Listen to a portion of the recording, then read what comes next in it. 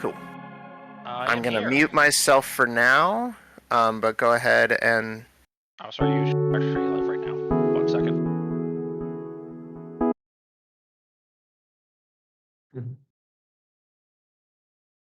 All right, welcome everyone to the Mark Sunset AMT as I finish wrangling some loose display elements that have gone slightly awry. But back, we are pleased to all have you here for this sunset, the second sunset, and I believe also the last sunset AMT. So it might be the sunset of sunset soon. But first, I believe Indeed. our head judge wanted to say a few words.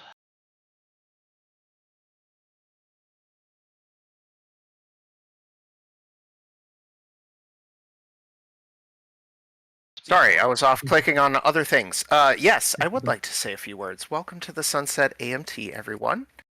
We're here to have a fun time today, play some Sunset, figure out what the game looks like without Rashida and Cleaver and all kinds of interesting cards. One thing that Sunset is kind of doing is putting playtesting out into the hands of the public. So if you've enjoyed Sunset and you've enjoyed playtesting a different form of Netrunner, perhaps you'd like to join Null Signal Games and join our playtesting team. We're going to have a lot of work in front of us on Project Dawn, making sure that we've got a good, solid foundation for the game moving forward. So if you would like to help with that effort, we would love for you to join. If that sounds interesting to you, head to nullsignal.games. In the bottom right, you will find a link that says Join NSG, and you can follow that link to join playtesting. It's a rewarding experience. You get to play all kinds of fun games. You get to see the cards early, which I know with Scoop season coming up, everybody's excited to see cards early. So head on down after we're done with this AMT if you've enjoyed yourself, and join the playtesting team. We would love to have you.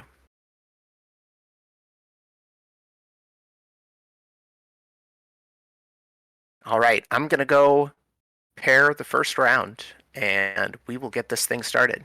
Y'all have fun. All right, you too. Good luck running. Thank you very good luck to much. all of our competitors. I'm very excited for this one. As someone who has not been following Sunset particularly closely, I'm going in kind of blind here, and I apologize to anyone if when a card is installed in the remote, I say, oh, this could be a Rashida here, because if we know one thing, it's not going to be a Rashida. And if it is, we have a judge for that. This is certainly true. So, although we don't have the first round pairings yet, what we do have are I believe we do. Oh, we do have the pairings now? Excellent. I believe we're paired, yes. What I was going to say is that what we do have at the very least are the IDs. Yeah, let's take a so I'm seeing a lot of HV. Kind of a very nice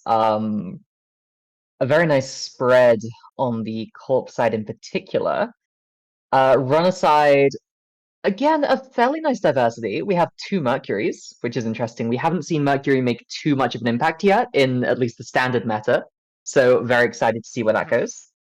Only one Shaper, but or at least I'm looking at. Sorry, I'm going to look at one side of pairings. Obviously, maybe I'm not Yes, we seeing actually the have full a picture white here. variety of I Shapers. apologize. We have 2 Arasanas, a Tau, a Lat, and a Kit. I retract everything I just said. Now, as for who we want to go and commentate, I'm slightly drawn towards Soccer versus Mr. Six. Mr. Six. Six is a fellow QTM member, a testing group mate of mine, and Soccer is the current and two-time world champion.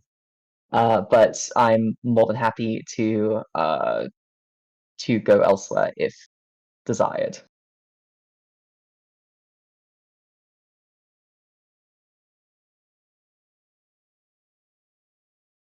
We're still on the table. check in on table 6, see if they're okay with us streaming, and then we can hop in. Yeah, I think, are these the updated tables? Am I looking at, because it doesn't seem to be correlating necessarily unless people are using, there we go, There it I goes. think. Sorry, it wasn't quite Yes. refreshing live. No worries. Shall I jump in and ask? Yes, if you'd be so good as to jump in and ask.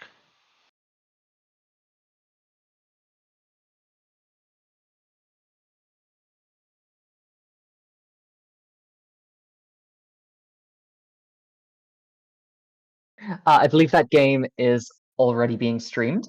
So shall we perhaps jump elsewhere?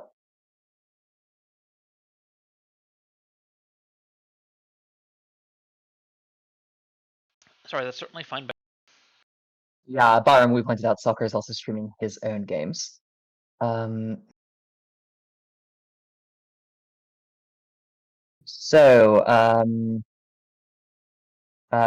Drivas versus Ruben Peters could be an interesting one. It's two kind of big names in the competitive scene.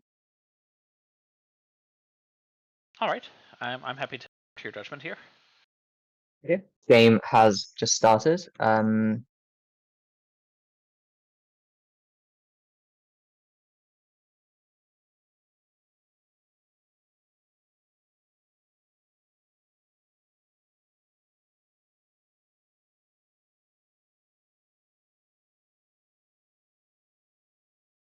All right, am I good to jump in?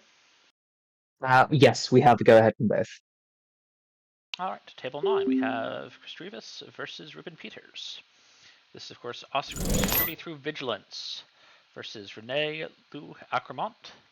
Arcemont, I'm not actually sure on the pronunciation of his last name. I'd have to go double check that. I unfortunately am solely a English native speaker. Likewise. So just looking at the start here, this looks remarkably similar to certain Lou decks that we're seeing in Standard at the moment. I guess I expect this to be the very sort of virus-based in Audrey sort of shell with the Knob Curie, maybe the buffer drive, maybe not the buffer drive. People have sort of gone back and forth on that a little. Yeah, there are some slight variations. Just to very quickly shout out to the QTM podcast, we did a deep dive onto this exact deck on our most recent episode. But yeah, there are. What was that? Sorry. I said, how many agendas did you get off of it?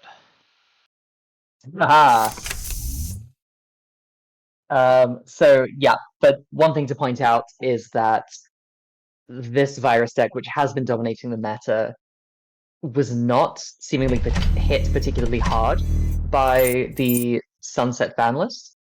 And so I would expect this to perhaps dominate as it has been dominating Standard in this particular tournament, but we'll wait and see.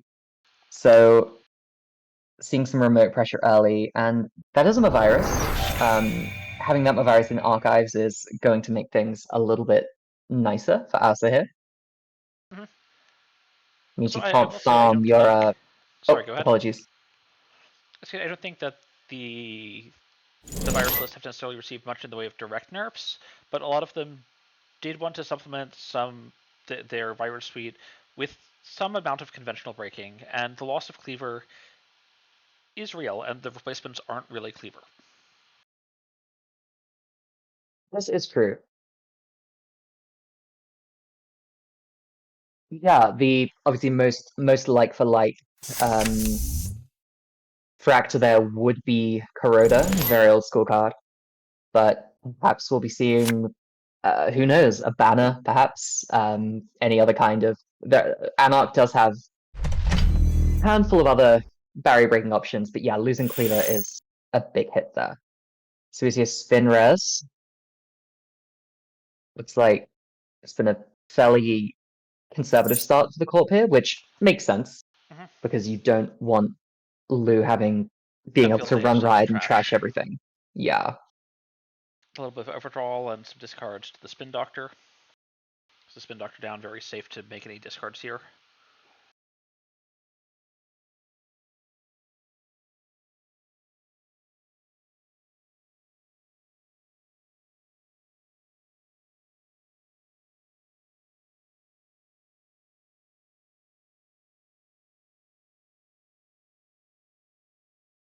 We have a message in chat from Baram Wu Yep, asking I if you just got could it. turn down. Oh, seen great.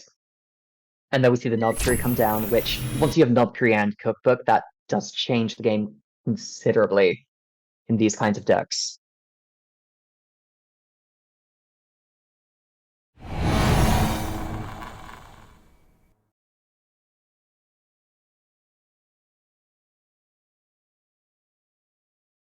We've seen Eli here, a very old school, the second Eli, in fact.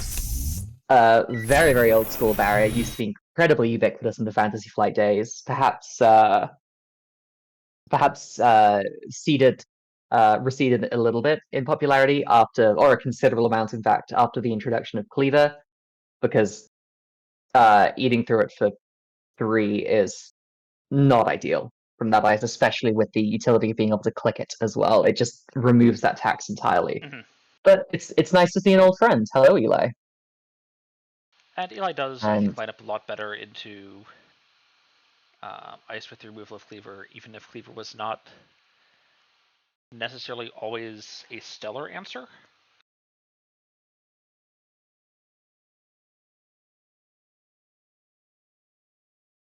So we do see the fully operational last turn, which a 7 credit swing is very nice to see. And here we have another strike fund, just milling through that deck, trying to create as much pressure as possible. And we have the double botulus.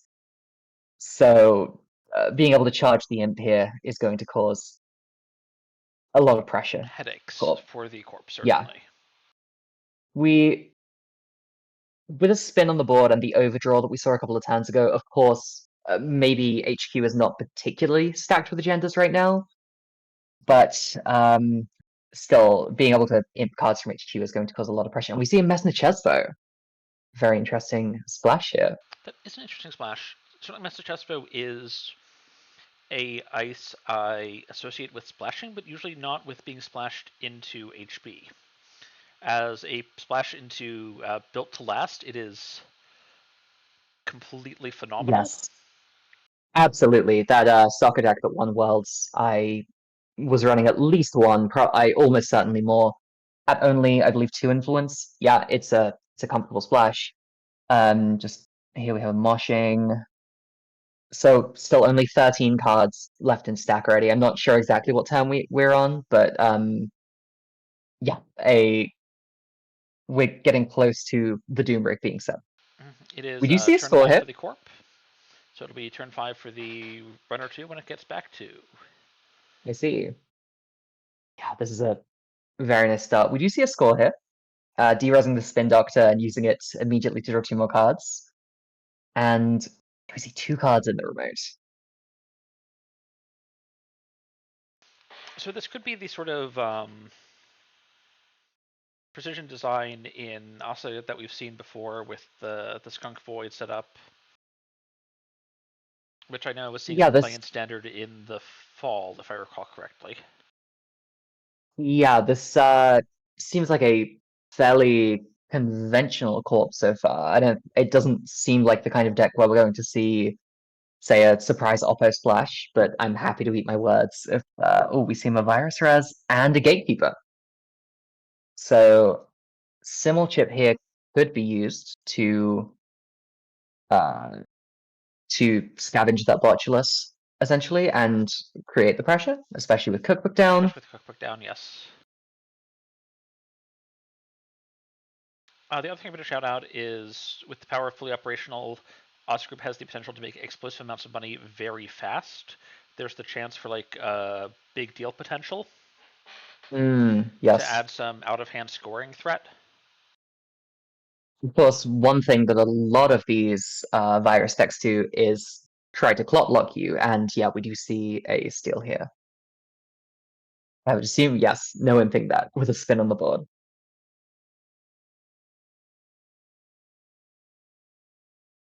So 2 points. This is looking like and there's 0 credits now. There's nothing to stop. We see a Drafter imp. So limiting, especially with a deck that wants to make multiple remote servers, limiting the corporation to one piece of ice to only 1 or 2 pieces of ice is going to create a lot of ways to be able to get into those servers as the runner. I see Chris Trevis just looking to money up here, potentially threaten to rest with this ice, or potentially threaten to Yodel next turn and have potentially a threatening amount of money again.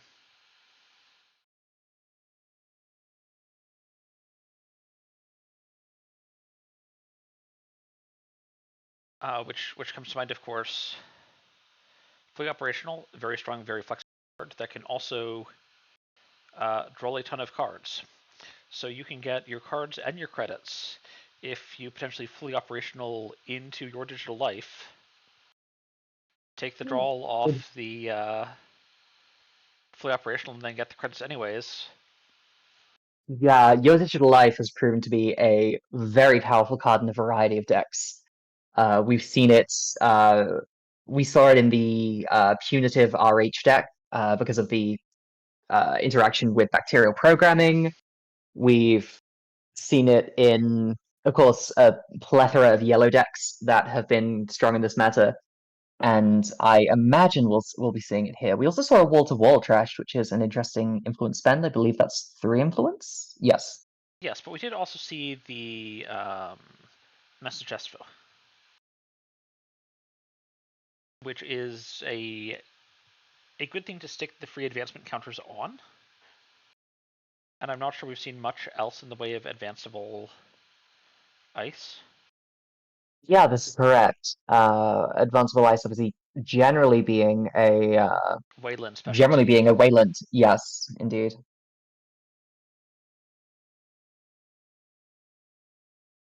And I'm not sure I can Wage think of workers any trash. in HB In at all HB, right no. now.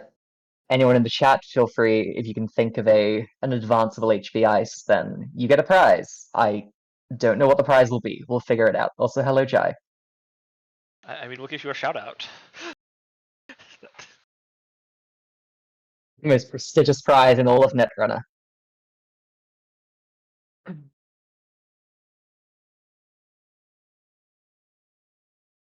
You see wage workers being accessed and trashed. Yeah, it's very difficult to protect anything with this current board state. Gatekeeper now being at 0. We have seen one Elvigar bifurcation, which could lead to more Gatekeeper reses, but the 6 strength is a fairly nice break point for Audrey. Also, two cards from hand. It's a tax, but it's a very playable. And of course, yeah, and you have other ways of breaking it with the Botulus, or perhaps we'll see a Buzzsaw come down once it has been rezzed as well. And we see an upgrade in R&D here. Mm-hmm. And the other thing is that Trevis is relatively short on credit still, so re-resing Gatekeeper, that's not free. Even if you get the D-res, re-resing it is another 3 credits down. This is very true, especially for only 1 point. It's not an ideal scoring pattern, of course. Yeah, and with 3 Botulus counters coming and an Imp counter coming back into HQ, definitely imping that Ablative, of course. Very powerful card in the late game. As soon as we get to the threat, I want to say 3. It is threat 3. So it's not just that it's powerful, it's also that it's flexible. It has a great ability to find you whatever the tool you need in the particular game state, and it's always even extra text in Ace, I want to say, because it'll trigger the free install. Yes. Yeah, absolutely.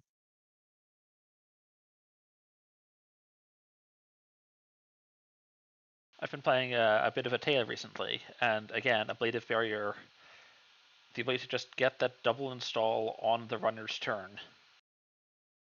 Oh yes, Atea skate tricks are very nice. There's another card that's very nice for that is Timely Public Release. Yes, Lets you pull all sort of TPR shenanigans in is Atea. excellent as well. There are a lot of That's directions that you can go with Atea, and I don't think people have quite made any of them quite work yet. No, well, with a whole host of new Jinteki cards coming very soon, then we will have to see what happens with that ID. We can assume that it will be getting some support in the like in the second half of the cycle that it was printed in. So we can only wait and see. Hopefully.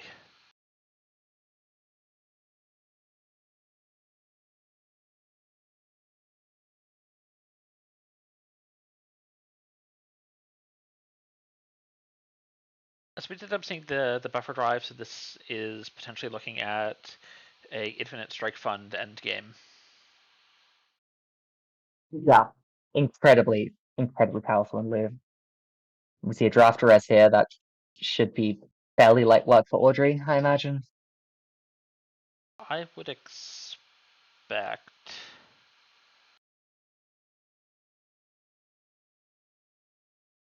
Trashing the labor rights and then buffer driving it back. Why not? Hippoing the draft are very unpleasant. And we see a Skunkworks arrest. So Ruben could spend his last 2 clicks clicking through this. Clicks. Knob the imp the Managarm. Quite possibly. And that's exactly what we see happening.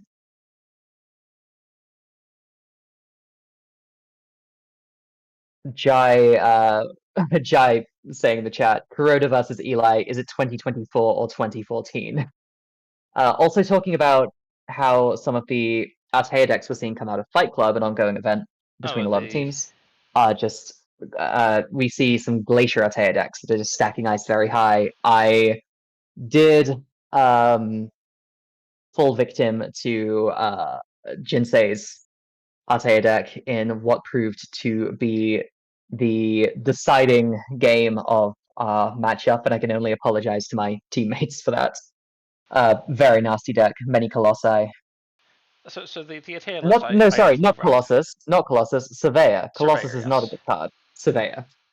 The Altea list I personally run is a very tag based list where the goal is to get a funhouse on HQ, R&D, and one of your remotes. And the other remote is going to have a B1001 behind as many surveyors as you can fit. Fantastic. You just want like 3 surveyors, a rhyme, a Vampiranos or whatever, just 5 or 6 ice in front of your B1001, and everything else is just covered by the funhouse. Yeah, Kentucky Glacier's in a very nice place right now. So we just see a wage workers trashed here. So very little to threaten out the remotes here, and then coming back into HQ, seeing a Biotic, which of course will be imped. Looks like the Corp may be starting to run out of options here. Yes, I think there's an excellent chance that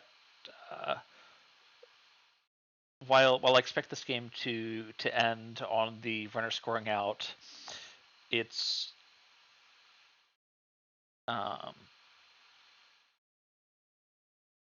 going to end because the Corp just can't get out of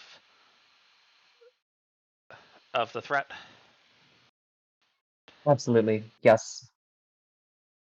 Seeing Tomb of Irai in the bin and only 1 Spin Doctor left, it doesn't seem like there are going to be many good ways of dealing with the sort of inevitability right now. We have only seen 1 labor rights used, so tends to be I assume there'll be a lot of longevity in this deck still. Mm-hmm. But with the runner at 2 points, you never know. It's Netrunner. Anything can happen. A lot of things can happen, but I think the Corp has quite a ways to go to win this one. I sadly would agree.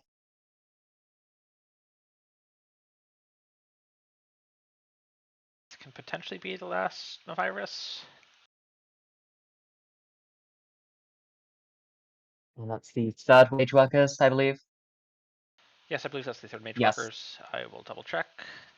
It is. Yes, and 3 Wage Workers. Pushing a skunk as well. With the second symbol chip down, I think this is a foregone conclusion at this point, and I hate to say it.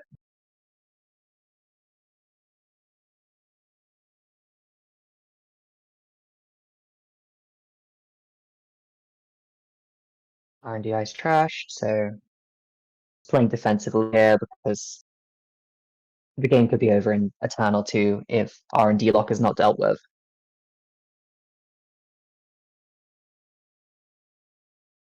But with 5 counters on the Audrey,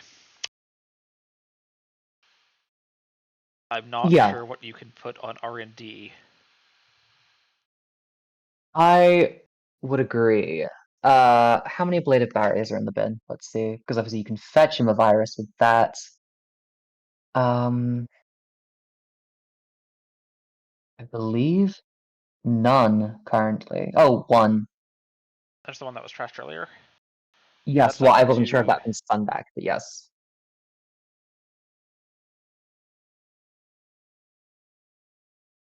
That's not going to res them a virus though. And if you need the purge from No, the virus at a time of this is very refusing, true. 3 credits, and we see Opaloff is still here, so just one agenda away from winning the game.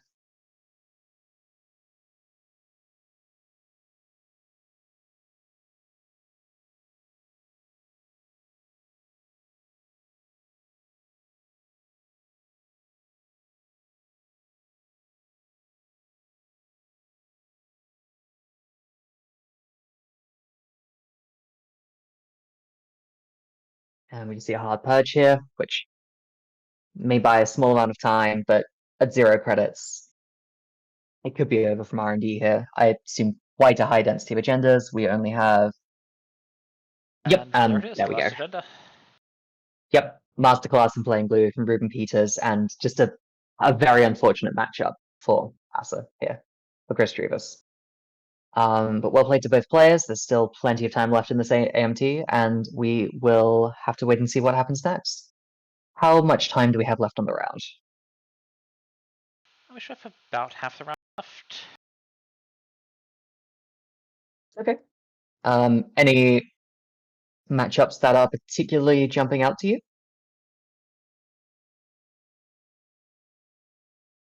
Not immediately. Shall we go Ziat versus Geometrics? Certainly. Bob versus Gonna hop in and Sable. Let's see ask. what happens. Just jumping in now. What an interesting board state. Oh no. Oh no, what an interesting board state.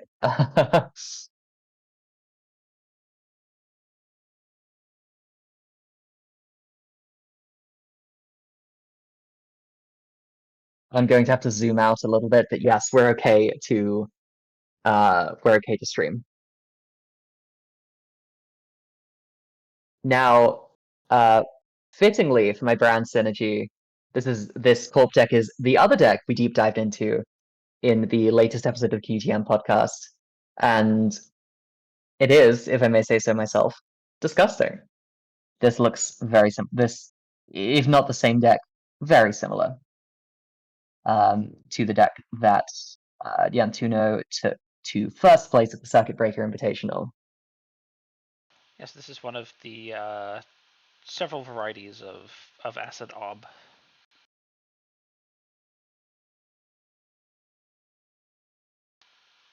So interesting. Looking at this board state, I'm noticing a couple of interesting things.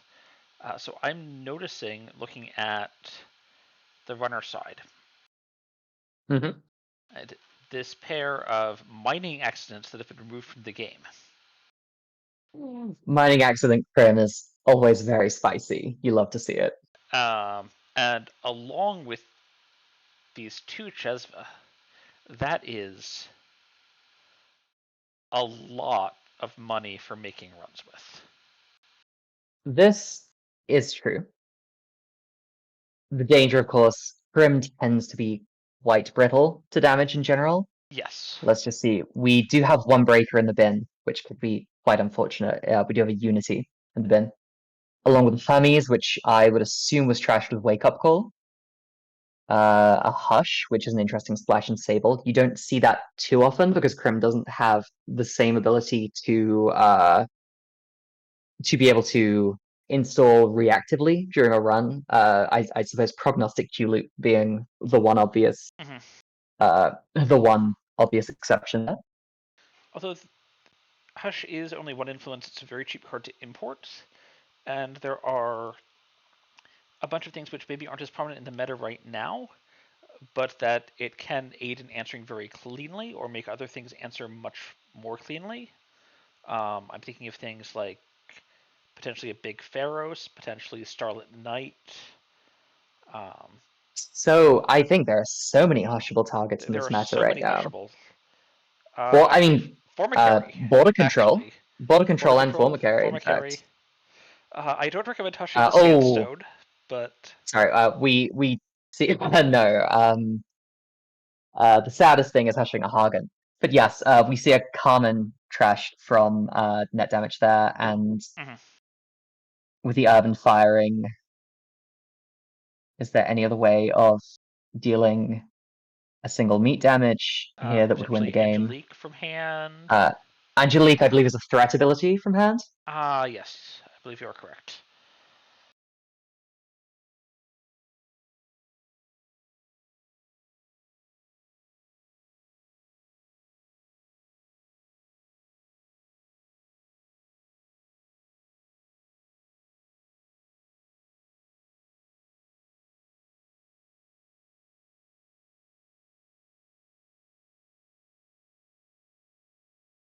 We see Cloud Advance with Reconstruction Contract. We see 5 advancements, and we see a Send a Message score. Well, the best way of defending agendas is to score them, and then getting to threat 3 and then using the And then use Angelique. the That is Angelique. beautiful. Credit perfect. I'm hesitant to say we love to see it because this deck is disgusting to play against, but very classy kill there. Yeah, that was a Cute very lady nice did her line. thing. I think this deck as just straight up powerful as it is, does have quite a high skill ceiling as well to pilot, which is very nice to see. So one thing I was sort of interested in seeing was looking at these mining accents, whether the bad pub can really keep the assets down. It's hard to say, and also with hostile architecture potentially on the board.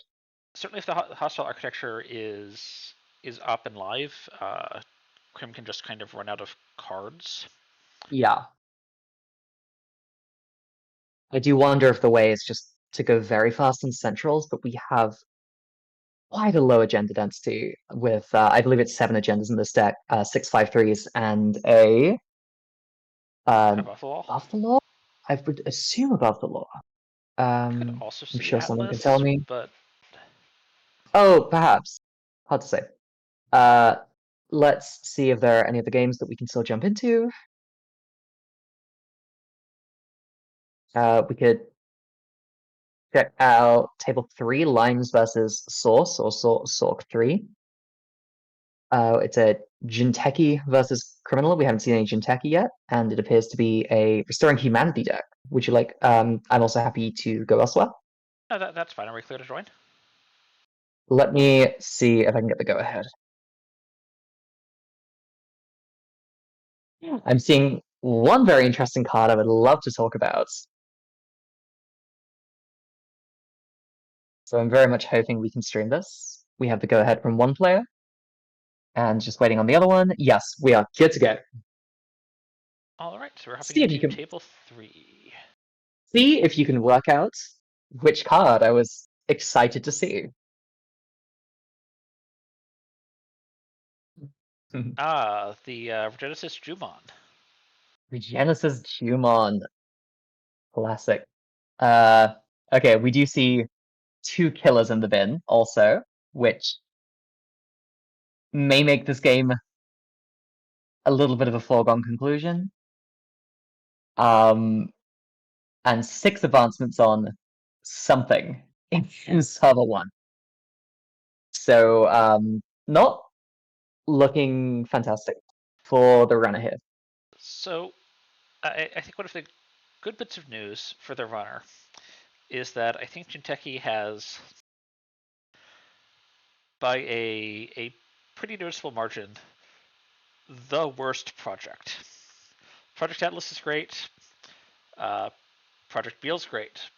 Project Vitruvius, also great. Project Yagi Uda is something I have to look up to see what it does.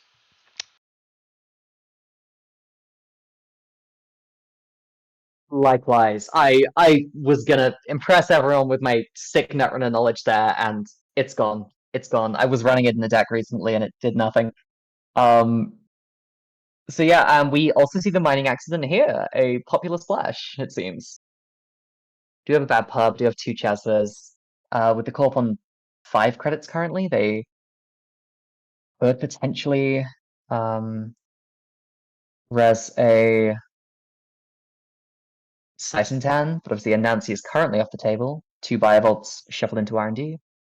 See, the thing I'm going to shout out I right see. now is the runner has stolen 2 Regenesis, and the 3rd Regenesis has already been scored, which means that the corp needs 2 scores to win. This is true. Seeing as this deck is quite spiky, I would assume we're also looking at Fuji asset retrievals here. And this is a slightly unfortunate situation because especially not being able to run through sentries anymore, and we're just going to see a Siphon 10 face check here. This is a death or glory kind of situation. And now we see the flatline. Yes. Now this is just a death type of situation, I think. Very interested in revisiting this RH deck further down the line at some point.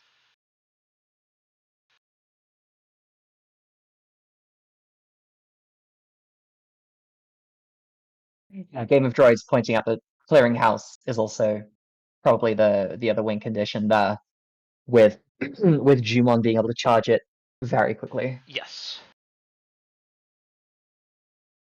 Who is left? Although actually, I just went and checked archives briefly, and taking out in archives for that RH list is a Vladisbursk city grid. Oh, very interesting. Yeah, I see it. I do see it. And I see its utility in the deck. I also literally see it. Okay, shall we go for... We've had one call with every color so far. Shall we go for the remaining NBN deck?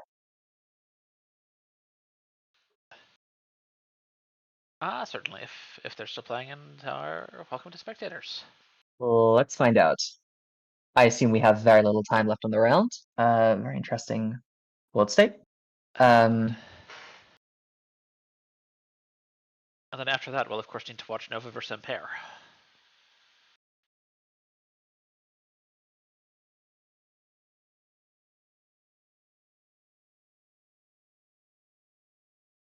Yeah, gotta round it out.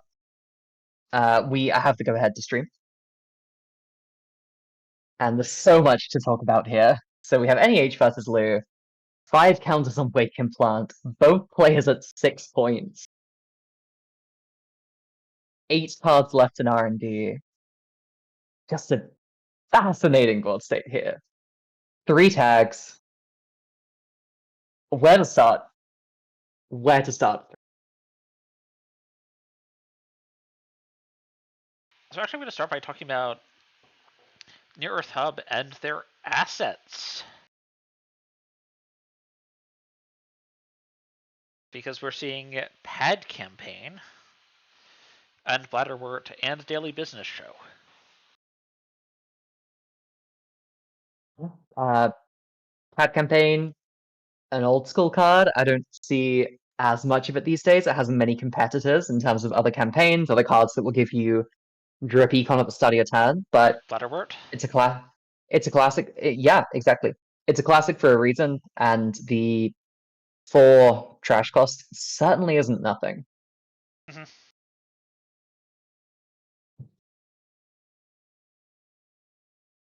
Let's just take a look at archives quickly to get more of an idea of what the stack's doing. We of course see some op-ed researches. Full set of Bladderworts. Stealth. Yep. And then also Wage Workers, Seamless Launch, and some campaigns. Yeah, this looks like one of those classic kind of econ denial decks, for the most part, with the artificial crypto crashes that just attempt to Mhm. really tax out the runner here. We don't see a ton of influence remaining, so I don't believe we can see. I haven't done the maths, but I don't know if we have enough for end of the line. It seems very unlikely. So yeah, looking at those crypto crashes, and then the other No, there's agendas no we end of the see line. are no AR enhanced security, Degree Mill, Oracle Think Tank, and of course tomorrow's headline. Mhm. So yeah, this looks like a relatively honest deck. Of course, with the 3 tags, we can pull a shipment from Vladimir, I want to say, Yes, there's shipment from Vladivostok. to Vladimir, perhaps. Yeah, I don't know. And there's also shuffling back the Oracle Think Tank. Yes, very true.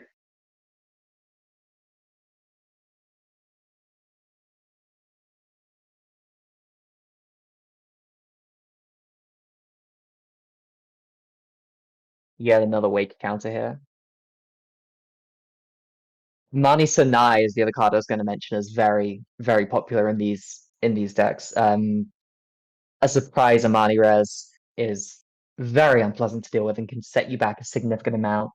Again, having to pay through the traces or having to reinstall your cards. We see a lot of quite high install cost cards in this meta. I'm thinking of Knob Curie and occasionally more, for example.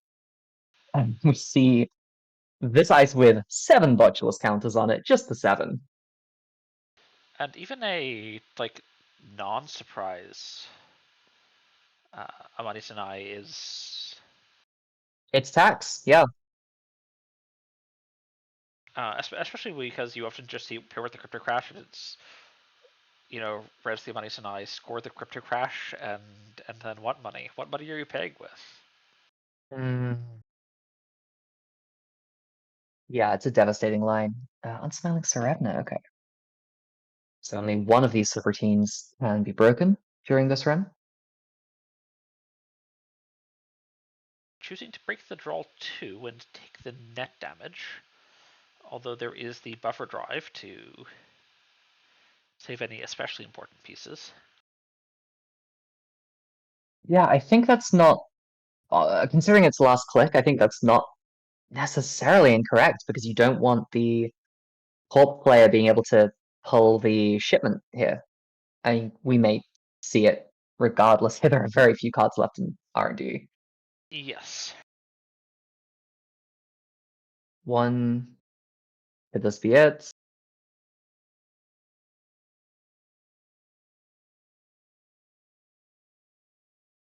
Two, three.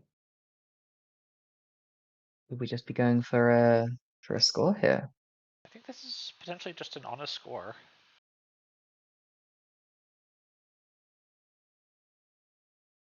Now, the thing I'm noticing is that the corp is not rich enough to res all 5 of these ice. This is true. This is very true. And And that Wicked Plant has 7 counters on it. Now, granted, only 3 can be seen at only 3 additional can be seen at once, but that's still 4. And R&D is 4.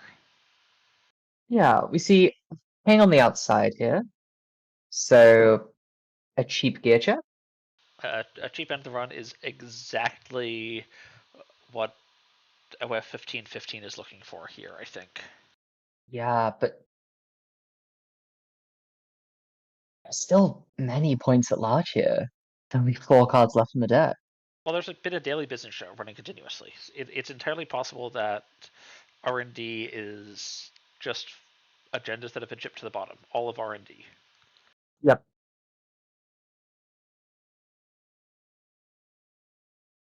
Sinamani. So we've seen both cards in HQ now, nothing there. Has to try for server 14 or server 26. It could be the classic. And Maryland.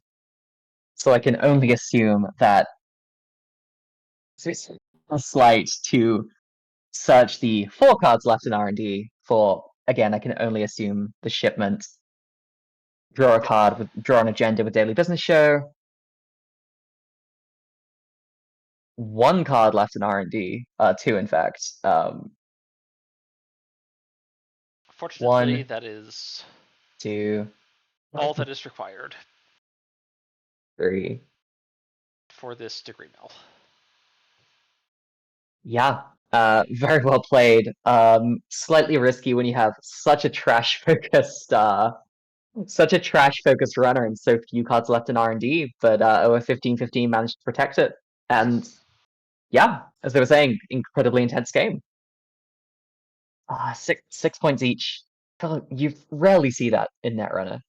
It's very nice to see. You can only assume we're coming to time on the round at this point. I don't know if there are any games remaining. I think that's That was the final. final game.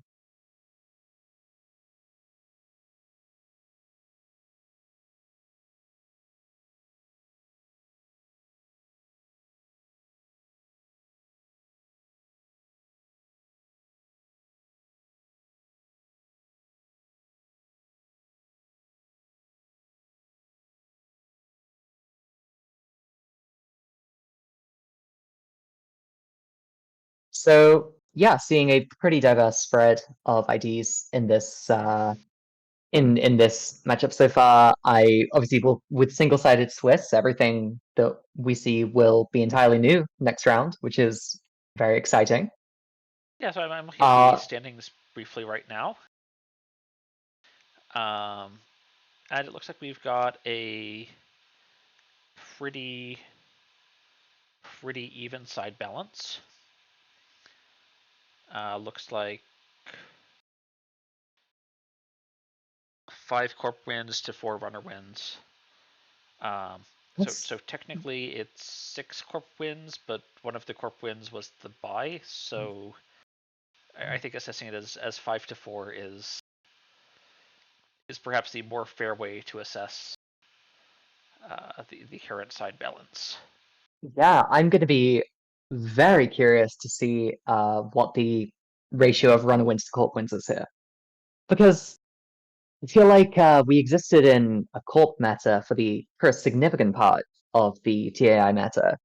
Perhaps swung to runner with the emergence of these virus decks, and there being one runner that all corps sort of need to play around. But then at the same time, there is one equally disgusting corp right now, So at my least in standard, understanding and is we saw that it rear its head again. I'd say that statistically, these sort of virus anarchs are doing fine, and they're certainly very frustrating to play against when the package works. But the results don't seem to back up them winning disproportionately. They're certainly winning. They are winning games. They are winning matches. They're also losing games and losing matches. This is true. I think just because of how much they can steamroll if you're not adequately prepared, I think most corp decks are built with that particular runner deck Yes, in they're mind, or at least the certainly 2 versions we see. We see Mulch Hosh, and we see the Lu deck, which has a slightly different draw engine. It's not doing Lago. It's not doing Lago shenanigans. correct, and it's very imp based. Very strongly leveraging the 40 card deck size to sort of improve that consistency.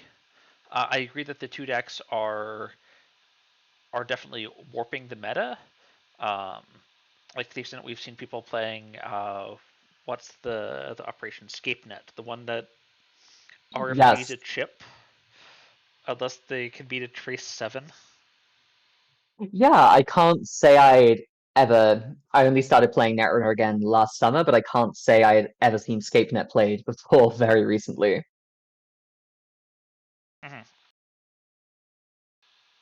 So I think we can definitely see that it has a strong impact on the meta, but I think statistically the corps have mostly adapted and it's changing what corps are good, but any good runner is going to change what corps are good, right?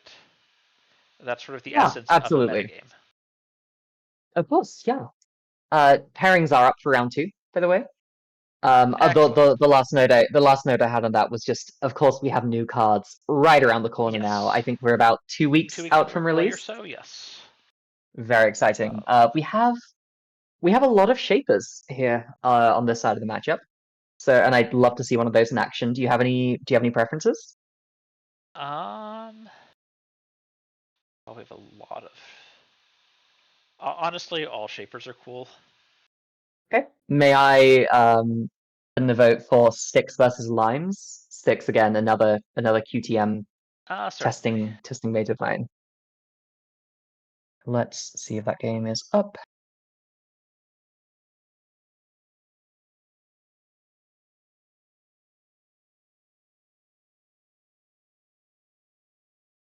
And this was Ob versus Kit.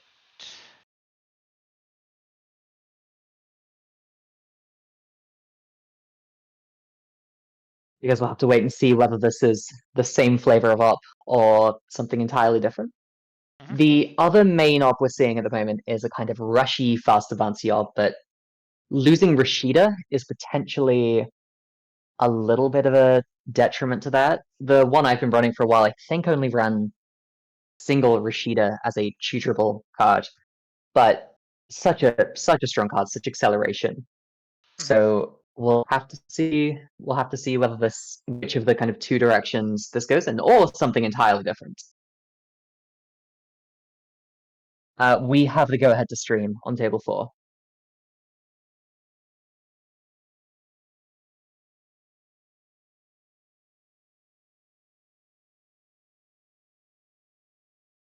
And of course, on the other side, we have Kit, which is a runner with a surprisingly flexible set of directions for how straightforward the ability is. Yeah, I agree.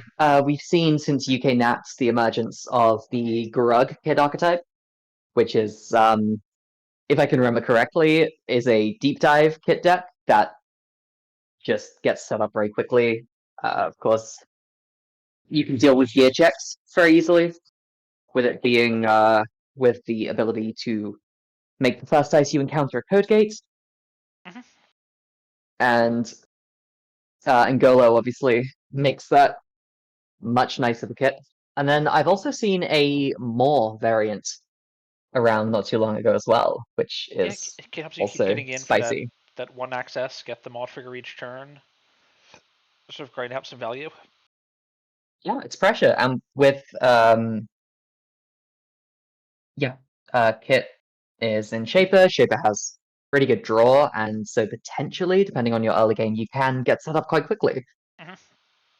And of course, Angolo is a classic for sort of being a one breaker solution to a lot of things with Kit. Make one thing a code breaker off. Sorry, make one thing a code gate off Kit. Make one thing a code gate off Angolo, and you're into basically any 2 ice server. Um, Yeah, Angolo and is. Sorry, go ahead.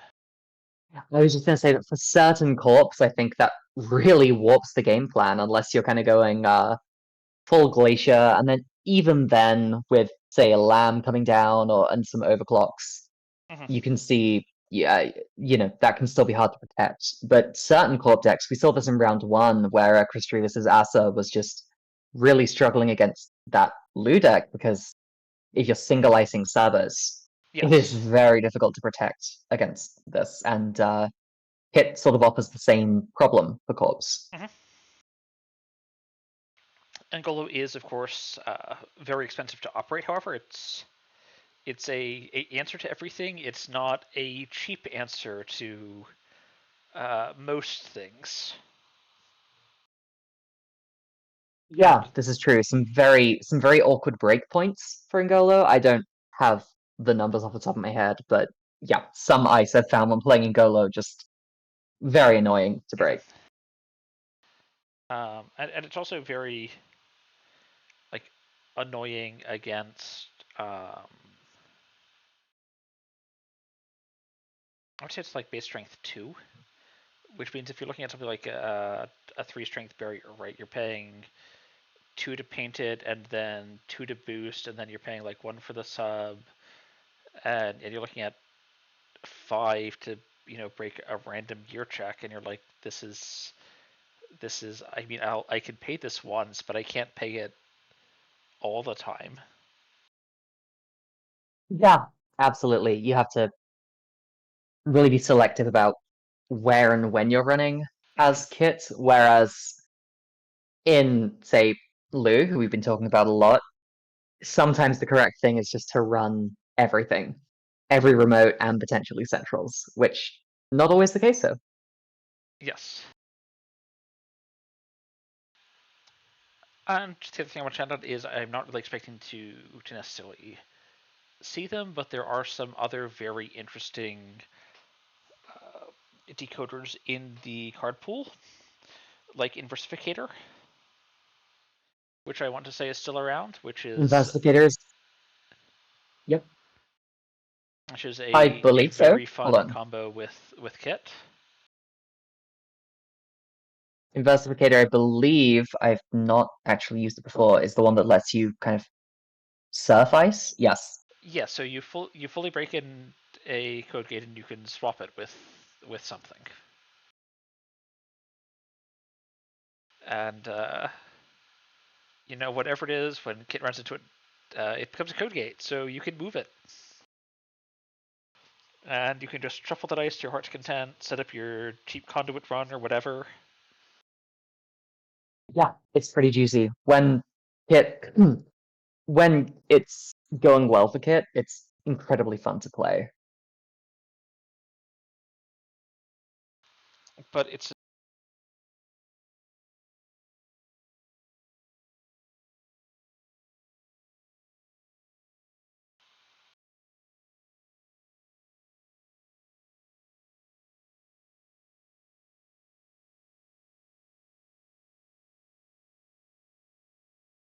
and although not recently, I've even seen kits go for like Buzzsaw turbine rigs. Just the first dice you hit is going to be broken for 1 credit, and Yeah. that's really strong too.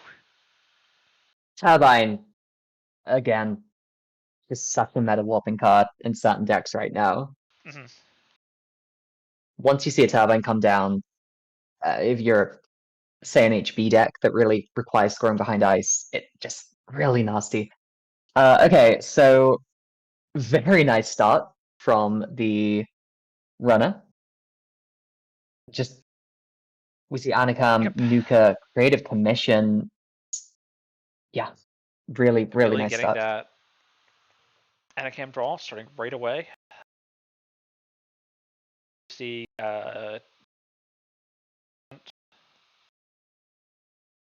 Nuka click. Yeah, I was just gonna say, note on the corpse side, it looks like this might be one of the slightly nicer op variants. We're not seeing it go horizontal yet, and we are seeing some more ice than we'd maybe expect coming down early, and just an early rush.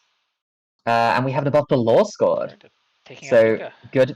goodbye, Dr. Nuka.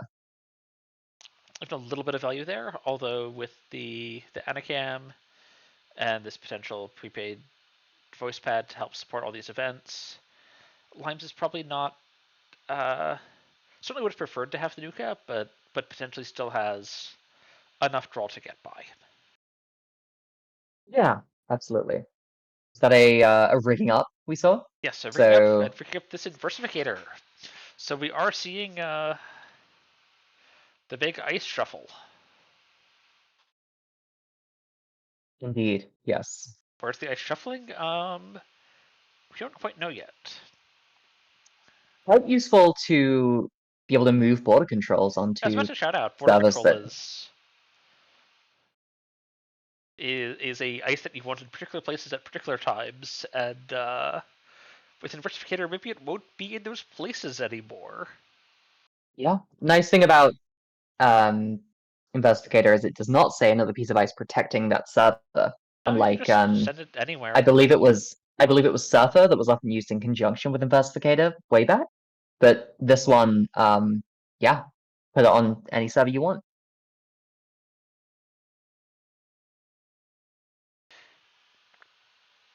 Move those thimble rigs out of the way. Mm-hmm. Watch as the thimble rigs come back anyways. Yeah, Inversificator versus Thimblerig could be very funny. You do often see Thimblerig splashed in these kind of rushy objects. It's just a cheap gear check that's reasonably easy to go fetch. Yeah, and there's not a real plethora of cards that cost 2 that you really want to use in these kind of decks. Regolith being an obvious one. Yeah. Potentially Skunk. We saw the King's deck that won the February AMT and was also being used in Fight Club. We see a DJ Steve come down very early. Wow. Yeah, but not too many 2-cost cards. So Fimbreak, frequent splashes. The Sandstone swapped onto the remote, so it looks like we're going to see a lot of central pressure here. Well, there's the DJ Steve, so like getting this card back and then using the prepaid voice pad credit and getting the Anacam draw off the event return with Steve is just a lot of value.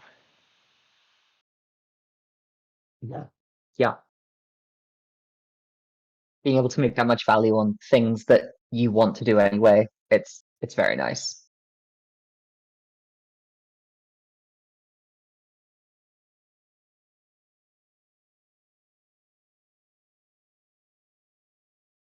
Protecting that Sandstone. That Sandstone is a barrier now. Yes. Using the res. Goes good on the outside. You love to see it. Right, so you swap the Then magnet to the inside. we see the swap. Yep. And now the Sandstone is no longer a barrier. It is back to being Of course, a of course, of course. And also this magnet's cheaper to break anyways, so why not swap it to the inside? Yeah.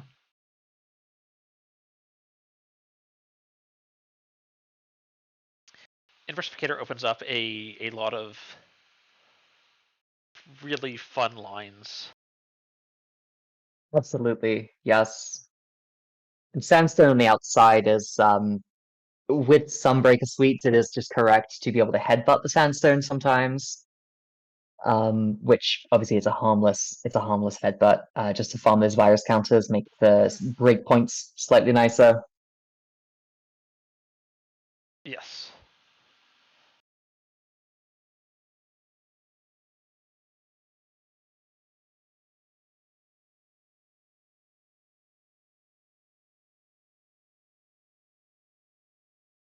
Magnets been extracted. What 2-cost card are we going to see here? Regolith just farming money here.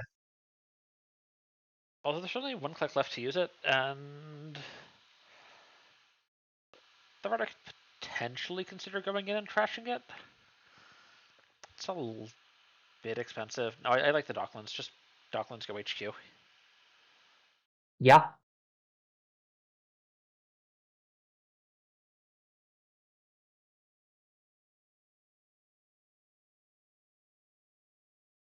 And I mean, the Corp doesn't even want to res a cheap ice here because it just gets yeeted to server 1. And yeah, this kid is posing a lot of problems right now. And the Steve, like Steve is being so creative, or paying for so many commissions. I'm not quite clear on how this is working. Steve is commissioning. Steve is redecorating his house, and he needs a lot of art, and that art runs on HQ because he is stealing the art designs, and then Kit is painting Yeah, I'll admit I'm not entirely clear on how this is working, but also DJ Fenris is here. Yes, yes. this whole thing is taking place in a club. Okay, so back to the game. We see HQ protected again. I could be another Crisium just protecting against potential deep Steve. I'm dive. protecting against Steve. Oh, I'm still protecting against Steve, of course. Of course. Apologies, I did not sleep too much last night. Okay, we see the turbine come down. Working after the turbine, Investigator certainly looks a lot more palatable to use at 4 base strength and not 2. And twinning. We've got the twinning, we've got the prepaid voice pad. And let's overclock HQ. And this'll I mean the overclock credits will pay for the Crisium. Why not?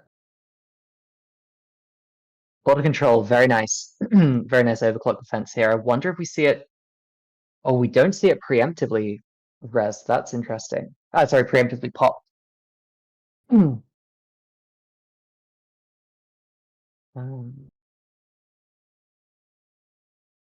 Is there a window?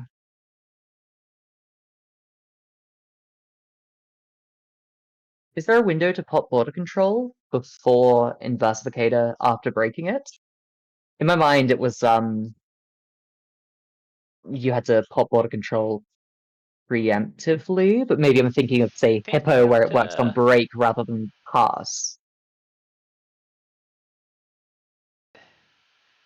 I would have thought it'd be preemptive, but I'm certainly not an expert on that interaction. The timing windows, And yeah. I think it's in Help us, this. chat? And I think in this case it's sort of immaterially different. Where there's a correct answer, but if it was going to be popped anyways, Yeah, I suppose with overclock, it doesn't particularly yes. matter. Yeah. So, just kind of curious now. So we see Afshar, which is a code gate, but is a little annoying on HQ for the runner.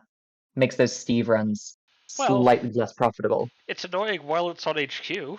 Okay, it's annoying once. It's annoying once, yes. It's annoying twice because you have to run something else to swap Afshar off.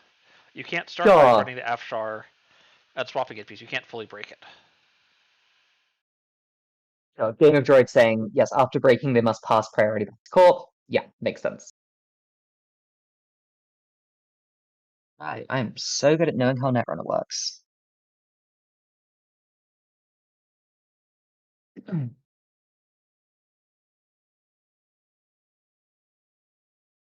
Yeah. One thing to point out here is that these Rushy decks tend to rely on fast advance to close out once they get to 4 or 5 points. Kit is a 10 influence deck. Kit Yes. tends to not be able to splash Clot for this reason. Yes.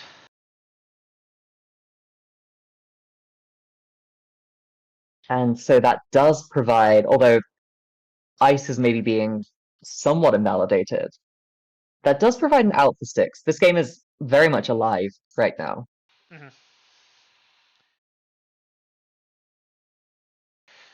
Although the twinning certainly looks somewhat threatening. Yeah, it's not a problem for sure.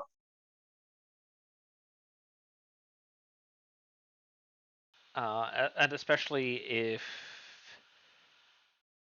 your fast advance is Audacity, the potential to come in at an unexpected time and sweep out HQ, just trash everything that's trashable, and potentially leave you without the necessary cards to Audacity with. This is true. Especially with the Docklands as well, like that's a 4-card sweep. Yeah.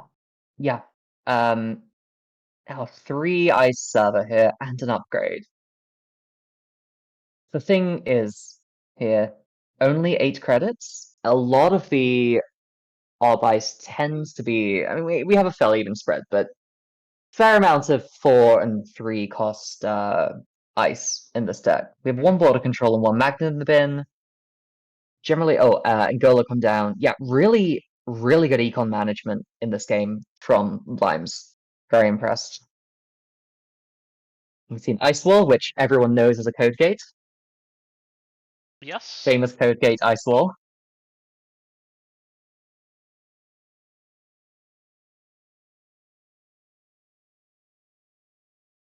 Finding this ice wall, which, as Yes. everyone knows, is still a code gate. And Sapstone, which of course is a code gate. So it's an inversificated for a single credit. Now we'll see a Tucana res. So with the runner only at 2 points, this may have been a calculated install here by Styx just to try and get some more ice and potentially threaten this turn. If next turn, if Styx has another agenda, for example, that could be a window. But we'll have to see. This is again not a lot of money. Although the runner is now running low themselves. Limes is down to 6 credits, This is which true. is not a whole lot to do their painting. Yeah, however, we have seen only a single overclock so far. Yes. And this is a thimble And rig found to help try and fix some of this ice positioning and get this ice back in seems places where it goes, and not in these places that it is, which are just perhaps not quite right. you love to see it. Thimblerick versus Investigator is rather silly.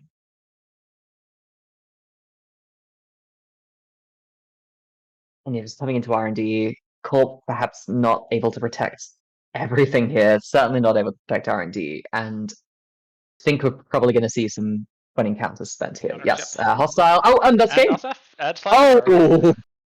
Stop, he's already dead! Apparently just Going the to perfect time to go in and sweep R&D. 5-point run. Very nice. Really well played by Limes. Very well played by Styx as well. I think playing his outs well, and then sometimes R&D just But gives 5 I'll points. point out we're looking here at the summary cards accessed 10. Wow. And that's 1, 2, 3, 5 agendas. Half the board agendas. Sometimes it is Oh, I just mean, rough. that's I don't. Yeah, I mean, sick rips. Certainly sick rips on the Yes, last, but I but think there was also you know, a lot of good calculation in finding the times to come in, getting the absolutely. early agenda steals, getting the Azef, getting the Atlas, and we saw some really cool sequencing with surfing the ice wall in with the Inversificator to make the run possible with the painting. That was just Yeah, a well set up and executed sequence to get in. certainly my favorite game of the tournament that we've seen so far. Okay, let's see. A lot of games have already concluded. We have two more lose, a Dow, or we have Soccer's 419 versus Ag. Soccer's games are already being streamed, but perhaps he will be amenable to another stream, or we could. I'm hesitant to see. Both Lou games are also against Op, and I'd love to see a bit more variety. We could go Dal Yes. versus PD potentially. Dow versus PD sounds good. If you would be so Yeah, nice to go and let ask. me jump into table 5. Um, table 5, table 5. Let's see. Um,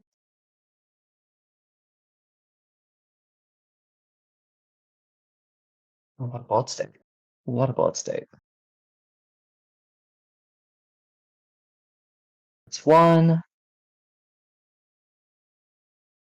All good. Good stream, table 5.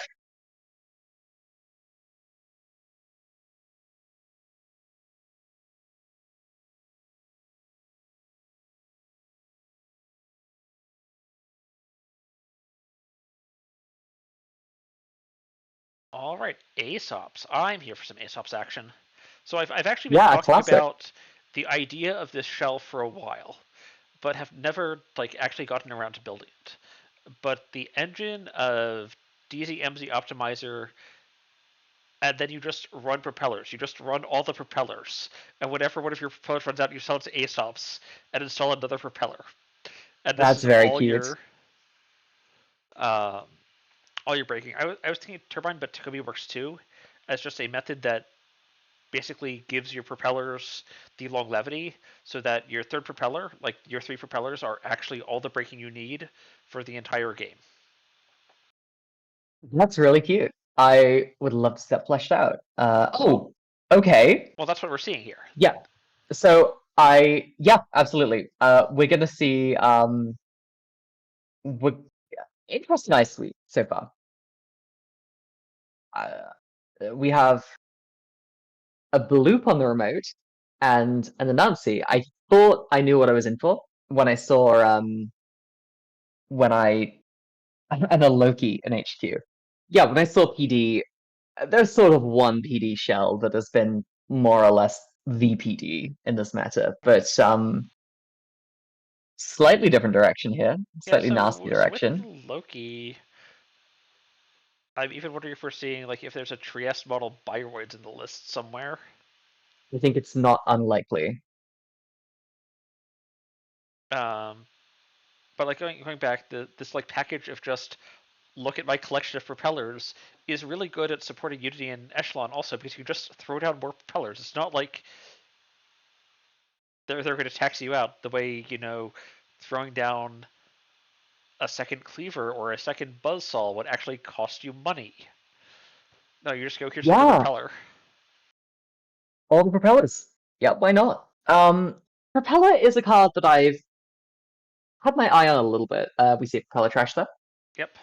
Propeller is a card that I have eyed, and it's a cool card for sure. It's certainly no Cerberus Lady, which we used to see all the time in prepaid Kate decks, which was another Fractor that used power counters. This one is a little more awkward, but at the same time, we with Takobi or with a strength boost like you mentioned, Turbine, it does make Propeller a much nicer proposition. Yep. I was actually a really big fan of it before rotation into Outfit, because you just throw down Propeller and then you just break Bulwark for 3 credits. And sure, your Propeller was done after that, but Yeah, it's an internet job, sorta, but not exactly. Okay, Airblade's coming down, and Prognostic Q-Loop. Wow, so many installed cards from Dow here. so I mean, this is just sort of an install special with the DZ-MZ optimizer, right? Is you're going to Q loop, you're going to find something. It's going to be like a propeller or a symbol chip or whatever, and you're just going to install it for free or for one. And then if you don't like it, just sell it to Aesop. Aesop will buy anything. Yeah, why not? Anything. That face down Now, Harbinger, those cards you got back off of actually that Apex event that returns 5 cards for your oh, heap face down is still in rotation. I that's forget what it's amazing. called. Reboot? I think it's Reboot. Possibly. Chat help. Yeah, I was not aware that was still in circulation. Now, the corp is at 4 points. Yes. Scarius is at 4 points, and Seal is at 0, which does mean, especially in HB, where there are ways of never advancing and sometimes fast advancing your 3-point agendas, Mm-hmm. it does put the runner in a point of perhaps having to Go do check things now? remotes more. Yes. We've had fun installing, but now it's time for Yes. some runs. Yes. And the Although with Docklands pass this down, we're gonna see. Docklands and the Hermes, um, there's certainly some potential to just sort of find agendas, keep bouncing whatever's in the remote as the corp tries to set up to advance something. Yeah, a steal, a steal does create quite a big swing with this ID and this console. Mm-hmm.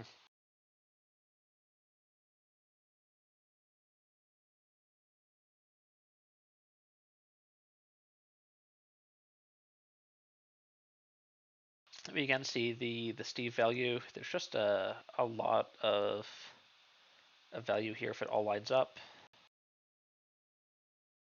And then Pulse, so yeah, we're looking at a harmonic suite, which the bloop indicated a little. And then another creative commission. But the corp does have 19 credits here, so there's a chance we just see a big deal, and then that's game. Assuming it's a send a message or whatever. Yes, there was a Never Advances, very cute, and another regolith. So 26 credits now. And In we can now most probably even afford to res all 5 of this ice. in most corp decks, there's only so much you can do with that money once the runner gets their full rig set up. Obviously, Airblades, we didn't mention when that came down, is going to see. Airblades can blank quite a few cards. It's does Airblades break Anansi or not? No, I don't believe No. so. But yeah, we'll see what that can do. I think with a lot of interesting ice splashes, it's a good card to have down because you just don't know what ice we're going to see in this. Do we have anything in archives that could be telling? No, just good stuff. Just Nico's, regoliths, I money. think Airblades is mostly in this deck as a cheap thing that can be installed off Prognostic Q Loop and sold to Aesop, and if the matchup happens to be one where it does something, you leave it installed and it does things. This makes sense. Yes.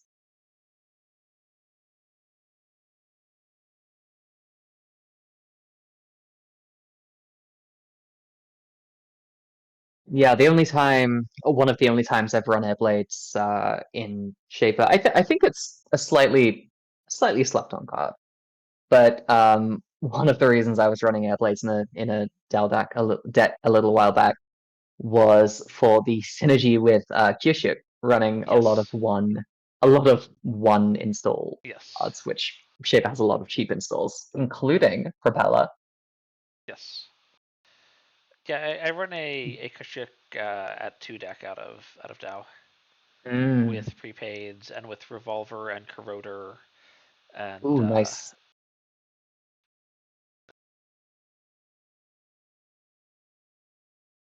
there are a lot of really mediocre decoders also. And just as you were saying, we see the Airblade sold to our good friend Aesop. I'm going to miss Aesop when Dawn comes out. Yeah, I think Aesop is really cool, but it like the shape of cards hasn't lined up right for it in quite a while now, so maybe it's time to give something else a chance.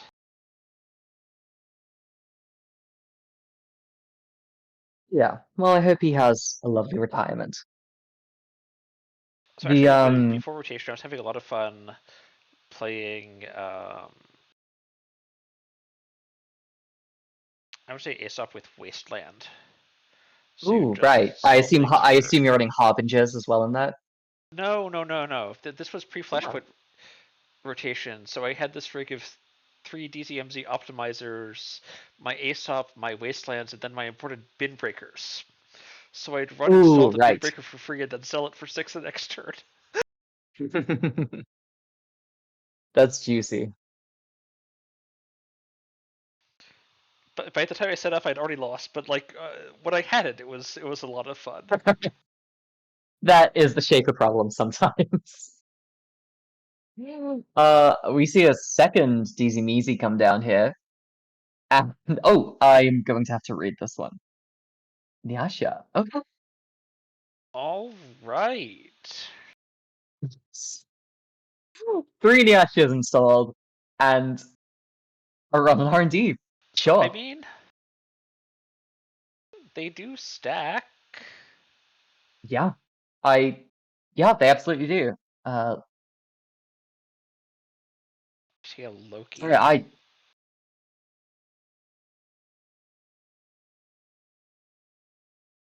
so the DCMZ there, obviously, giving the MU necessary Yes. to be able to install all three of these. I feel you rarely see that. For example, like in like an Aeneas conduit deck, you very rarely see like Aeneas go. Like what a Yeah. cool turn. So one of the other interesting things about Nyasha is that it doesn't self trash when empty.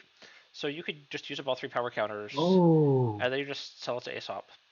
yeah. I mean, it takes a while to sell all three of them, but all right. I'm liking this Loki and Nancy res on this. Okay, Okay, so this is rather I will taxing. admit I was wrong. 26 credits was not enough to res all 5 ice, unless those remaining Oh, 2 ice are really cheap. yeah, I'm astounded. This is what a wild game. What a ride.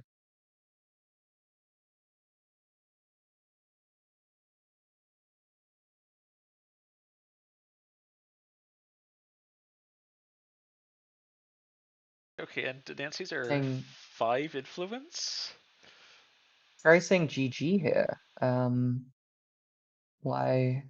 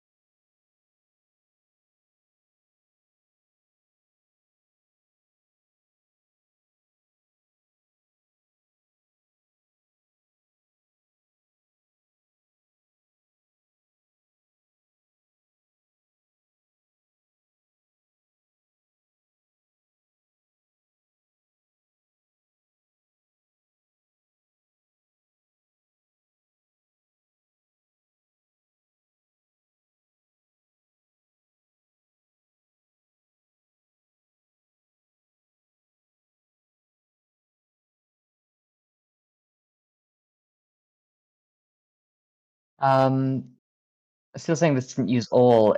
I assume it is one per card, Yeah, it should be 1 per right? card. Yeah. Shall we? I mean, it's triple Nancy. There's one on HQ also. Or find the chat here for a second.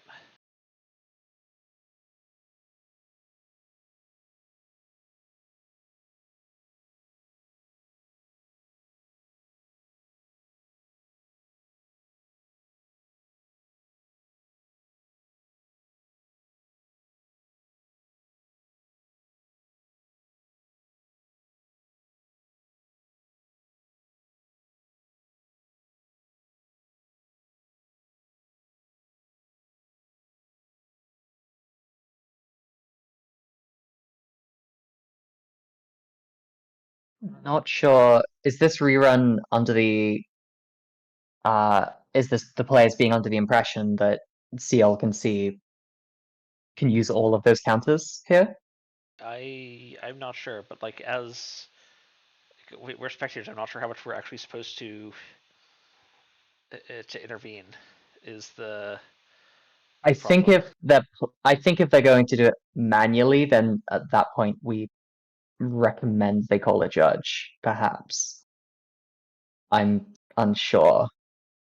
We can poke.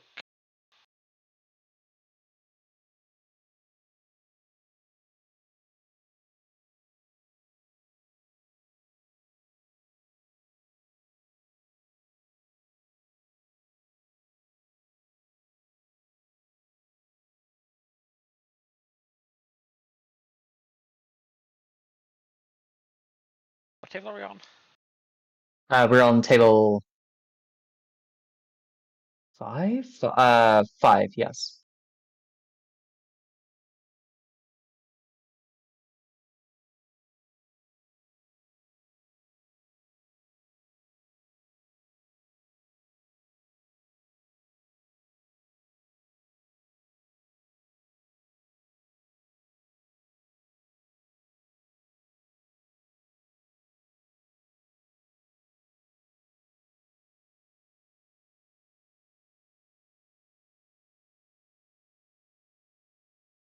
While we're waiting for a judge, how's everyone's days going in the chat?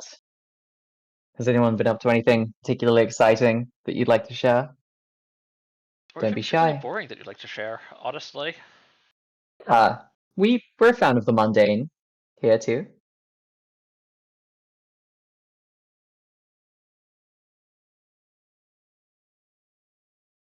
Has a judge been called?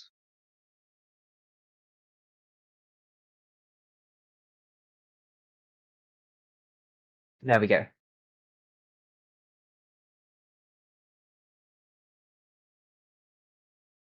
That sure is more than a half, Larry. We saw all 3 Nyashes coming down earlier. Sorry, all 3 Nyashes coming down on this turn before the R&D run.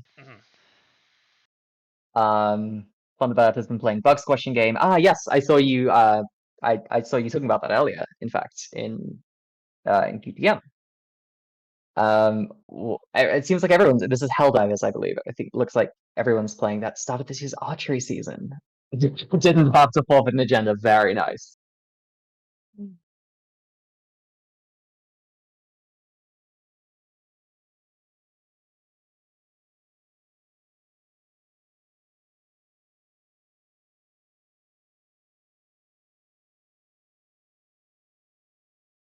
Yes, as the archer, Vector, you have to be the one res too. You can find someone to res you. I do find it very very cute how of course forfeiting the agenda is an additional cost. And there are a couple of things that will res ice ignoring all costs, and then you just go, hey, look at my archer. Isn't it lovely? We love an ignoring all costs here.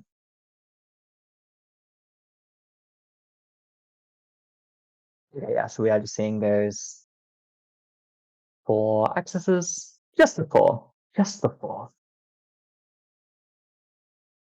Yeah, I think both players under the impression that Yeah. but Sorry. all of a sudden down to 2 credits. So this is certainly a window. Yes. Although there's the telework to help rebuild, there's this Aesops, There is so Aesops, of course, yeah. so Seal can potentially be at 8 credits, starting at their second click. Yeah, and with Jacoby, that does make Breaking Night a little nicer. We know we're not going to see another Announcy on this remote. Oh, and a Gamble. And also, of Drape it up to course, 12. The top of R&D is still pretty locked right now. This is true. With a new card installed in this remote here, though, again with the with Scaris being at 4 points here, you could Certainly a little see spooky. Yes. it's unlikely, but you could see, say, a seamless advance to score an Ikawa. There are a number of reasons this could be game, but perhaps at this point you take the risk. It's hard to say.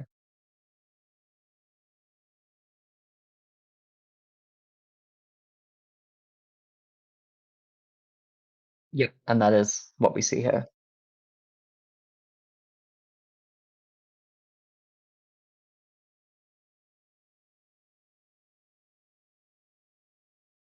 Click credit. Okay.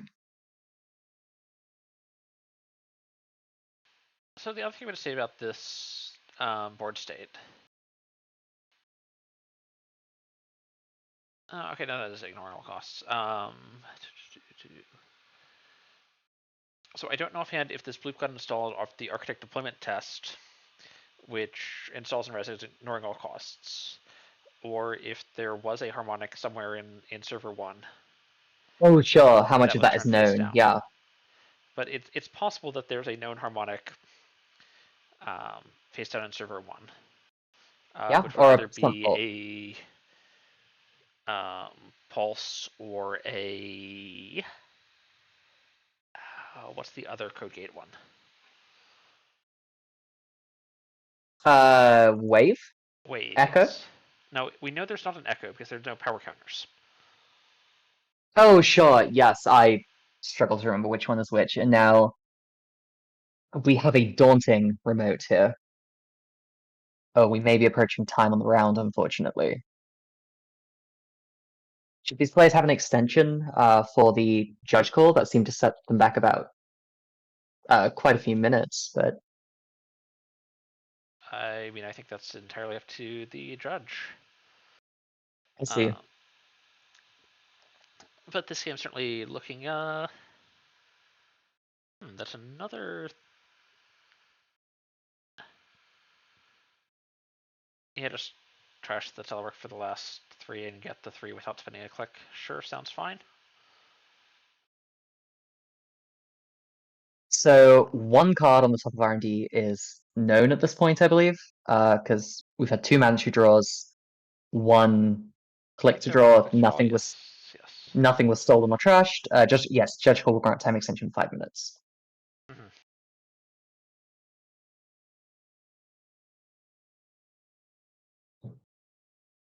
I mean, like, this Takobi is going to do a lot of work breaking these Anansi's for cheaper.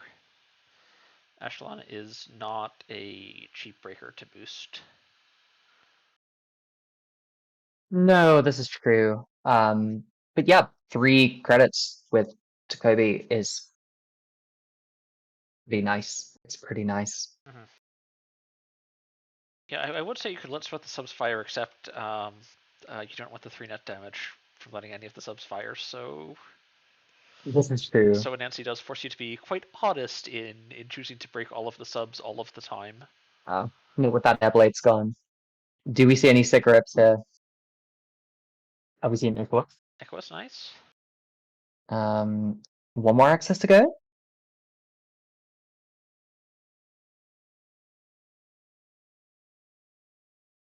Wasn't that just the first access? Oh, right, yes, it was. Luminal? Surely not. Surely not.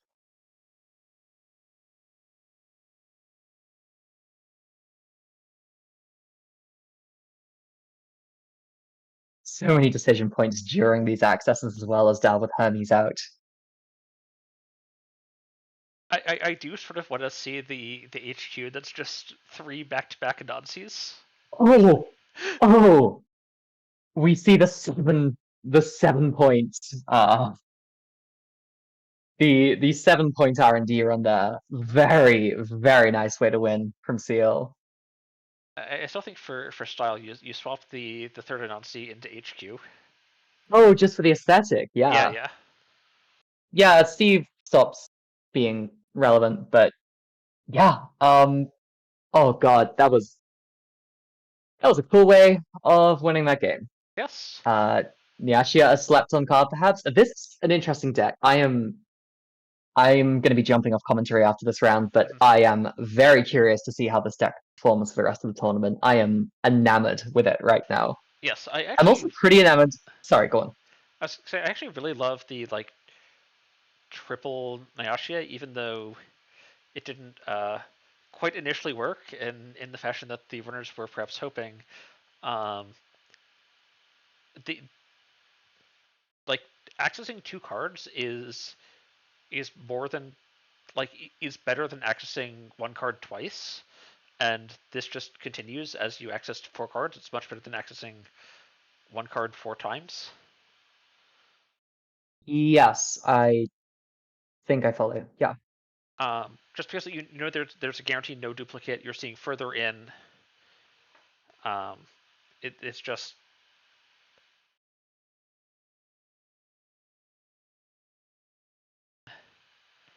stacks up very nicely.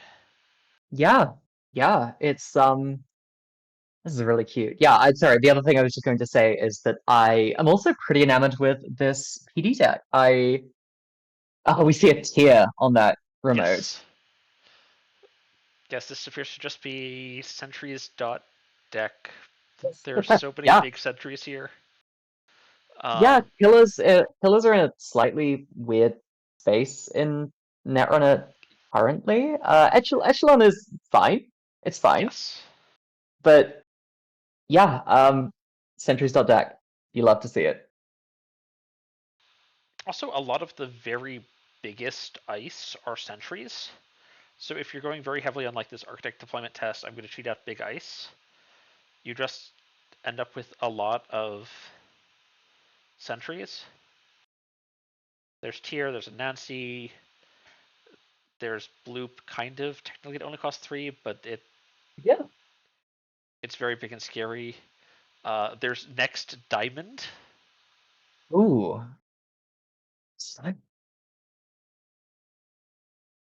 Let's take a little look.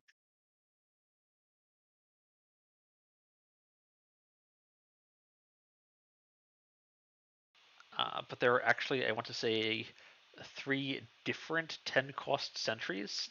There's Tyr, there's Next Diamond, and there's Hydra. Ooh. Yeah, you're correct there. There's also, interestingly, one 10 cost killer to break the ball with. Oh, are we speaking of Orca here? Yes, Orca. Cheeky Orca Splash would be very interesting. Yeah, what a cool game. We Indeed. saw 2 really, really neat games in that one. We saw it was a little more grinder, everything we saw round 1, but round 2, just some very creative deck building. Indeed. It was a lovely, lovely set of games. Yeah. Thank you very much for having me. Thank you to everybody on the stream for tuning in. And I will see you all soon, hopefully. Have a good one.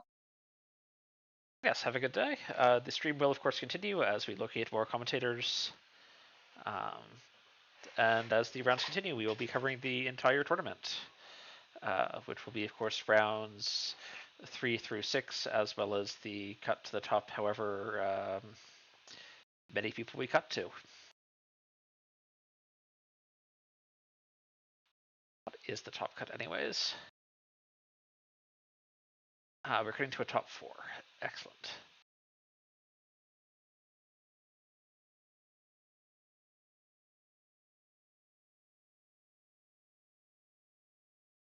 Checking in on side balance remains pretty even. It looks like we had 4 corp wins and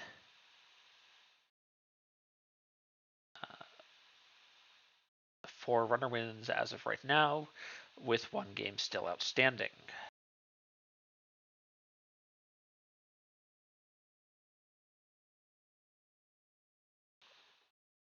So again, our side balance appears to be pretty close to even. There was, of course, 1 more corp buy, which is artificially inflating the corp standings. But if we see the corp earned for not having an opponent, parity looks very paired.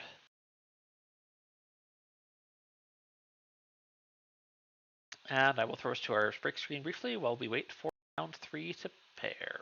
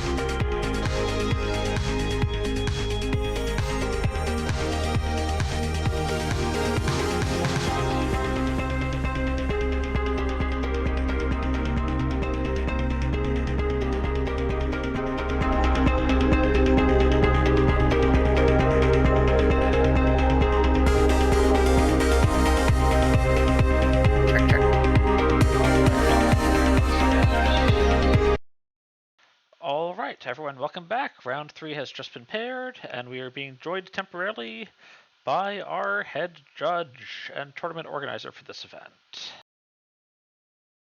Howdy again, folks. We have just paired round 3. Players should begin here in a couple minutes.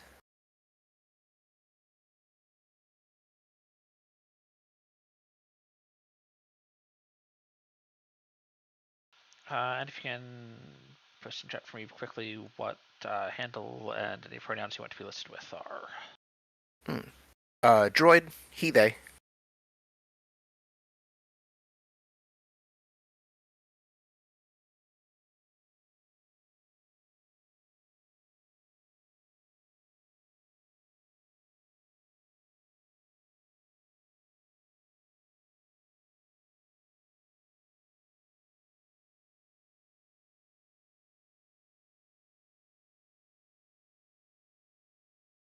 All right. So, have just been done, or any of these teams who are actually excited to see? Let's see, we've got Space Ice here on Earth Station. That's not an ID we see very often. No, Earth Station is a very, very fun one. Of course, I believe, was OF 15 already on stream? Elf was on stream briefly. Not an Earth Station though, so they must have been. Well, OF is the Lu player in that matchup.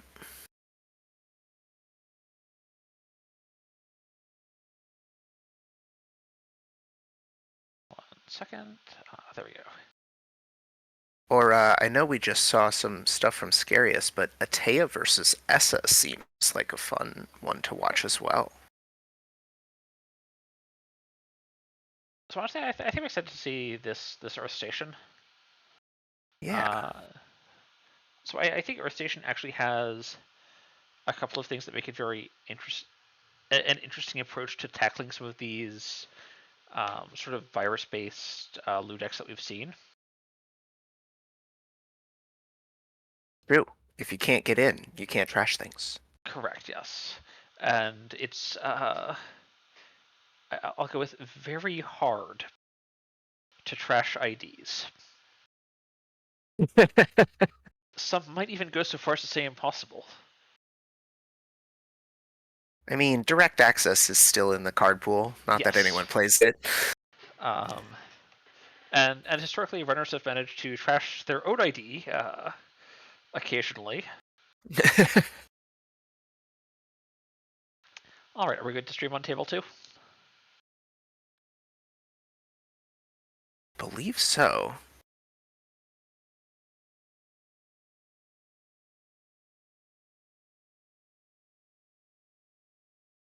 All right, joining in. All right. So we've got an two ice open here from Earth Station, and a fermenter ticking on Lu's side of the table. So looking in archives, I'm seeing a very interesting inclusion of a sprint.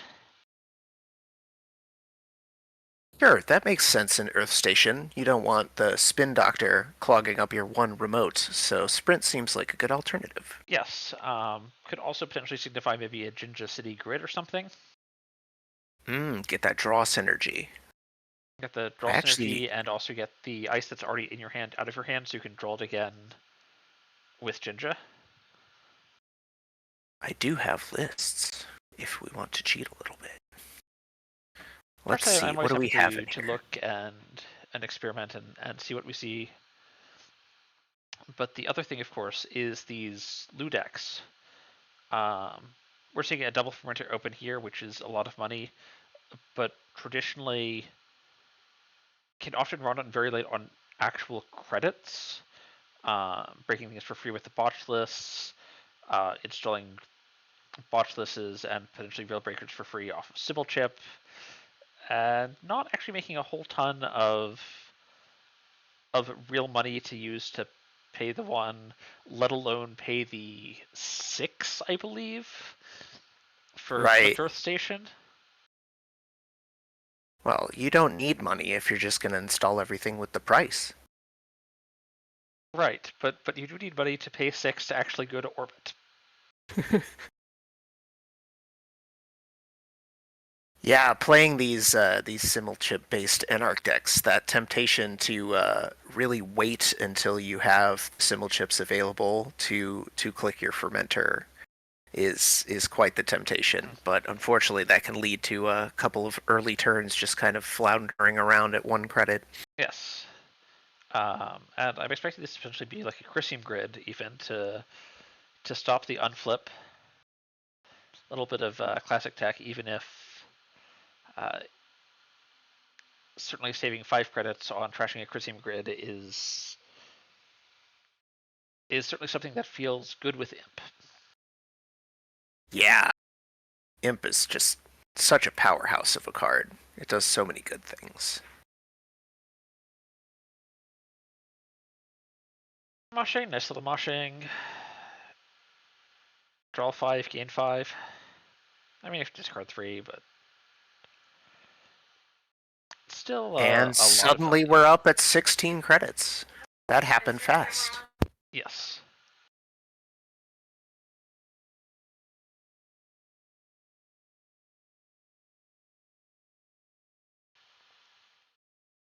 And I think sort of the very tall play style that Earth Station promotes is, good at not being an asset board into Lu, into the Imps, just trashing everything that you leave lying around for added value. And this server 1 card just sitting here for a turn. There. Must be an upgrade of some It's sort? very interesting. Could be an upgrade that it's not time for. I Could did even just be a see... very bold agenda that you're just not ready for yet. True. I did see Metropole Grid was playing something... I think it was Earth Station that had Roughneck Repair Squad and also the drop rates or whatever Yes, that there removes was. bad pub. I'm trying to remember. I want to say it was last Sunset AMT where we watched someone hit triple increased drop rates in archives because it's actually archives, like it's actually archives poison. It's a trap fires from archives. Not a lot of those left. It is, I believe, the only one other than Nightmare Archives, but like Nightmare Archives fires once from archives and then it's gone. Ooh. So trashing another fermenter to get up to 18 and then playing a pinhole. It's a good way to get around that ascending to orbit. Or potentially you get in and trash the Chrysium grid. Yeah. The other way to get around ascending to orbit is just run HQ and find a Winchester, which is always a scary thing, but Lou's got lots of money. This you should just have lots of money. be okay. The Corp also has lots of money. It'll be interesting to see if anyone chooses to really make an issue over these subs. There's also the potential to simul chip in for the revolver. Okay, you could place it nice and safe. That's still a lot of bullets. Like the math lines up nicely, but we do see a Roughneck. No trash. 3 to trash is quite a bit on that card. I've tried Roughneck wants pretty particular things. It doesn't feel that exciting unless you're actually removing the bad pub. Yeah, especially with Regolith mining license being the hotness these days. And also, 3 clicks is like your entire turn, so you can't install Roughneck Repair Squad and use it unless like red level clearance can do it, I guess. But mostly you need it to survive a turn before you can get around to using it, and then the following turn you do absolutely nothing except use it, and then We see a Tucana res, and an agenda goes from the server.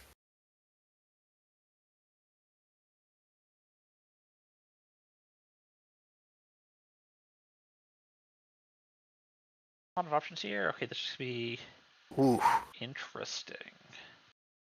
perfect time to pull out that Ottman 6, huh? Mm-hmm.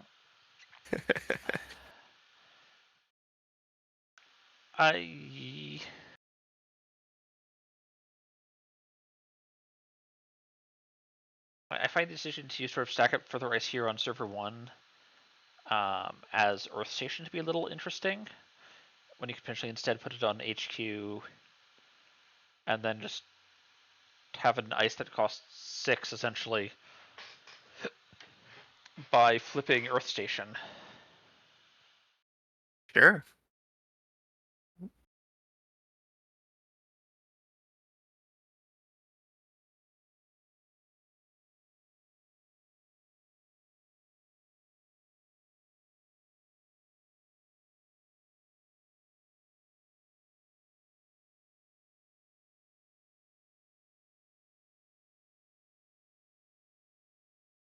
But it looks like we're just jamming into the server. We're not flipping over.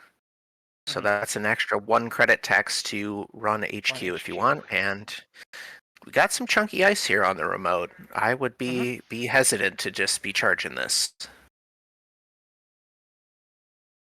True. I think... But there is a No, potential they 10 don't credits quite latent have... on popping the fermenter. True. They don't quite have the credits to just run click through Bran and let the Valenchow fire. That credit threshold is getting very close. Mm-hmm.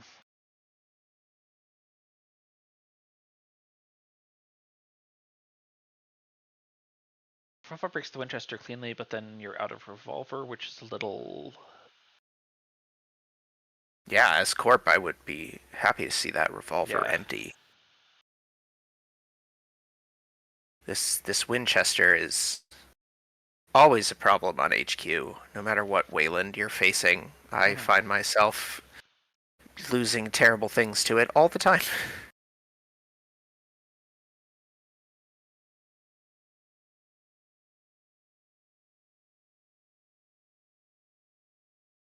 Ashing the fermenter and going.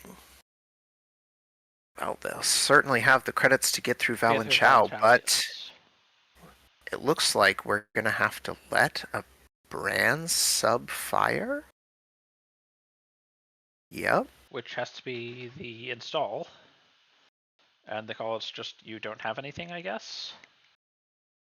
But with 10 things in archives. And we have no install off the Bran. So, looks like we're getting in here. All right. That's certainly a strong call out, I'll go with. And it looks like it was a ruse cruise. No agenda for Lou here. And the Tucana goes as well. It's a Roughneck Repair Squad, which is, I think, absolutely something that they're excited to trash before the bad club can sort of be removed.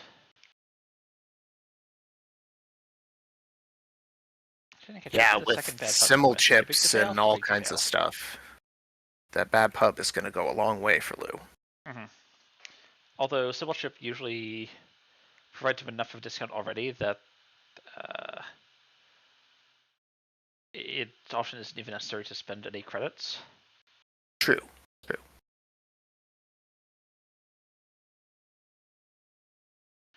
No, you need to check in big things to simul chip in. Like, get an Orca in the list. How much influence is that? I don't know if that's... Orca, it's actually surprisingly reasonable. I think it's 2. Oh, okay.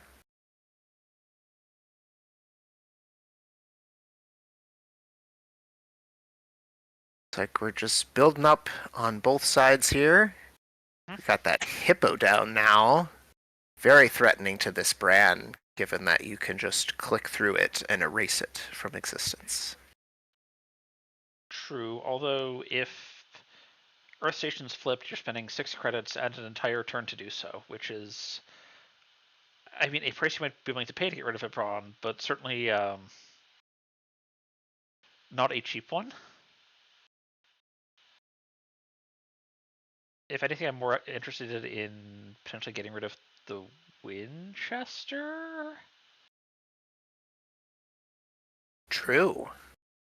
Well, we've got a jam in the remote and a flip, so we might just see that Winchester disappear this turn. Let's see what Lou chooses to do. Wrench Q, Revolver Hippo, the Winchester, that unflips Earth Station.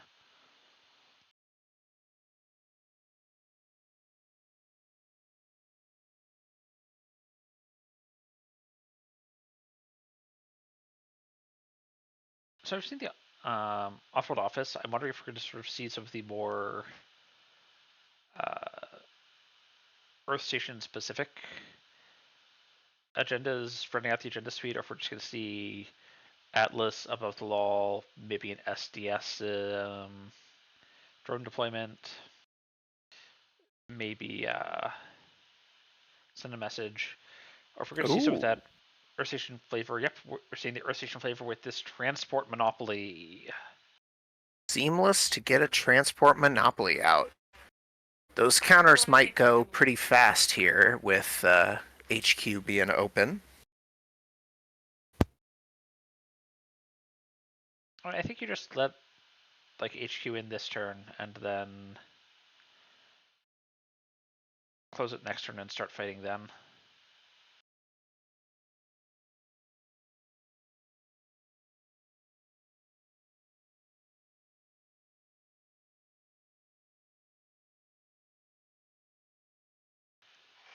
Alright, so there is now perfect hand information. It is extract and simulation reset. Again, simulation reset, like the sprint before it, one of those. Well, it's not spin, but it does some of the same things and doesn't clog up the one remote server that you're allowed to have. So Right. maybe you just sort of run it because the alternatives are awkward in different ways. The phrasing I would go with. That's 3 influence on simulation reset, though. That's pretty Yes. spendy.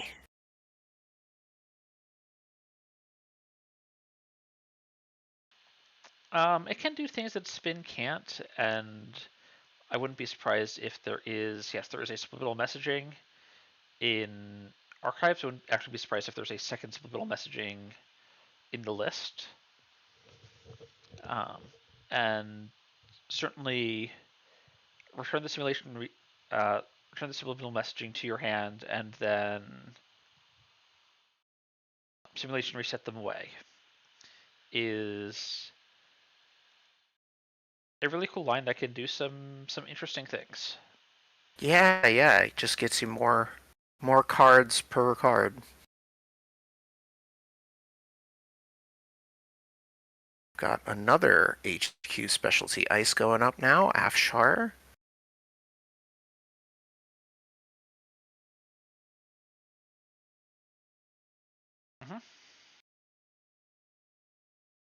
Imp keeping Earth Station's money down.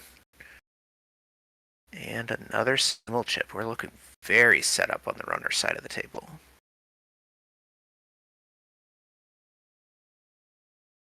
And Buzzsaw, I'm going to go through the Afshar, still going to pay, of course.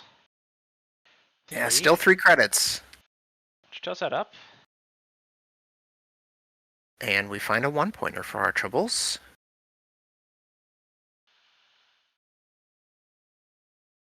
So we've seen the Roughneck Repair Squads, but I'm wondering if there's even also regulatory capture in this list, because we're seeing a lot of bad pub stuff. There's the Valenthouse, there's Hostile Takeover, We've seen, I think, two too big to fails. Mm-hmm. The inclusion of Roughneck would make me think you're trying to Make me not argue keep too much against it, bad pub, but it though. could be a, well, whichever payoff we get, we'll just use that one. I suppose. We already see some other 2-pointers, though. Offworld and Transport Monopoly, so I don't think you would play all of those together, but perhaps. Precision's a 45, so it's, what, 2021? Yep. 20 points. Ooh, we got another jam and a flip.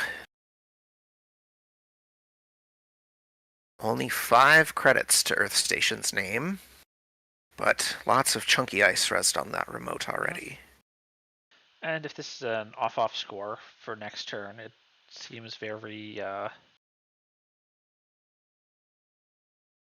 actually with Earth Station now flipped and the scored Transport Monopoly, this is very hard to challenge.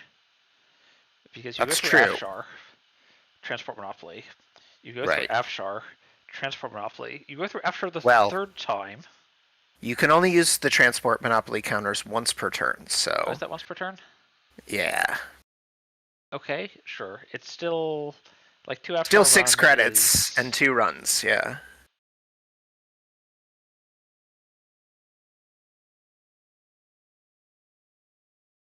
I mean, since it's 6 credits to get through Afshar, maybe the better call is just run the remote directly. Save a click. Mm-hmm. But Lou This is doesn't setting have up a to lot be of unflipped flexible next credits here. turn. So I definitely think one of the things that this is trying to do is tax Lou's credits. Because as I discussed earlier, this deck can run actually kind of poor on liquid credits, which is why I'm not potentially the biggest fan of this bad publicity. Because That's true, it it's is a lot giving cheaper. The lose sub so on many Afshar credits will over. just take away bad pub. Mm-hmm.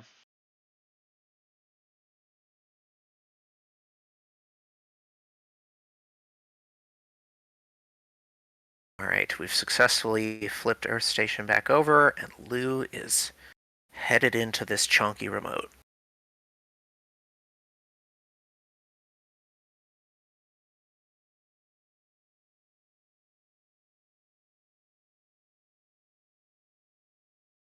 What's the plan for the Bran? Audrey, I'd imagine. Faced Audrey twice. Buffer drive the strike fund while you're at it. Yep. And a spare solidarity badge. Already have one. Second one is not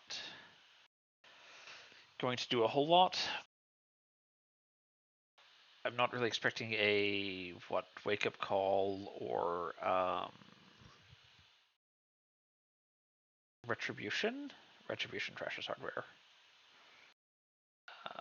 And if there is, it's gonna hit probably Knob Curie, maybe Buffer Drive.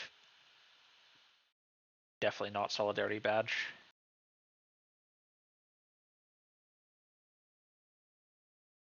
OF checking archives there just to make sure the corp isn't getting cheeky, hiding something in there. And now they're on 5 points. Base ice. Plugging up that weak point on HQ.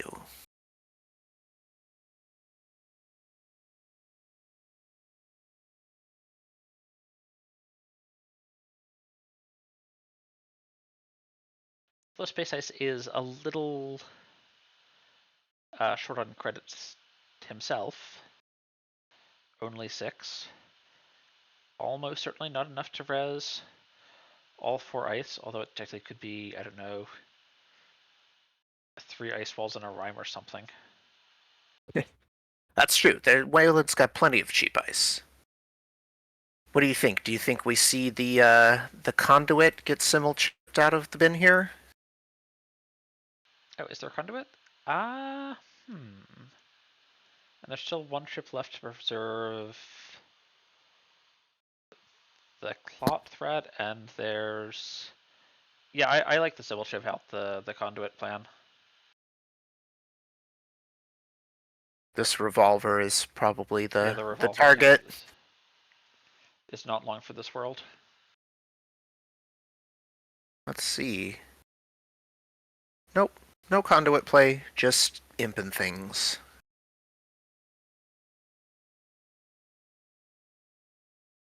And coming right back.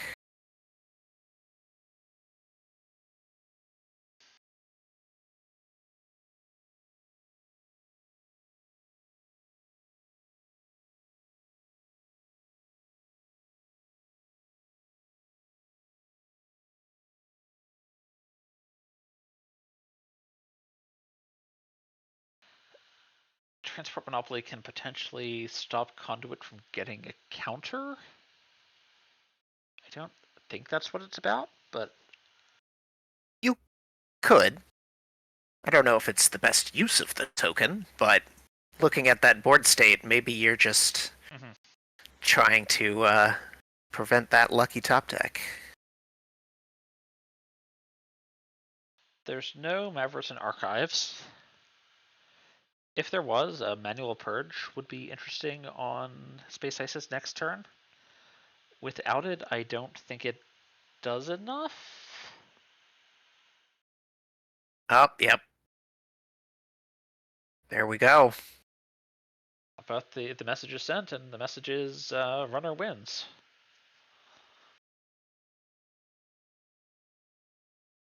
Well played to both players. It's a scary looking remote, but Netrunner is not just about the remote. Looks like this runner has found the weak points. Well played. Indeed.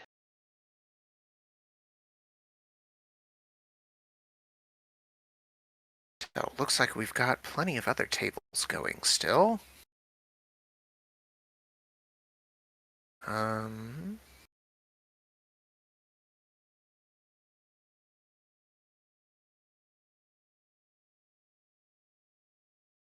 Let's see. Who haven't we seen yet? How about... Do we want to pop in... Oh, that table's gone too. Never mind. Do we want to pop into table 3? Check out some Asa? Sure, we could pop in on table 3. Let's see where seen... table 3's looking. I'm not sure if we've seen Ensods yet. Ensades? Honestly, not quite sure on the pronunciation. Well, that game is also over. Never mind.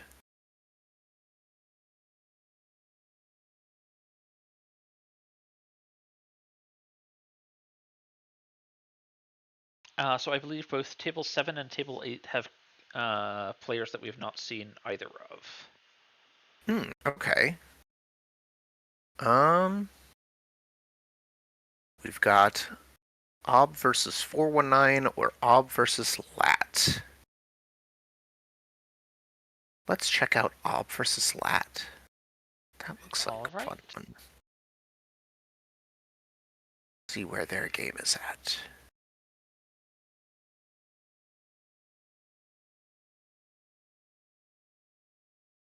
We are only on threat 4, so we've got some play left here. Alright, I'm going to join on table 8.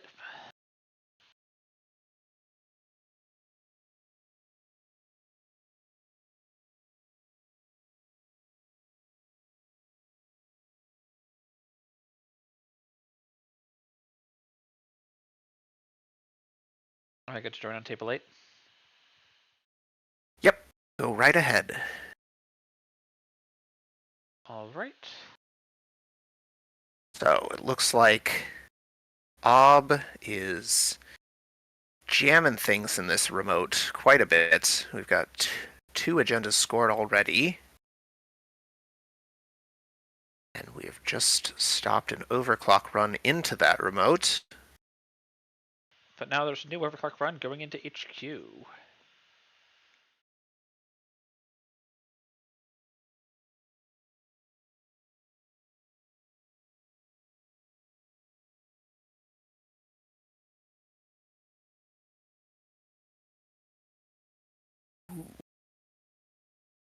Drafterez.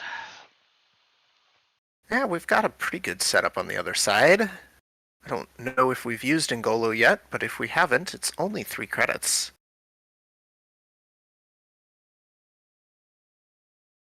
Maybe we have. It looks like that drafter is gonna fire. Oh yeah, 4 credits, you're right.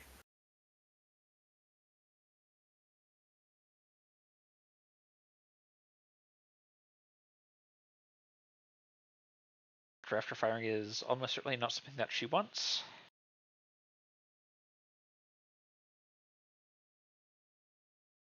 Yeah, with what I assume is a agenda about to be scored out of this remote, and we get some value off this drafter. The Corp is looking in a very dominant position here.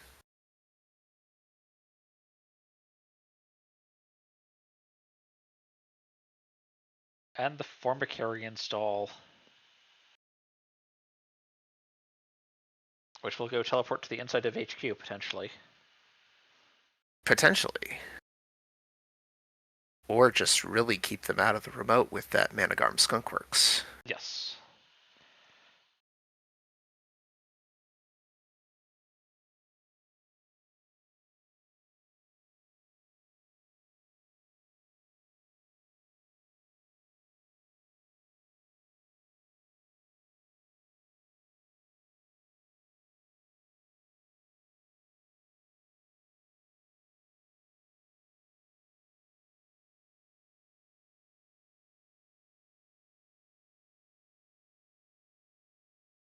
And obs. What if they're really upgrade heavy obs? We're seeing in archives.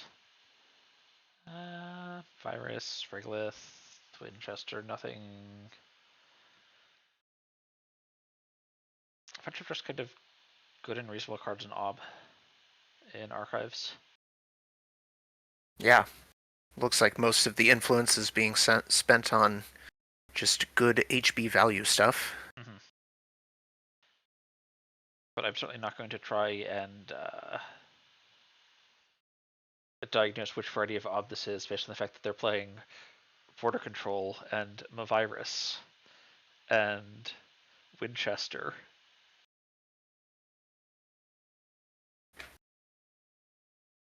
All that really tells me is that they're playing Wayland. Definitely an ob deck. Yeah.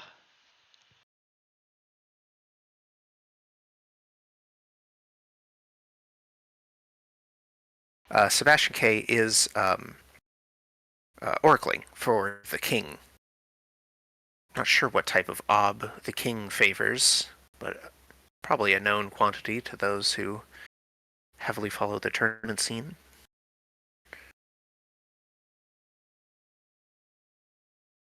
Atlas being scored, and now potentially just another jam in Super 1 with the Managarm and this, we know, Formicary installed in archives. This looks like a very challenging server to crack. Yeah, unless Lat can pull off a couple deep dives in one turn or something, this is looking like a Corp favored game. Mm-hmm.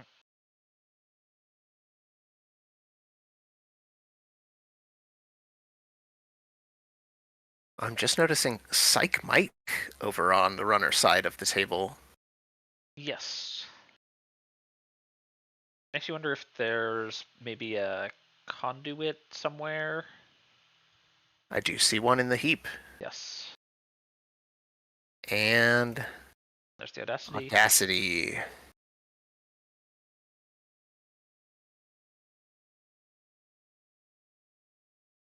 Advance, but there's still this clot hanging out on the table. Okay, there's the Mavirus. Yep. And since you can hold priority during paid ability windows, you can purge and score right away.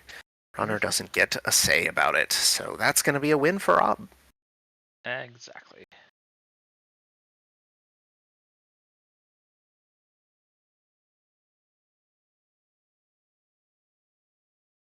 And it looks like that was the last game. Yeah, that was the last game of the round. that means round 3 is now over, and we Very are fast going round. to, yeah, very quick round.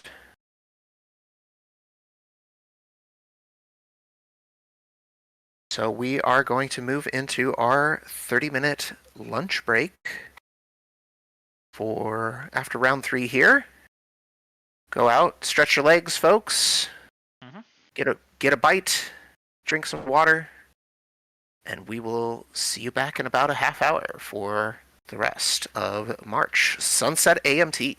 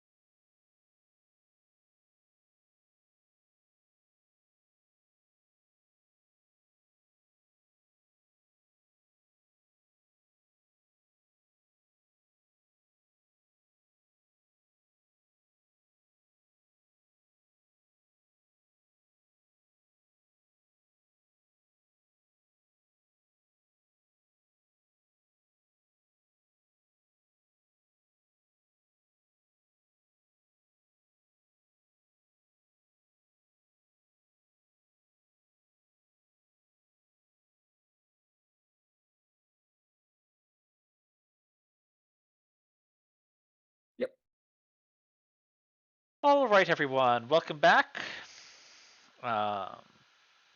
We have not yet started round 4 quite yet, but we are returning live to talk about some of the standings, some of the results, and so what our thoughts on the Sunset format so far, and today's games have been. I'm joined here today by Haver of Fun and our lovely judge, who is currently away, but will be back at some point. It is lunch break. People are, perhaps unsurprisingly, having lunch. Keeping fed and keeping hydrated are important things to do. Very true. Very true. I personally have just used the lunch break to have breakfast, so I'm Excellent.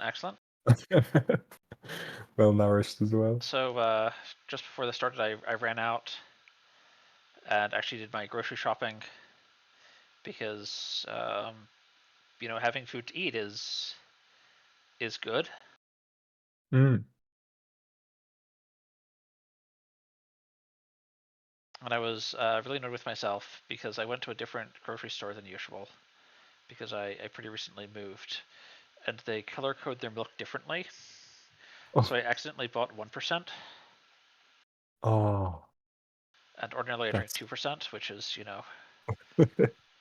the objectively correct choice. For me, at any rate. Fair. Very fair. Oh, looks like Scaris in the chat has just had a little nap. Must be a pretty rough time zone.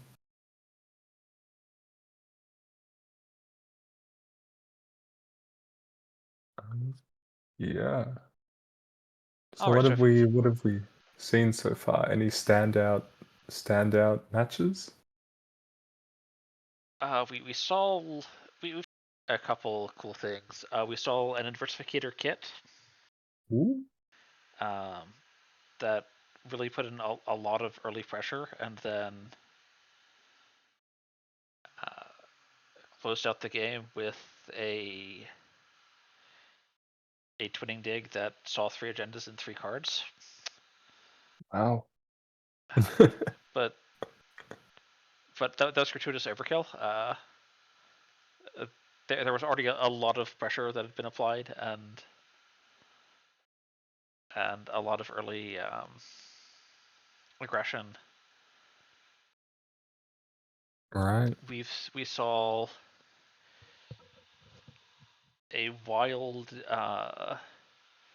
stall shaper out of who was it?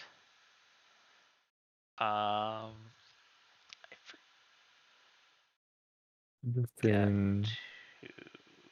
A I Tau? think it was the Tau. Yeah, it was the Yeah. Tau. That was running a really neat Aesop's Q Loop deck. Ooh. That's exciting. With like Aesop's DZMZs to install your programs for free, Q Loop, and then ultimately closed the game with a pair of R&D digs, powered by a triple Nayasha install. Ooh. Whoa. That is wild. Which was absolutely wild. And I mean, it won. Like, yeah. Can't argue with that. Very exciting. Love seeing what people come up. But the pillar, like the 2 pillars of the format, it's really Ob and it's really Lou. That are just the this is what you should be expecting. And then there's other stuff that people also bring. But 19 people registered for this tournament. 6 of them brought Ob. Ooh, yeah. 7 of them brought Lou. that is kind of, especially after after the results of the first Sunset AMT, I feel um lose, or like those mulchy kind of virus decks seem pretty good because they just didn't lose too much from standard. And well, yeah, Ob was also pretty strong. Do we have an indication as to what percentage of Obs are like asset and what are rush? Have we seen much of We've both? seen a Or decent bit of the obs. If you give me a second.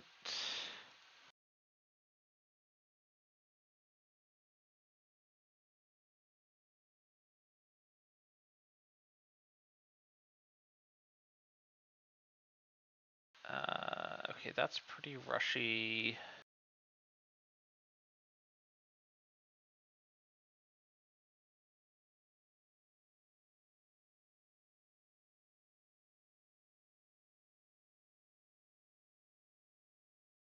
mm, well, especially I think it was Giat who in the last Sunset AMT got into the top cut with an asset build, and of course, Dragon's One Rule ended up winning that one with an asset ob. So I would be excited to see whether that trend is continued or whether people are going more with the normal rush versions. So there's definitely a mix. Like there's some of Mm. each going around. Nice. So And exciting then to there's see. even some like more hybrid lists. Okay, I'm looking at one that's running like Reaper functions, but also slash and burn agriculture, which is Scary. definitely something I associate more with the rush builds. Very interesting. Alrighty. Looks like we're starting up round 4. Round 4 of 6. Going shortly. Very nice.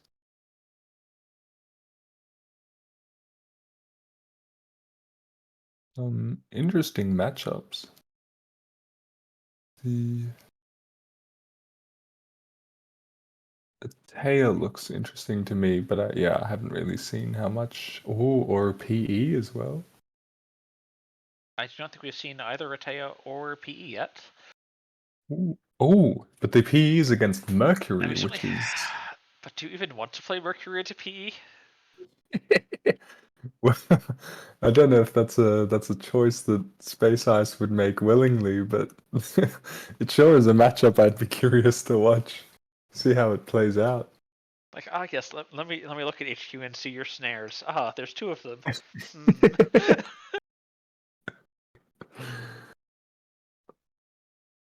Uh, yeah, I don't know. Is there something either of you would want to look at more? I'm just envisioning one of the like worst ways to lose. You're playing like Mercury. You've got your Hermes. You run HQ. Mm. You steal a Fuji asset retrieval. You bounce the snare. Oh no. Oh, that would be. Oh, that would be so. Oh, such a feels bad moment.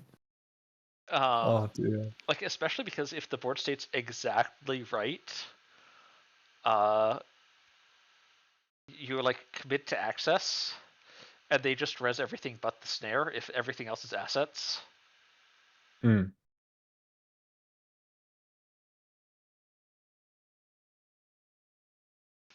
Because Hermes is Hello, not hello. optional. Hopping back in here to note that this Mercury looks so interesting. There are 3 Spark of Inspiration in this deck.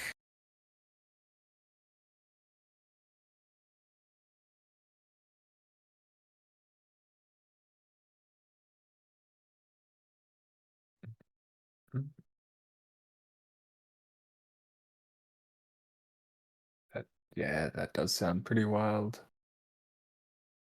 Spark of Inspiration in Mercury. Oh, looks like we've got permission to jump into that game if we want for stream. All right. On table 3. 3.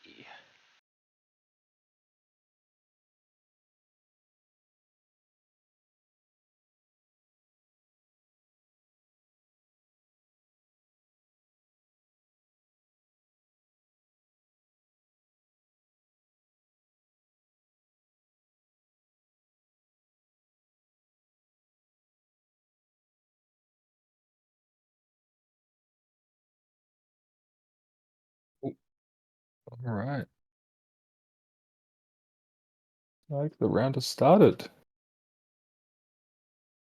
Very excited to see what happens.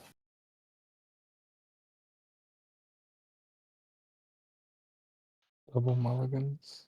But yeah, as you said before, Threnatide, not really sure how keen a Mercury would be on actually taking those multi-accesses, especially on HQ. Well, it seems like PE is respecting that Mercury threat. We've got Ice on Centrals to start.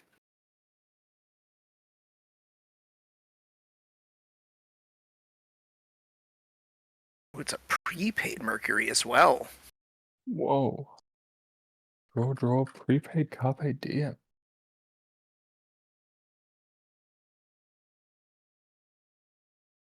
Definitely curious.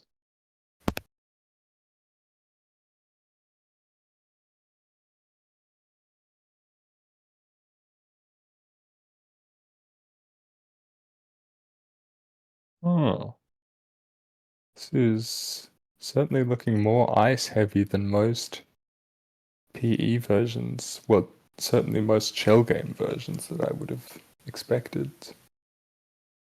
Yeah, looks like we might have some sort of jammy PE here.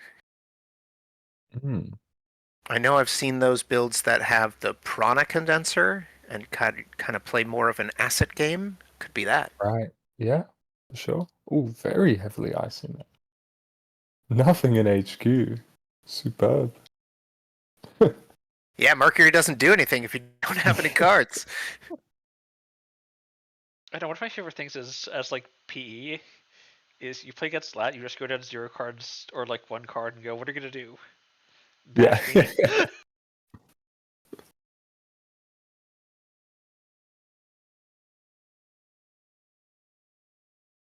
Oh my lord. Is this a 5-3 push? And the second upgrade, if it is, I mean that could be an upgrade already instead of the one that was double advanced, some sort of biovolt. If this is a more like glaciery or like something like that build, but this is pretty wild.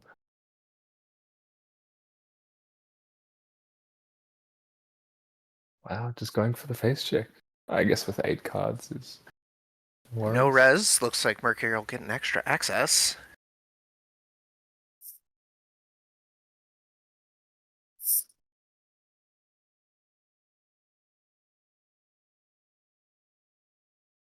Nothing off the top, though.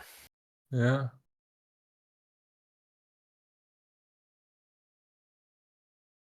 Super interesting. And more Carpe Diems.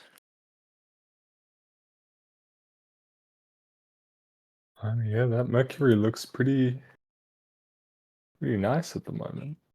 Got an Earthrise ticking down. Respectable number of credits. I suppose with Hermes on the table, it might not be a 5-3. They might just be trying to keep clicks after the score. Mm.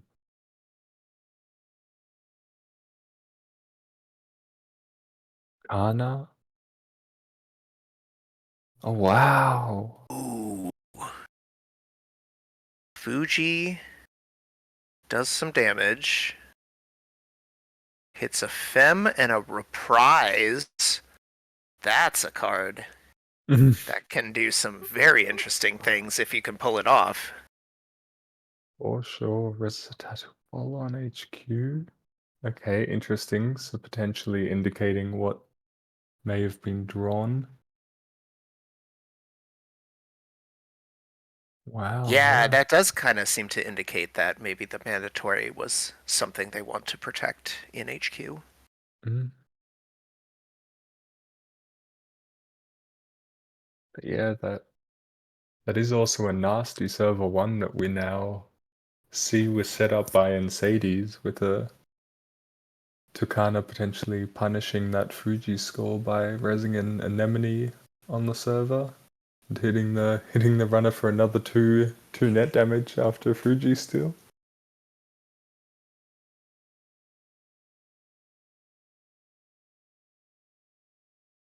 Hokusai Grid Trash from R&D. Spiky PE deck we're seeing. Hmm.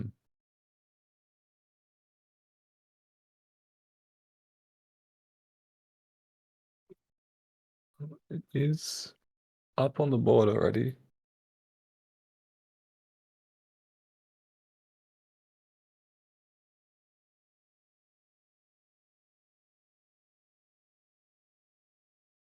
Does feel like this is one of the harder matchups for Mercury, at least in my opinion, especially with bypasses not getting around potential Anansis if they get res.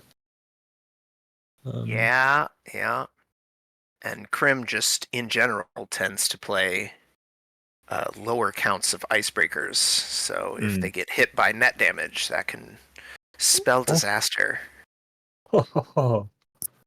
We see a capybara being installed.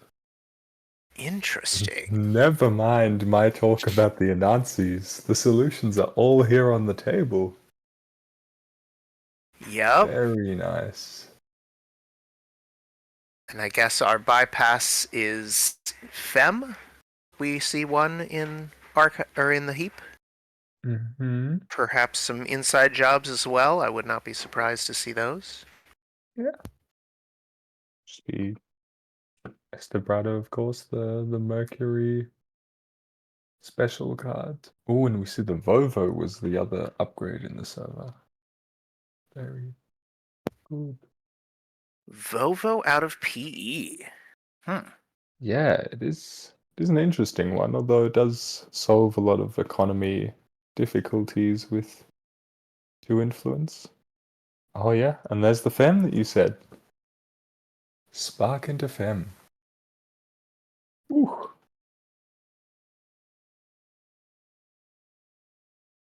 So do we think that means Fem is the only program in the deck? Yeah, I wouldn't doubt it. Bypass the Tatubola on the Estebrado. We'll see if we res into Fem here.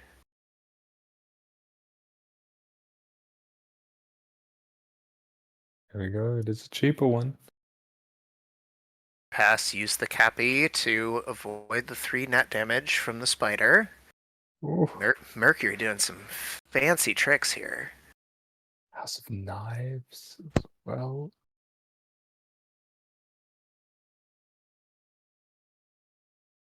Second one trashes a rejig due to net damage. Lots of knives. Whoa.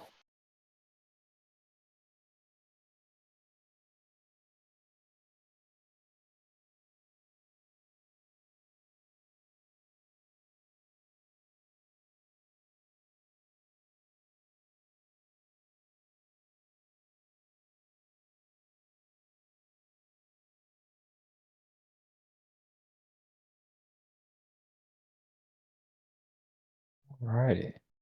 Very interesting position.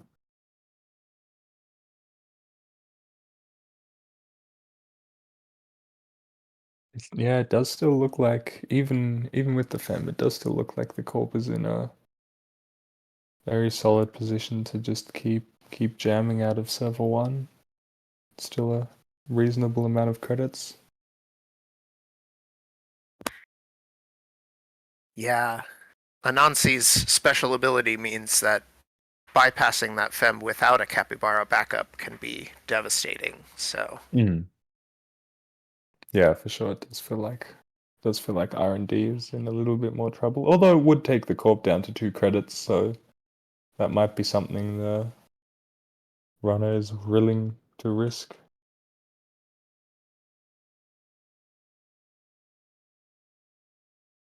getting some value off this twinning. Bouncing off the HQ ice for money. Seems good. Yeah.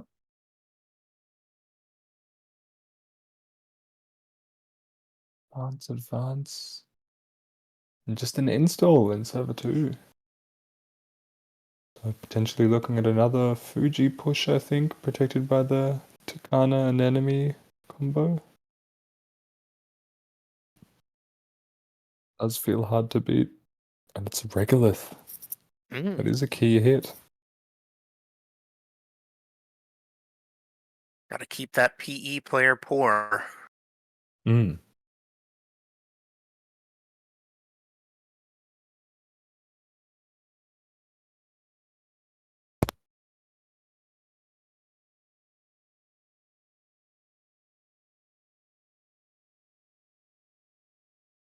Ooh, looks like we're going to see a big access on HQ. We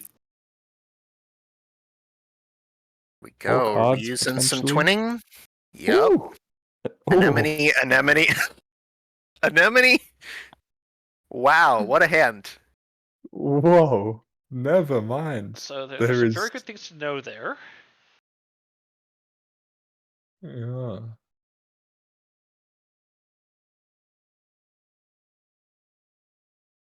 Yeah, this does mean that the Tucana threat in server 1 is not as threatening, but still.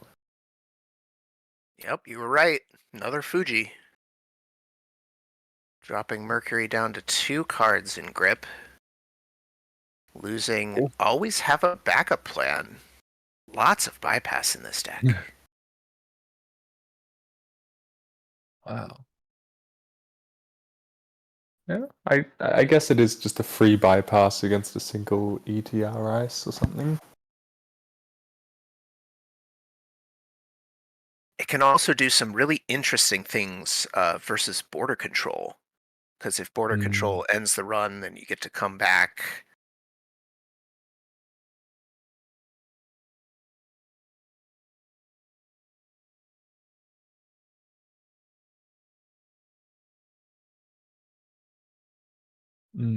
For sure.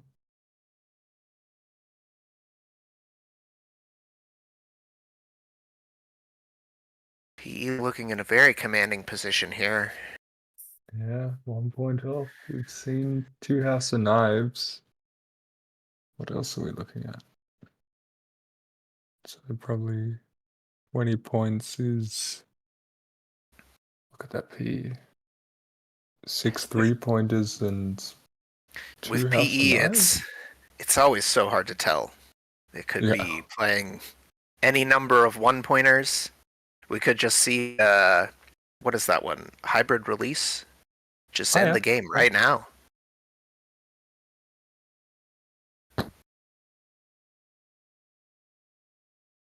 For sure.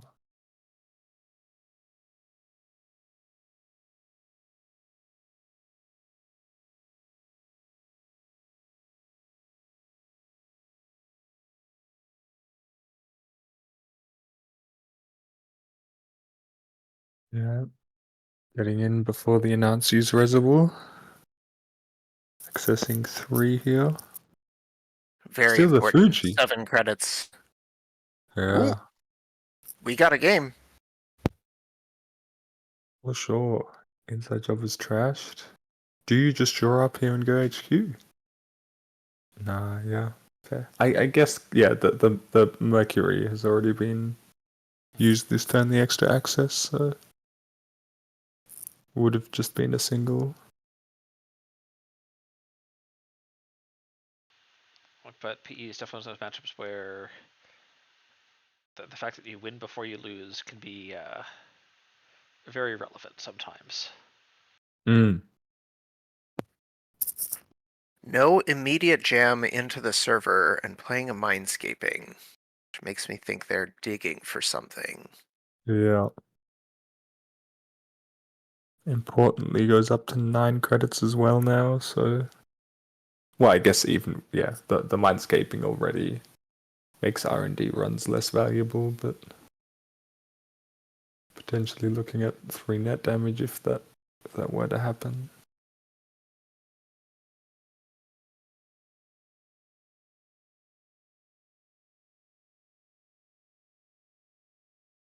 Mercury taking a draw, considering their options. I mean, yeah, it just has to respect that there's, I don't know, like a longevity serum or another 3-1 or something. And so on here. Although, yeah, Mercury also already on 5 points, so just accessing a 2-pointer for Central could also just do it.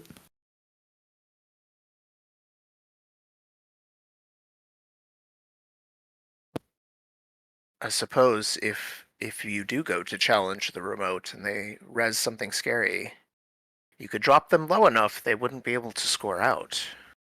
It's always a good criminal tactic, is to make sure your opponent doesn't have money. Mm-hmm.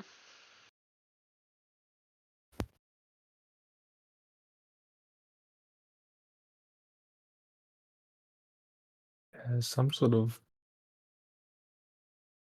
bypass event on R&D might do it, but I've already seen 3 Estebrados played.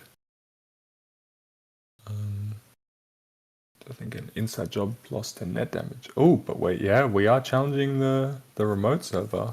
Rejigging the fem. Yeah. Moving that fem target over to the remote and challenging. Ooh. Bonutria. That's a spicy include as well. Yeah. But Fem is also a killer. Yeah. And it can actually just break sentries. It can break Very ice important. too? What an overpowered card. Oh, very nice. 3 credit. 3 credit to break all the subs in this server. We'll see what we see. A blood in the water. Very nice. Nice. That's the win. Ooh. Well played. That was a fast game. Yeah. I do 2 of those. So yeah, and Sadie's in a bit of a tough position for sure, but yeah, very interesting.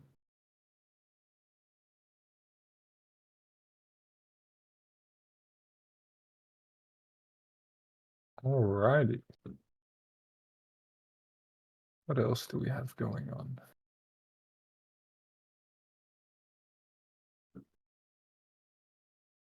Looks like most other games are still going.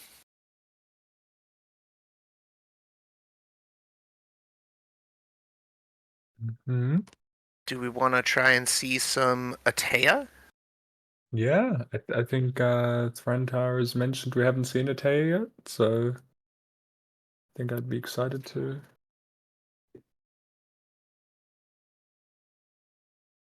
See if we can get a look.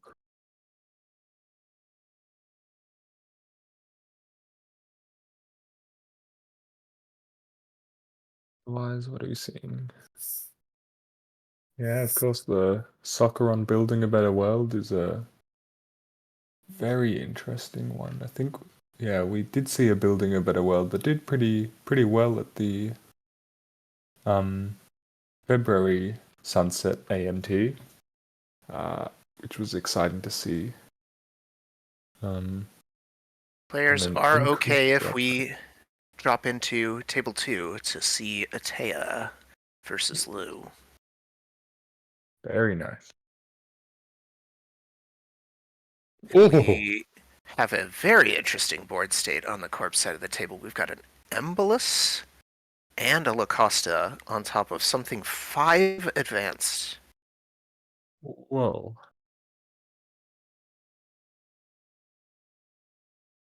I don't honestly think I've ever actually seen Embolus on a board. That is worth having a read through. Turn begins may place a credit. Oh, very interesting.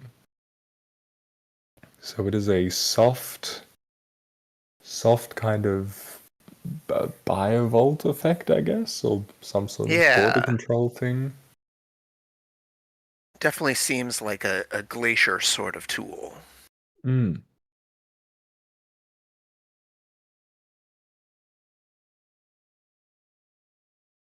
That almost reminds me of Earth Station more than anything, where it just sort of says you need to go run this other thing before you can profitably run here.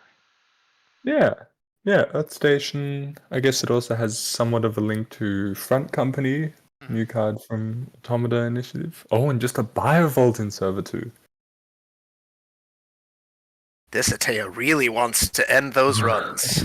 Whoa. So I do think Atea really likes upgrades overall, because they're just a thing that you can always throw down in servers to get your free install. Mm. Whereas with too many assets, you could sort of come up your servers and can't install things without overinstalling some other things. Yeah, absolutely.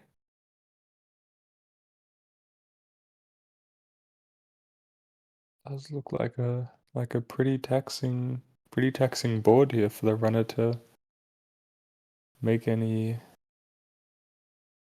serious inroads, especially with HQ being empty. That Botulus doesn't look like it's doing a whole lot to keep the blue trash engine going. It's ensuring access for the Noctury charge, but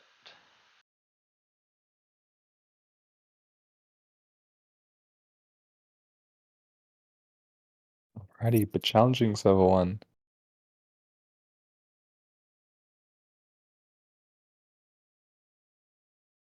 That is,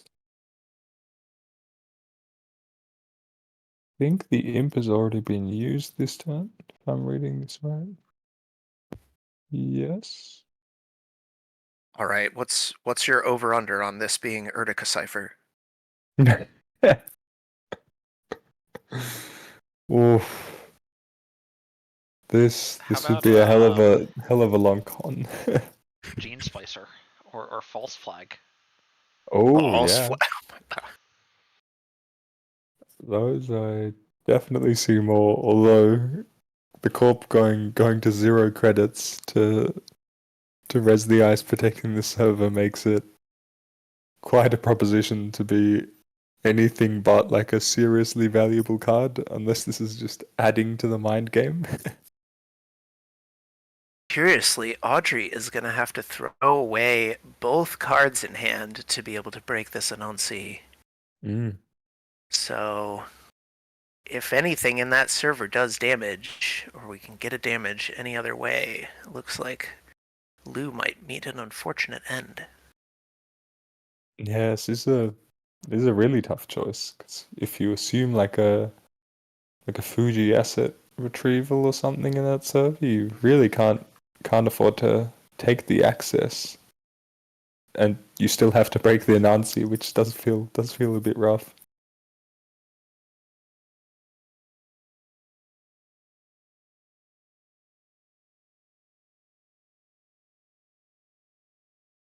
Is accessing the server though? We're going in. It's a clearinghouse. Clearinghouse is what Makes I was thinking sense. was going to be like that. That's the only Whoa. thing you slow cook to 5 with Lacosta. Sure. So death has been narrowly avoided. Narrowly avoided. Yeah. Both players have no cards in hand. Yeah, that strike fund came in very importantly to get the runner up to the necessary credits to trash that.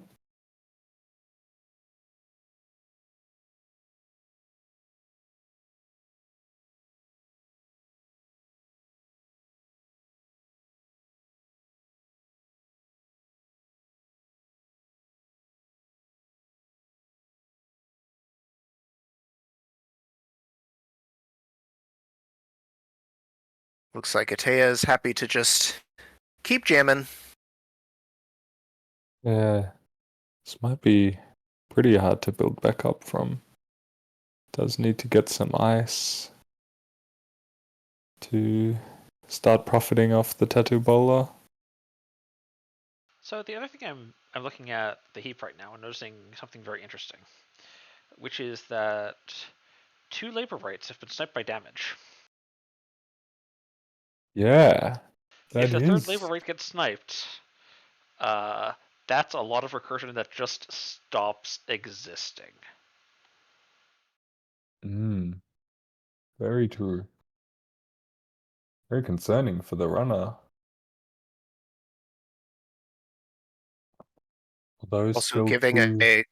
giving a quick look over the list, the king is only on 2 labor rights. So unless we put that back with a buffer drive, we might just be on the cards we have. Right, yeah. Yeah, I was gonna say that does make sense. A few of the loos are more constrained on deck slots than some of the Hashiko mulch lists are, so it can be hard to play the play sets of all the cards you really want.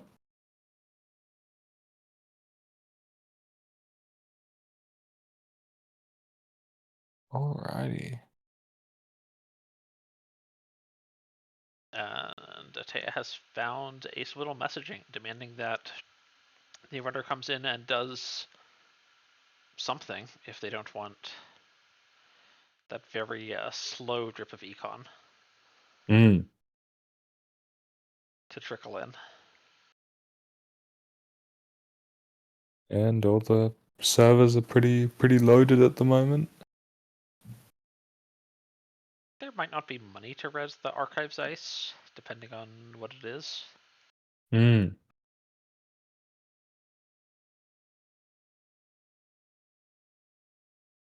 How did that face down card actually end up in archives is the question. Is there a chance that this is some sort of Regenesis play that we are seeing at the moment? Or is that just an ice that got overinstalled at some point? I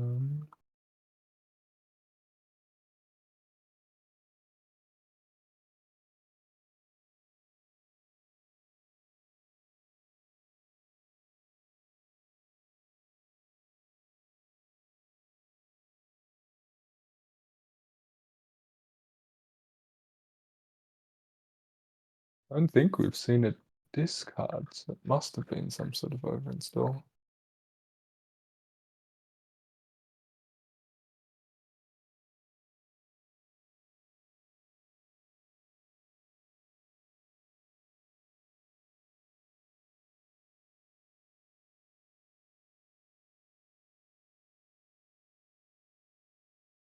Spy Vault.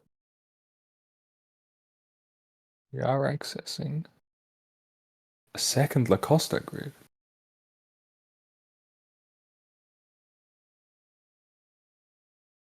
Very interesting. So I guess potential to pay off with more biovaults just being placed into that remote could be interesting.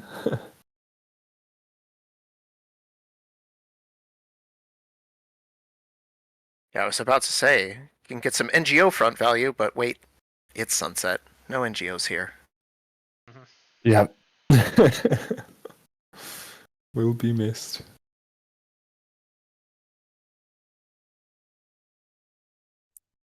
And then King accesses a white space from HQ. I guess a trash would help deny Tattoo Bowler credits if that is the only ice. To help with the econ denial. Sure. Especially thinking about whether this Ice with the Botchless on is going to be overinstalled by the white space. And yep, we use imp. Get that Lou value. Yeah, keep that engine going. Acosta to advance.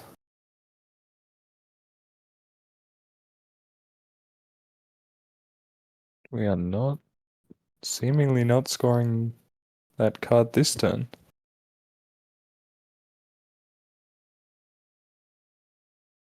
Could be a Biovault.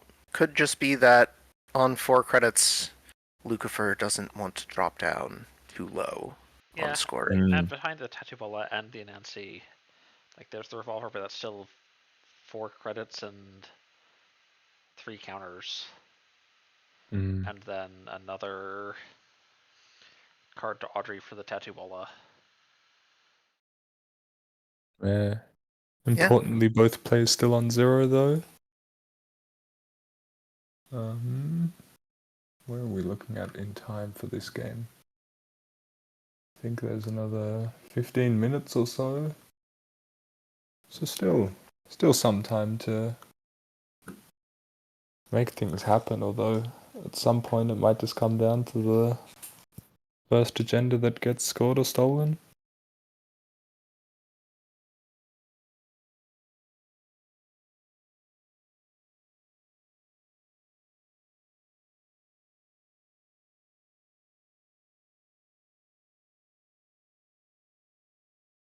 Oh!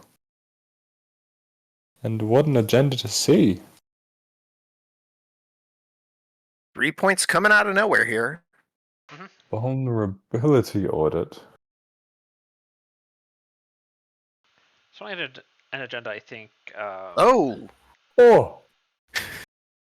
Points don't stop coming. Bacterial programming accessed as well. Yeah. Yeah, I can see how that might be the case. Much easier to hide things in HQ when you can just draw 7 cards.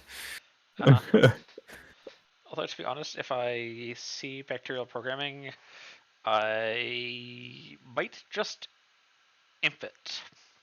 Yep. And Yeah, throw it in exactly. archives and deal with it later. Yeah, which is what Seb K does go for. Also helps to power the trash engine, which makes sense.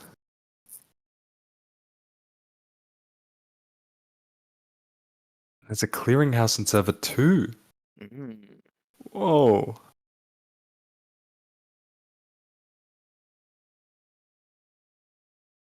Paying 3 to trash, dropping pretty low, but diffusing that threat. Hmm. This makes server 1 more interesting. We've already seen. Well, I guess the first clearinghouse got shuffled back by the Spin Doctor. Mm-hmm. This could be a second clearinghouse potentially cooking in server 1. Or maybe Lucifer just got really flooded and ended up with three agendas in hand.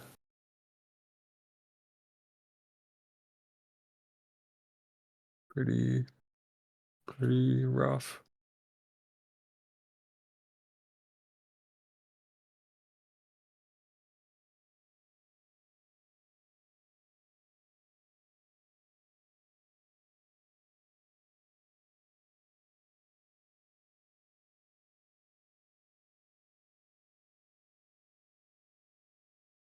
Yeah, it does at this point look like the king is in a pretty commanding position with the revolver plus symbol chip being able to get past most of the scary eyes. But with 2 Laborites out and only 6 cards remaining in the stack, there's some opportunity for Jinteki to do some things with that. Yeah, if Revolver, if Revolver and then the second Revolver on the symbol chip are your only killer, there's maybe one more symbol chip in the list, but no more than that. You need to be very judicious. Breaking Nancy's will eat up Yeah, Revolver four charges credits and pretty 3 quickly. counters. Yeah. You get about 2 full breaks per revolver of an Nazi. Mm-hmm.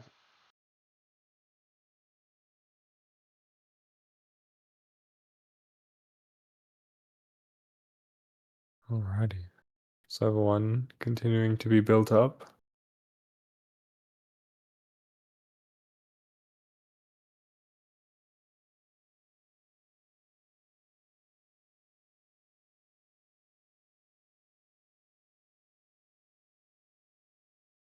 This looks like that might have just been a Biovolt that was being advanced by the Lacosta.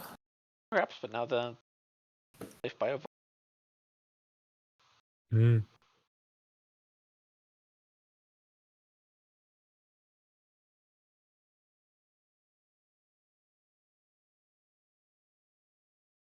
Atea just jamming away, getting that Atea value on the ice install and saying, how about this one? You want to come check this one? Yeah. Well, yeah, and because of there's only 2 Labrites and they're both in the heap, it is very important at this point to be careful about when you run and when you don't.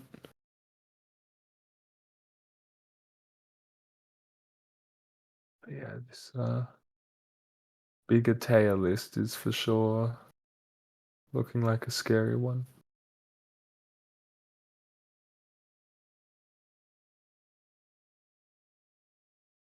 The With HQ remaining resolutely empty. Hmm. But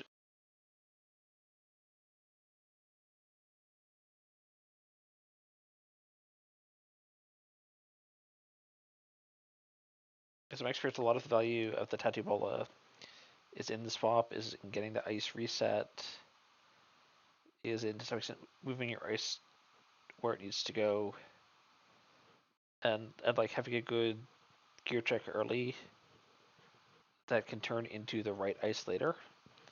And with no ice in HQ, it's a 1 cost 1 sub barrier. This is not a durable ice.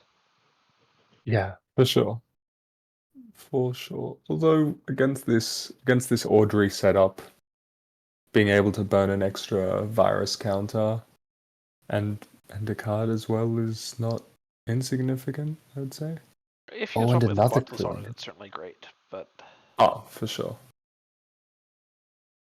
Then we see a second clearinghouse trashed in R&D. So the threats are slowly being whittled away.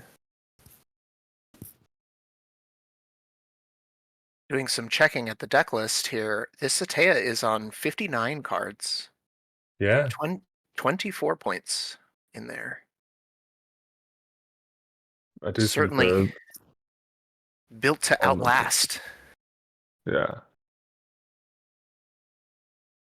Does feel like the vulnerability audit is not usually a card that you want to be running unless you're really all in on the big deck I mean, plan. Atea has some skateboard tricks that can set up weird vulnerability audit scores. Mm. Because if you install it on the runner's turn, you can just come back to your turn and advance it. Yeah, for sure. Off a ice install on the runner's turn or something, Right, and off then an ice using install on the the runner's turn, you put in the yeah. vulnerability audit, you put the vulnerability audit in on top of the Lacosta grid, and then on your turn you just advance, and you didn't install it this turn, you installed it last turn on when the runner was doing things. And then you score and you walk off with your 3 points. Yeah. Oh yeah, last turn we also saw a DJ Fenris, so we will be getting, if we need, one of the Laborites back. Also, with the overinstall on HQ, that is gone back to not quite being a free run. Yeah, there's the DJ the DJ Fenris. I think it's important to try and keep HQ somewhat protected. Just chucking down a Botulus again. No stopping. And it's gotta feel pretty bad to res anything substantial for 5 credits here, like a Sicenton or something. Considering it takes the corp to 0. Ooh! Is he a Rhyme?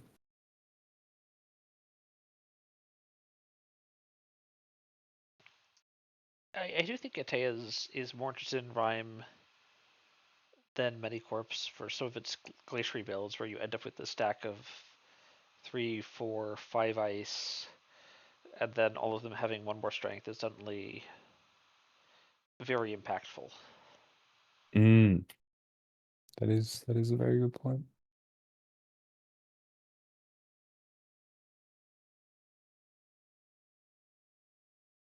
I haven't seen much pop-up window recently.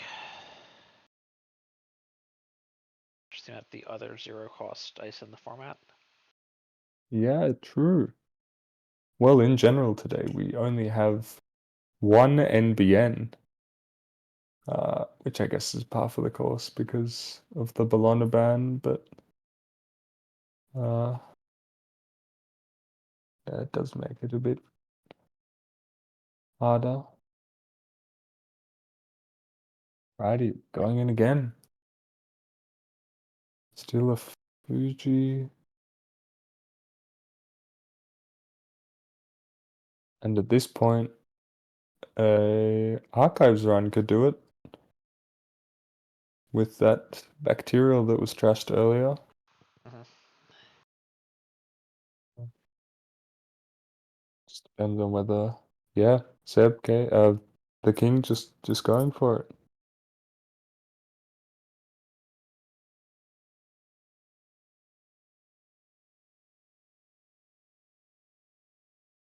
And there it is. Oh,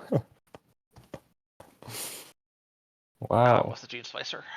It was the Gene Splicer. Oh my god, and a swordsman as well. What are we seeing? I mean, I think Swordsman, if you're expecting the meta to be dominated by Audrey, is a perfectly reasonable call out. Yeah, absolutely.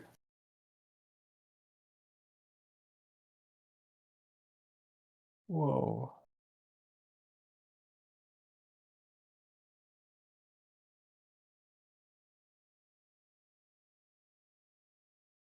Gene Splicer, Clearinghouse, 5/3s. Very cool list we saw here. No false flags, though. No false flags. Very unfortunate. All right, I think that is time in the round has also been called. Who do we still have going? No, that's it. Yep, the other table is just finishing up, so we'll be pairing the next round shortly. Very exciting.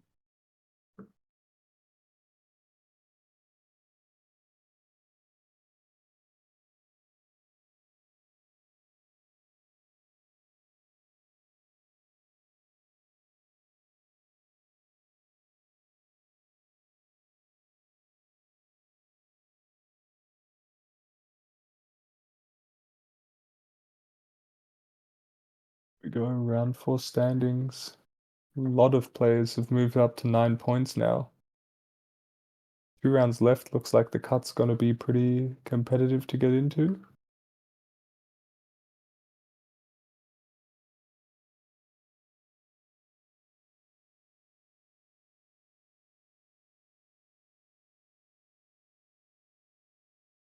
Okay, and that round was pretty runner dominated.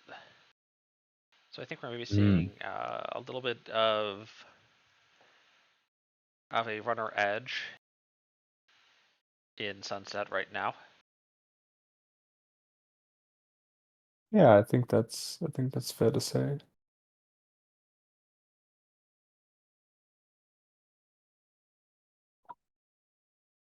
As the rounds have been, I believe, 5-4, 4-5, 5, and now 2-6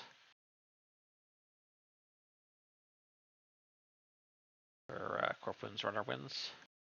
Yeah. Well, I guess one of those was a buy, so Yeah, even 1-6 now. Yeah. even rougher. Alrighty, but pairings for round 5 are up.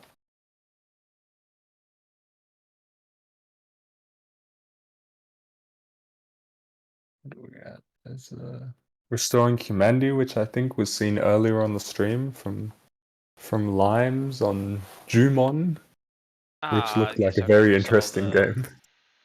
We saw the Jumon.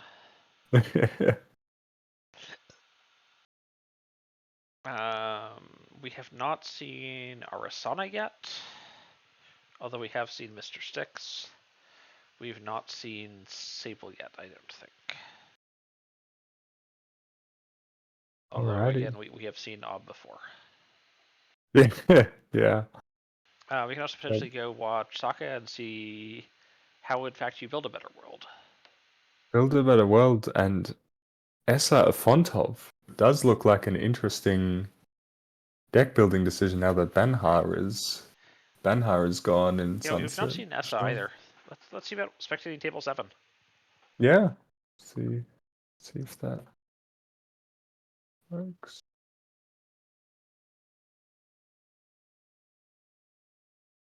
Mm.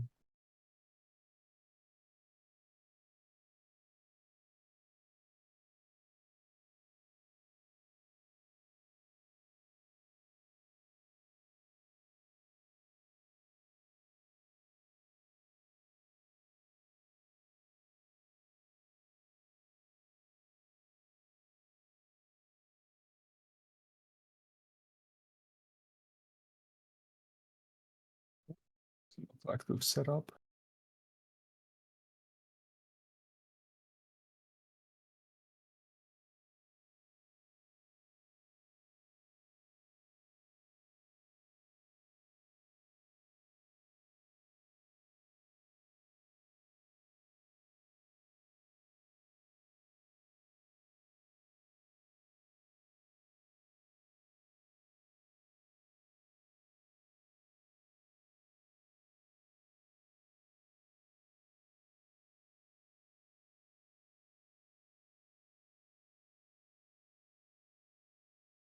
So just going over the standings here, we've got 6 players still playing at 9 tournament points. So, got to winnow that down to our top 4 after these few rounds.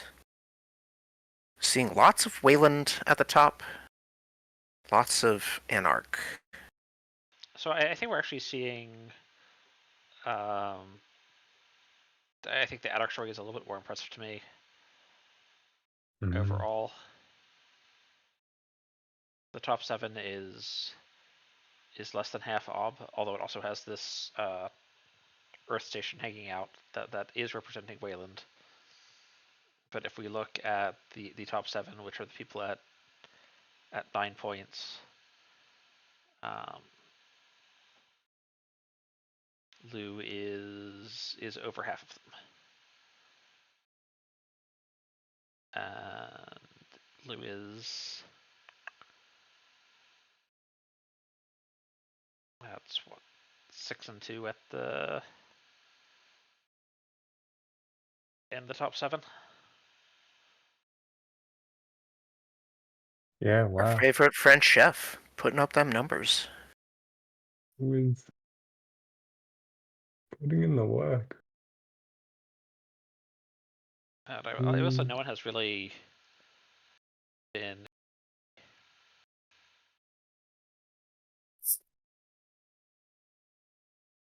truly dominant performance this tournament. At 9 points, the best, like, no one is better than 9 points right now. So the best record is 3 wins.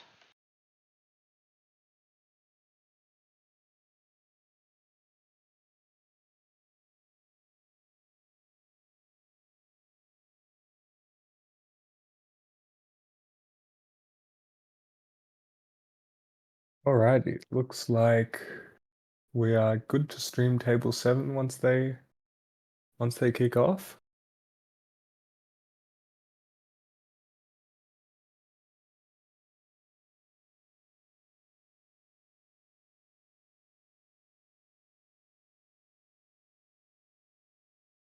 Any moment here, I will hit enter on these timers, and we will begin. Mhm.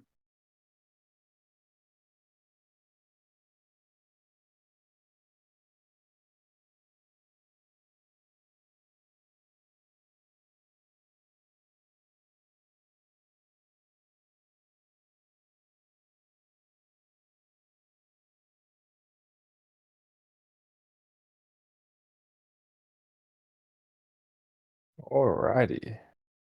Building a better world against ESSA. Very excited to see what the players have done with their decks here. So I imagine one of the big appeals to building a better world is one, Cleaver has left, which has made building a better world's big marquee barrier in blockchain suddenly look a lot blockier. Now that you can't get a 2-for-1 deal on breaking the subs. Yeah, for sure. We did see, I think it was even blockchain in 2 different decks at the last AMT. So for sure, that is a good call for something to be watching out for. Pretty sure it was even Scarius himself who was on blockchain in the last AMT. So I'm sure that he will have that card in his mind. It is a very fun barrier. Hmm. Looking over the list here, definitely looks like a Glacier Wayland. We have 3 blockchains. We have 3 Jinja City grids. And Ooh. 1 spicy Red Planet Couriers. Wow. What do you Red Planet Couriers in? Yeah. I mean, you got tree lines, Pharos. Just build up your thing and use it to score the last 3-pointer, I guess. Yeah. I could see that. Yeah. Yeah. So there's a Biotic. Or are you just Maybe. gonna play the 3-pointer, wait a turn, and then RPC onto it? Yeah, just play it No, cool, I guess. Just no biotic. slow. Yeah, Opting can just instead to spend influence on 3 predictive planograms. That's a transaction. we've seen STS from HQ. Obviously not stealable yet.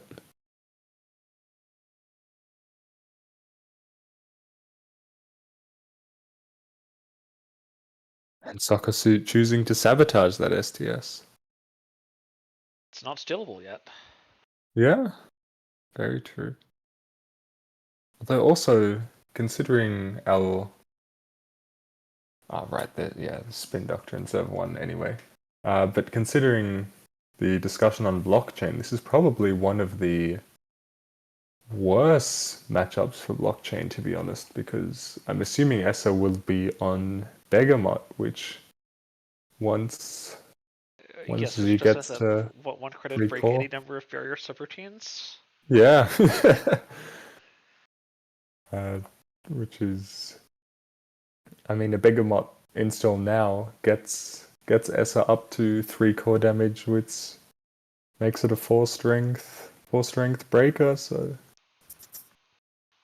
could be But pretty worrying. if you could rig shoot the Begamot, Mm. then all of the transactions you've just gone to the sabotage will make your blockchains truly impressive.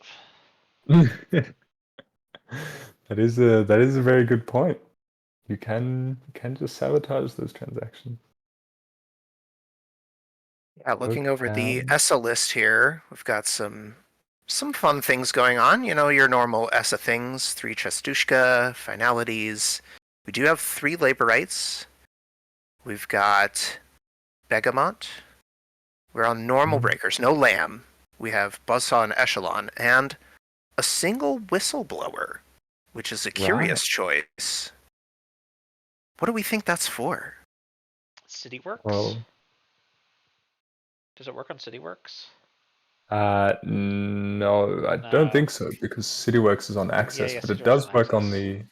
the STS we've seen already, if that is something that Scaris is willing to make a call on. Also interesting, Soccer choosing to keep that Oaktown around to keep building up that money.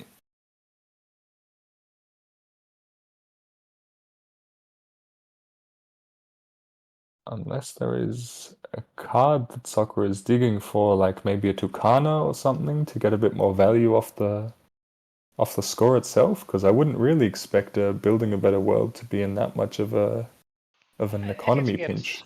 scored this turn, but I think it was not under threat last turn Hmm. at all. Yeah, getting some extra credits, putting it up to 6, and then scoring and jamming. Going jamming. Begamot is out, so those blockchains are looking a whole lot less scary. Less blocky. Yeah. No block, only chain.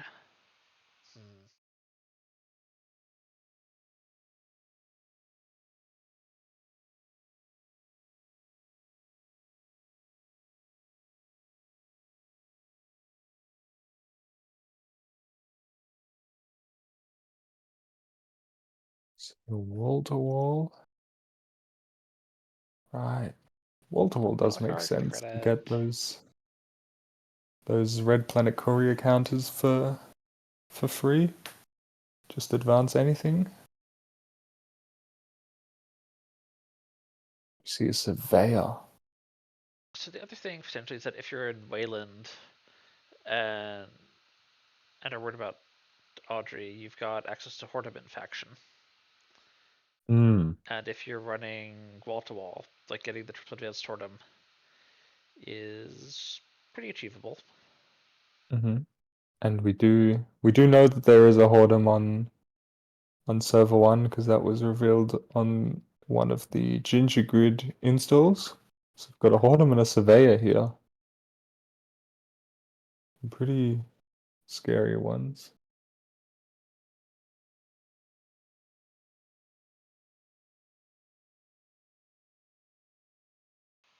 This surveyor's a problem.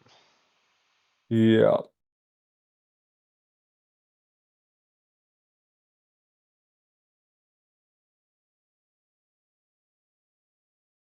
And Scarius might just need to take the safety draw and float 2 tags. Yep, safety draw, float 2 tags. No. Scarius actually contested the tag trace. Okay. Pushed 6 credits into that. So it was an expensive face check for sure.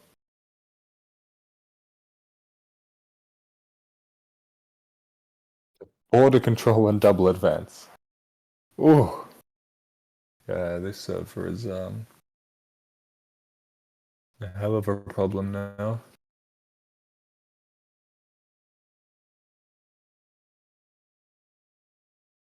Well, the trick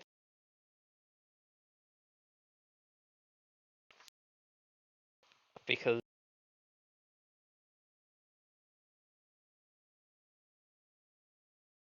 Sorry, what was that, Thrantar? You were cutting out a bit. I said the running to find a way to make the Corp lose on centrals because the Corp does not appear to be losing on the remote at this point. No, This, Jinja doing Jinja things. the Jinja Surveyor. Yeah, I feel like it's 2018 again.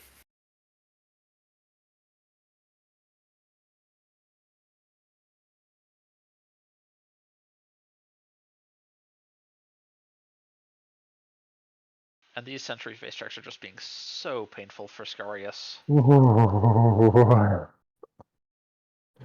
Yeah, very tough. That You get a Scorpion's got a program deadly test. sting. Mm.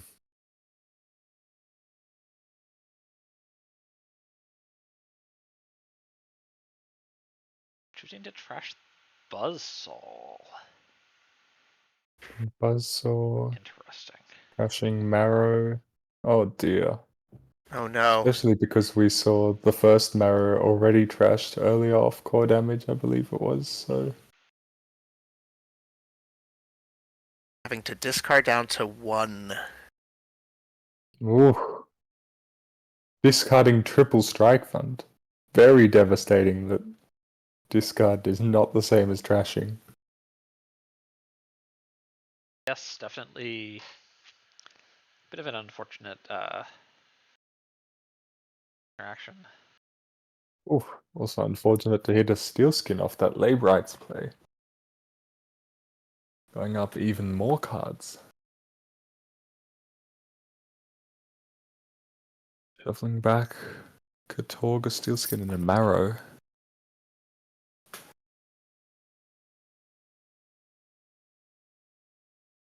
Lots of Very fun rough. pieces falling into the bin here. 2 time bombs and a Chastushka. Oof. Oh no. Ooh. And now the cat is gone as well. Yeah. Okay, there's a Marrow at least.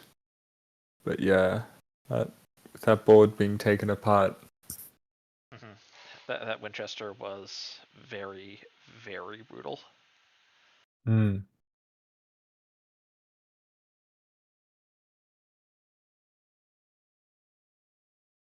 But this is a bunch of trashes just off the top of R&D to sabotage. There are 10 face downs in Yeah, archives, you but could try running archives and just seeing if you win. It's perhaps not the...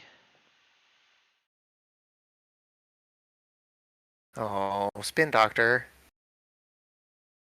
And stacking more ice on the remote. Rude. 10 cards. See what it is? No. An unseen card gets shuffled back. Oof. I don't think most of the ice on Surveyor will ever be res. It's just making the Surveyor very surveying. Yeah.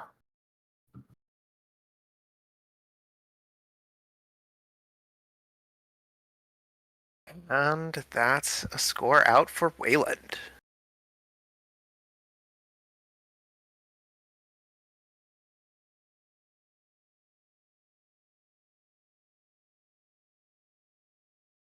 Wow.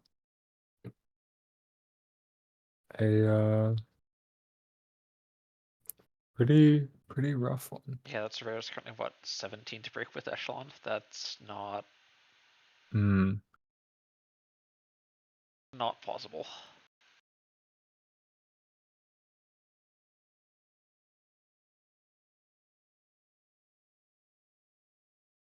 Alright, what are we excited about? I think the Arasana looked pretty interesting. I'm keen to see. Oh no, although we have. I think I've heard about. There was some sort of Arasana on Q-Loop that I think was shown earlier, wasn't that? Although that could have been someone else's. Otherwise, Sable might be nice to watch on table 5.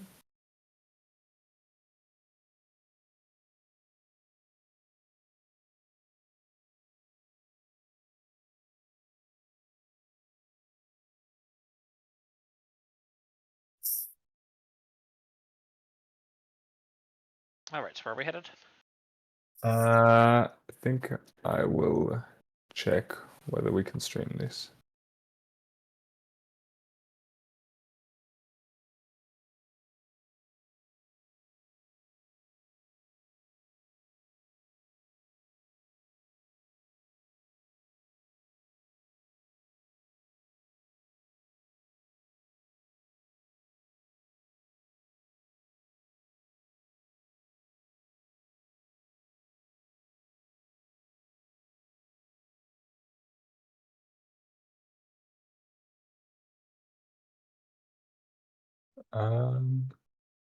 Let me check.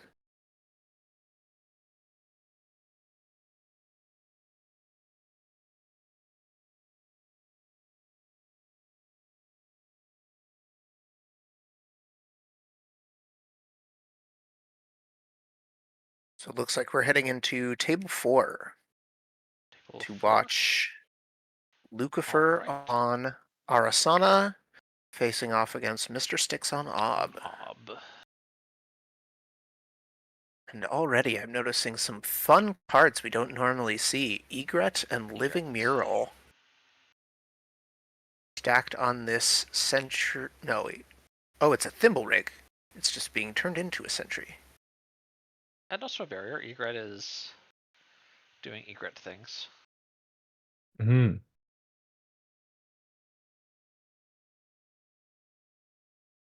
Mural thimble rig is pretty scary though. Could go onto different servers to disrupt.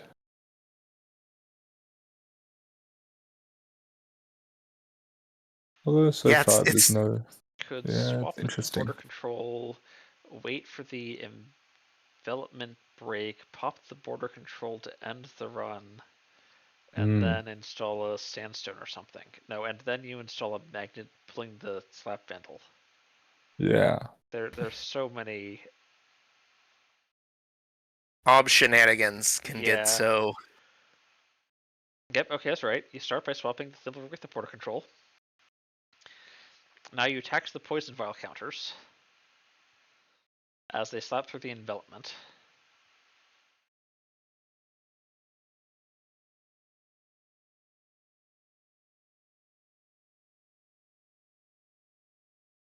I guess if I'm interested itself, you just go and find.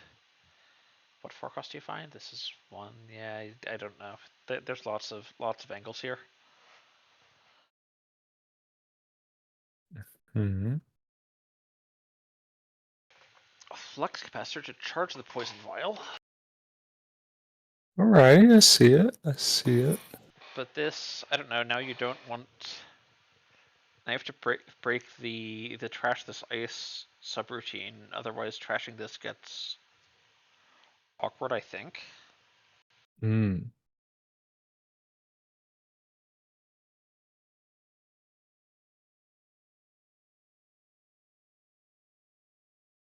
Okay, so it's fully broken. Now we see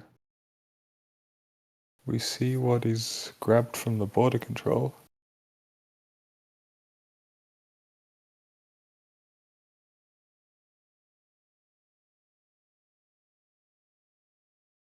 I think I like magnet. There's not an urban art, Yeah. and there's ice to pull, but sandstone is also pretty sturdy. Yeah, maybe just no magnet around or something like that.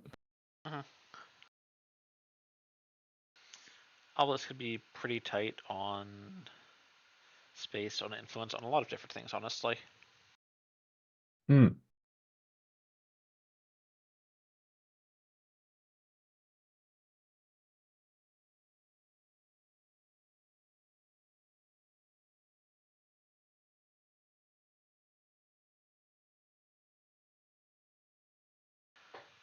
I'm also adding, of course, this Atlas counter.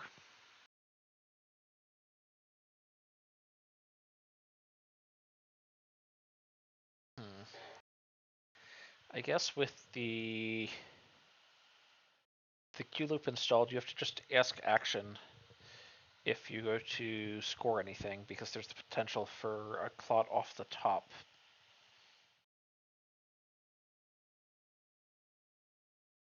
Technically true. That does get tricky.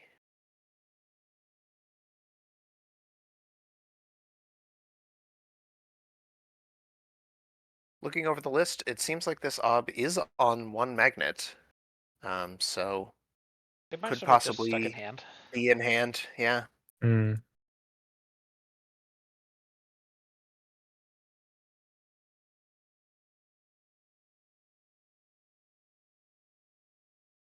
Which locations you can go and tutor from can certainly be a constraining factor sometimes.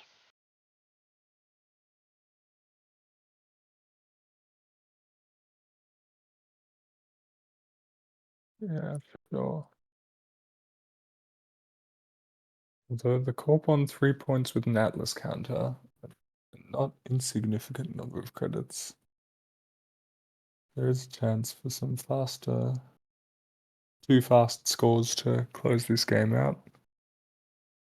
Does seem like this ob wants to be fast. We see a calibration testing in archives. Mm. Usually only a one of, though I have seen lists with two.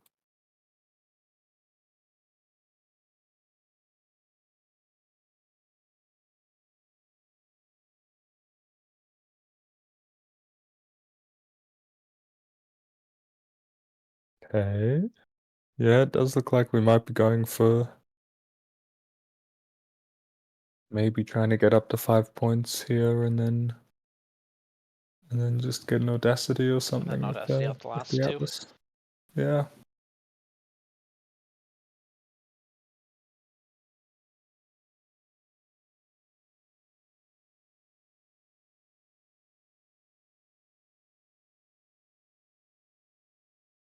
With the conduit on 2 virus counters, could just be that Lucifer wants to focus on R&D and win Although in there's not yet a 2 turns fractor with to both. handle the sandstone. That is the problem.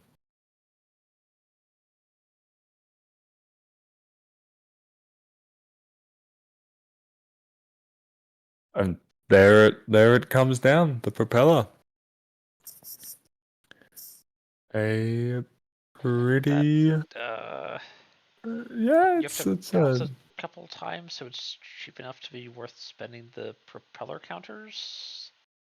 I don't want to spend 3 propeller counters breaking sandstone the first time. you could spend 3 and then charge it with the flux, and it will be on 4 the second time you encounter it. Yeah. So it works out alright.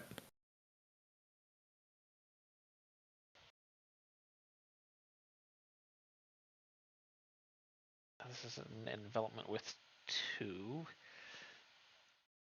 So you break the trash this ice, you poison vial the ETRs, and then you flux the propeller? This is getting Okay. complicated. Although, see I this. suppose when you set up with Arsana, you're expecting your lines to Oh. slowly develop complications. Season Azef. That's good. Stealing. 5 points here in a game point, always a nice threat to be on. 3 conduit counters as well, so now Styx has to make a choice if that is a 3-2 in server 2, whether he wants to score it or shore up R&D.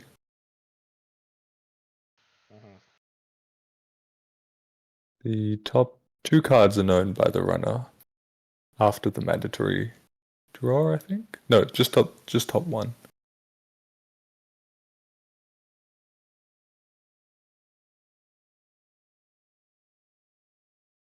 Yeah, we just see a purge.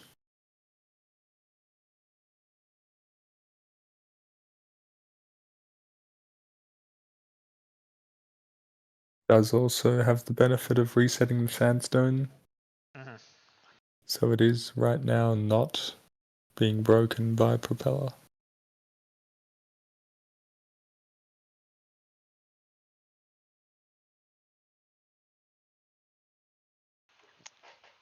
And Lucifer is somewhat broke, and by somewhat I mean quite a bit, honestly. Yeah, and on 0MU, so can't even help fix that with Cuban installs. It does seem like an MU intensive rig here.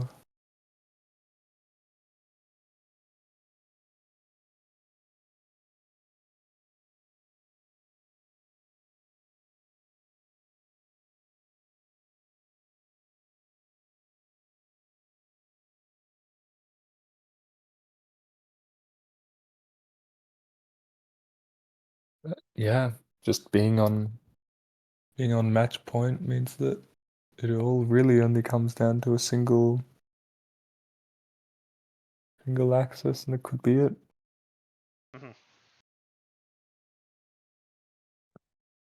That's just the nice things about being on game point is sometimes you just win while doing other stuff. Yeah.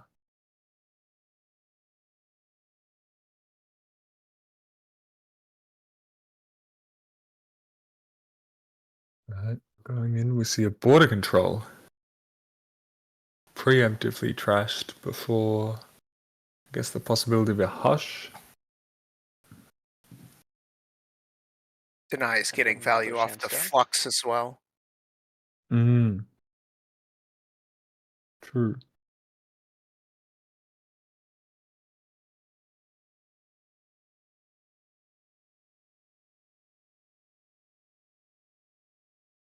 But Mr. Six is himself also sort of broke.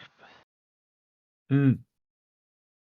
Although scoring out a 2-pointer now, and there we go. Means Ooh. that with an Audacity you can score off only 1 credit. So it does.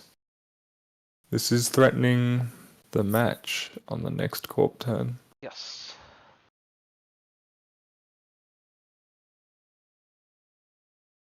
The gallery is closed. This has become incredibly tight. It does mean that HQ is pretty much open for this whole turn. Mm-hmm.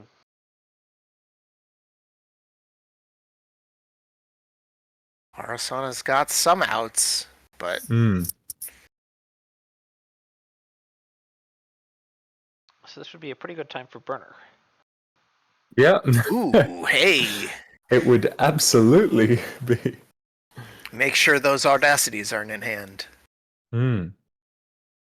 Of course, you could just pull it right back with the Atlas counter.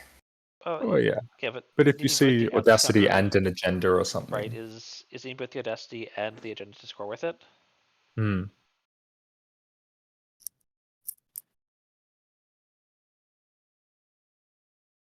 Right. Pass the ice. Oh.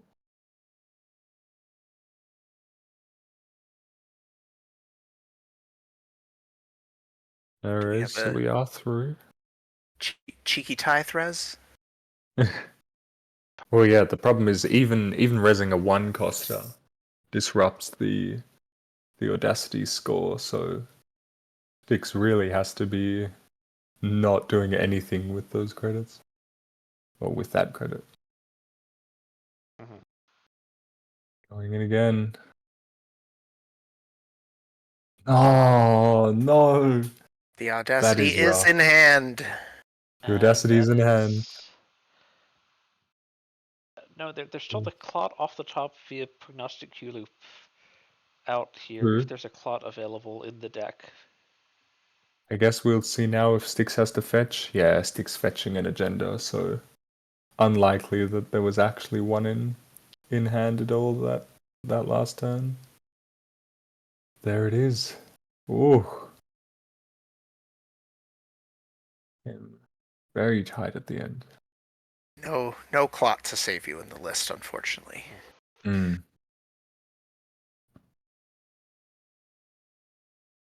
Rough. Let's see, where does that put us? We've still got some games going. Hmm? How are we looking for this round? 12 minutes left on the round. It's 3 corp wins so far and 1 runner win by my count. Yeah, it looks like The that last round was very. that Mercury took another game. Last round was very runner favored. Yeah, for sure. So it looks like it's fair to be turning it back around. So we could go in and see the King versus Limes, or Jot versus Seal go. Have we seen this Asa group yet? We've seen an Asa group. I can't remember if it was this one or not. Probably this one then. Probably. Yeah, only. Well, there are 2 Asas at the table. The other one was very Chris. We've definitely seen Chris. Yes, we definitely seen Chris. Okay, We may not have seen. let's see if we can't look at table 3. Sure. Let me know if I'm good to jump in.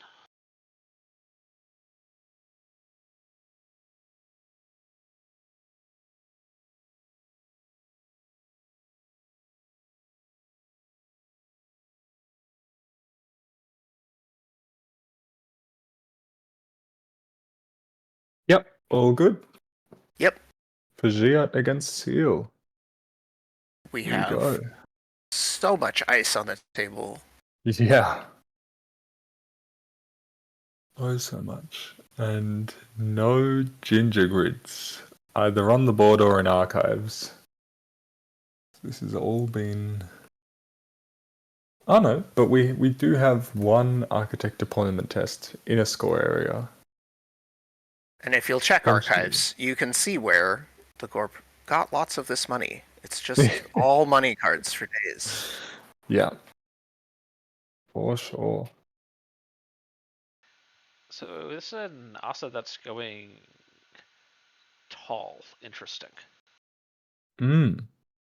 Yeah, not really what I expect with Asa.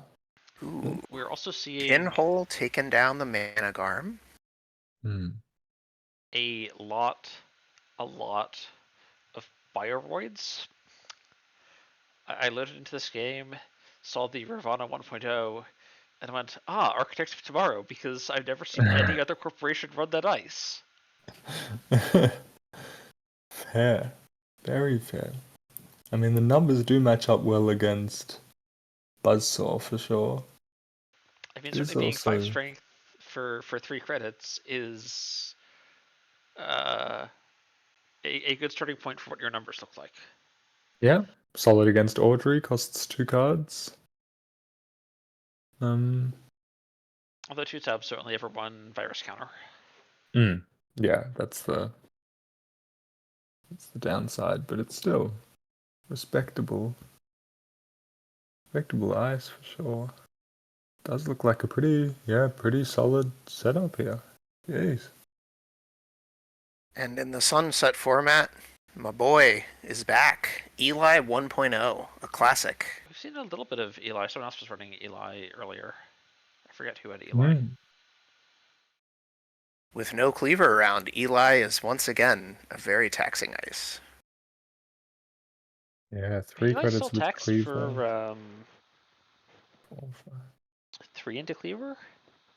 Yeah. 3 into cleaver Corroda makes it 4. Every credit for those break scouts.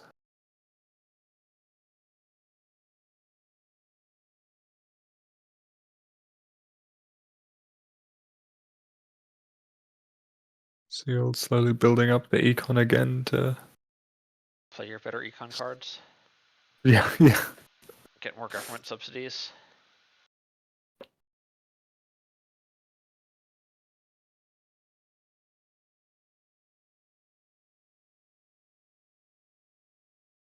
Giat here is basically out of tools already. Yeah. And we're only on threat 2. Does feel very rough. 2 labor rats in the bin, 3 symbol chips in the bin. There's not a virus in archive, so there's the potential to get some Novkari value, get an imp going. But yeah, does look pretty hard to make super impactful accesses.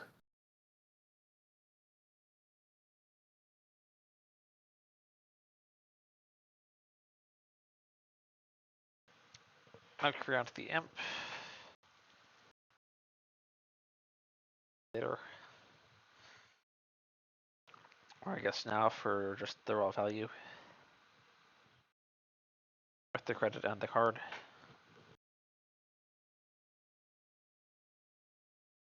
Yeah, I mean, I'd be tempted to just value border control. Just to upset the runner. Just to keep them off of imp tokens. Keep the Yeah. Audrey empty. This lose basically DreamNet. Which was a card so it had to be banned.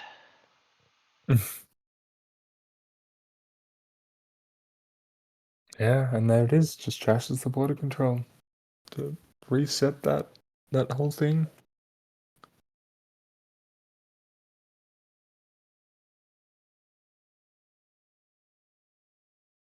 Yeah, this has really been a grinder. It's looking like it's heading for for a draw. I think 5 minutes left in the round.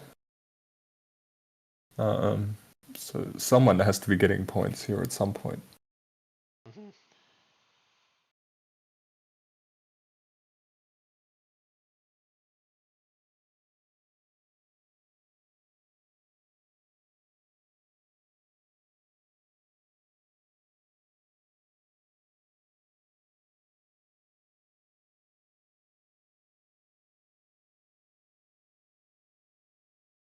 Credit, yeah.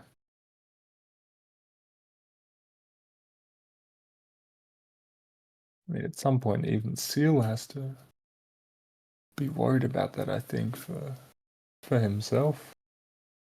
That remote, I mean, it does have a Bran, the border control, and some unknown. Plus an upgrade, but it only takes one run if it comes down to the time, and Jet only has to upset that.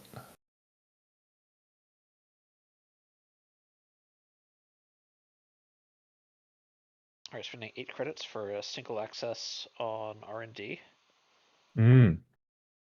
Also, an encounter card and a credit, and the potential for trashing whatever this is. But Yeah.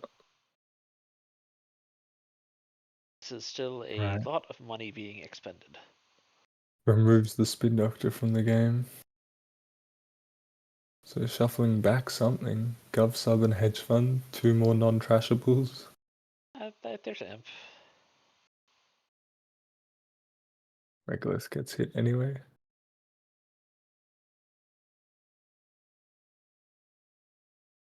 Yeah, I think this really will just come down to whoever sees the agenda next.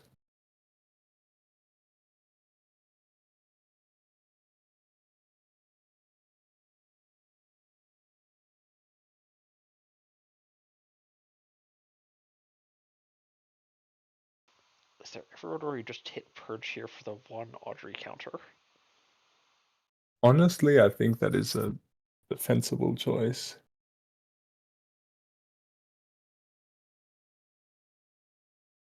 Although, is there any ice in archives? No, there isn't. Oh no, there's a border control. Okay, so you really can't afford to let the first brand sub Yeah, fire. you can't let the first friend subs have fire to install border control.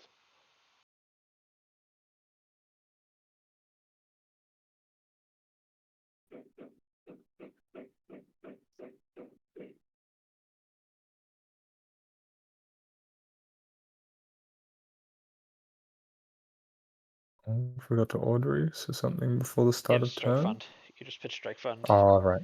Put it in with buffer drive. Looping the strikes makes sense. Get it back with the solidarity badge. Mm-hmm. And then, yeah, of course, trash it again before you do the loot trash for your turn and Yep. get it back another time. Yeah, so I've actually experiencing in playing like the Audrey style lists using Audrey solely as an econ piece with strike fund to just enable the 4 credit drip. Because if you have Anacam and you stack your triggers in the right order, you can trash the card, then bottom it with buffer drive, then draw it with the Anacam.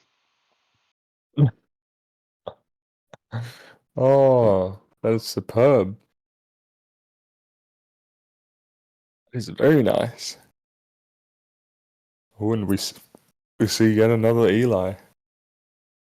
And here's where that 3 versus 4 credit breakpoint becomes a rough one. I mean, also just the 4 strength is a really key break into Audrey.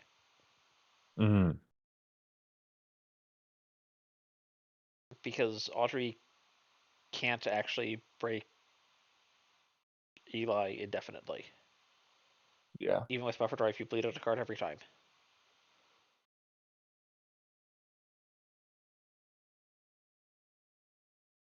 An effective Glacier. We'll see if Seal goes for a score here. I mean, surely with 1 minute left.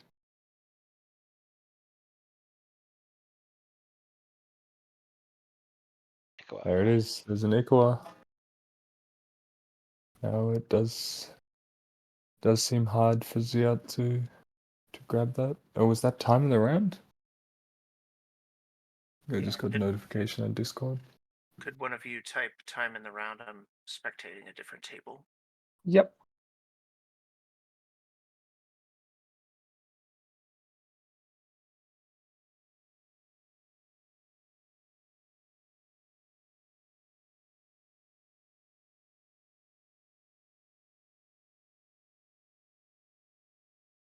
So Ziot needs to find 3 points this turn. Yeah, Somewhere. Ziad has a plan.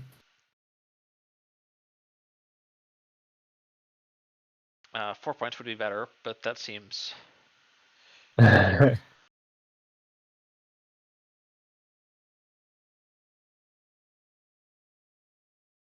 so runner gets a turn, and then the corp does get a turn if there's a, I don't know, maybe a biotic with a Vitruvius or something. I don't know what. Elephant bifurcation.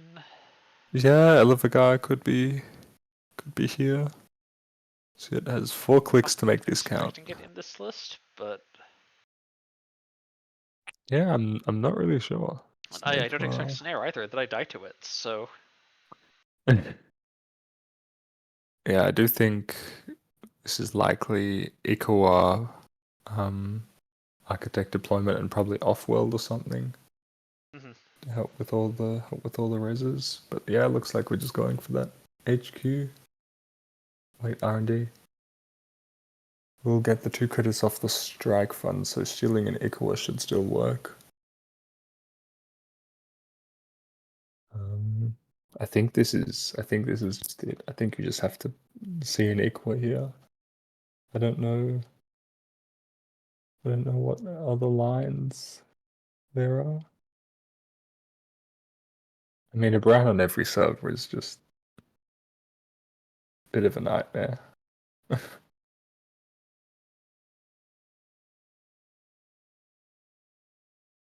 mean, the Ravana when your only decoder is Buzzsaw is also not looking great. Mm-hmm.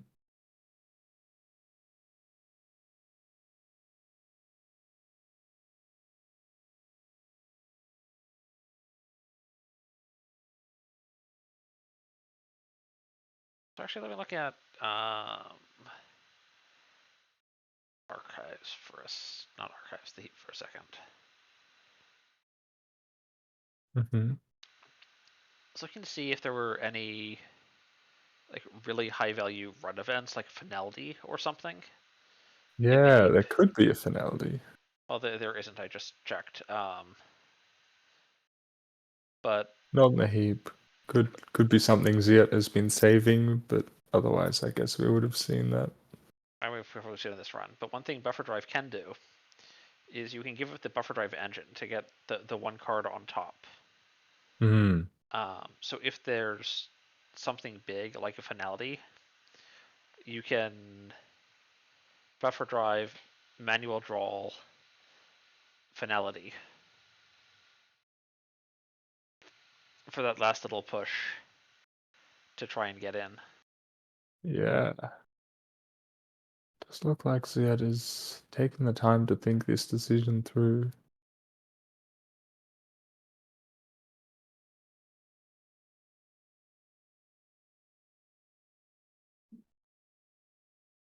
Yeah, I do think that this is. Well, yeah, you have to Audrey this, or you can boost the Audrey by trashing the strike fund and then breaking with the buzzsaw. Because that would put you on 3 credits when you access. So still enough to steal that Ikawa.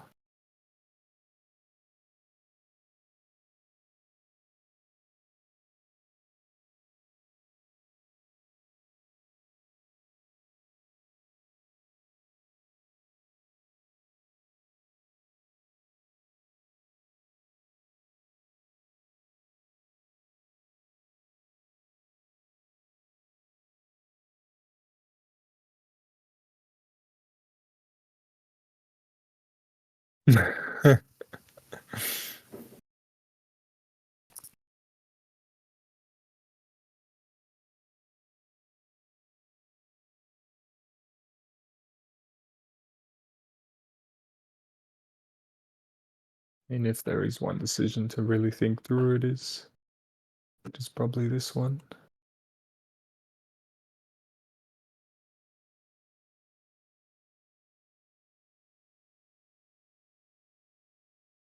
I want to use Buzzsaw. No Strike Fund.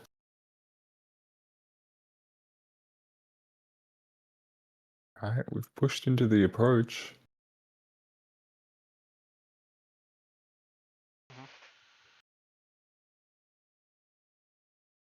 So accessing on 1 credit, I think, right? Yeah.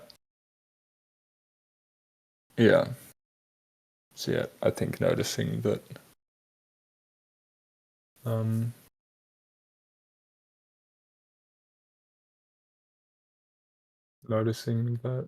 he has to be on 2 to steal the Ikoa.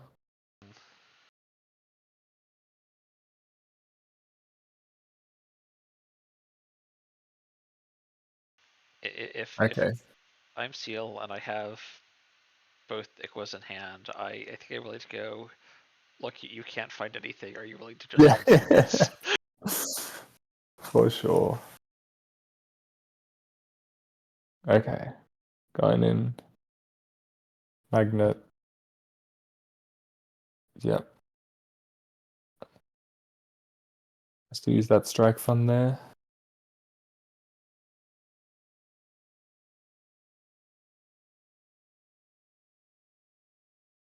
And then yeah, can break with Audrey or Buzzsaw, but I don't think it's hugely important. So I might be missing something.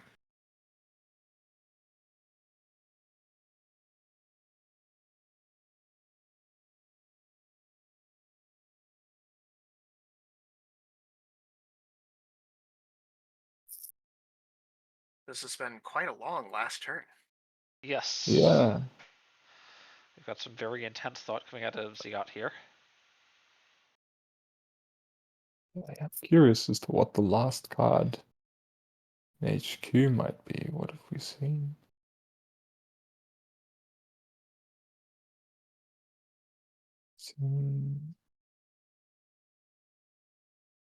Hmm. 2, 3, 5, 6, 7.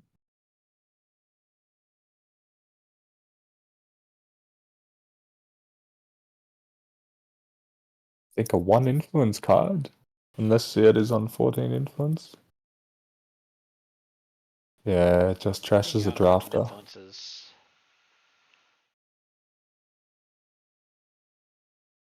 DJ maybe? Yeah, it could Yeah, be. it could be DJ. Just trashes a drafter is rough. Does feel like Ziot can still now trash the Strike Fund again. Go to 6 credits. Can he get anything for useful? Shot is on 2 pinhole, so that must be the last one. right. Yep.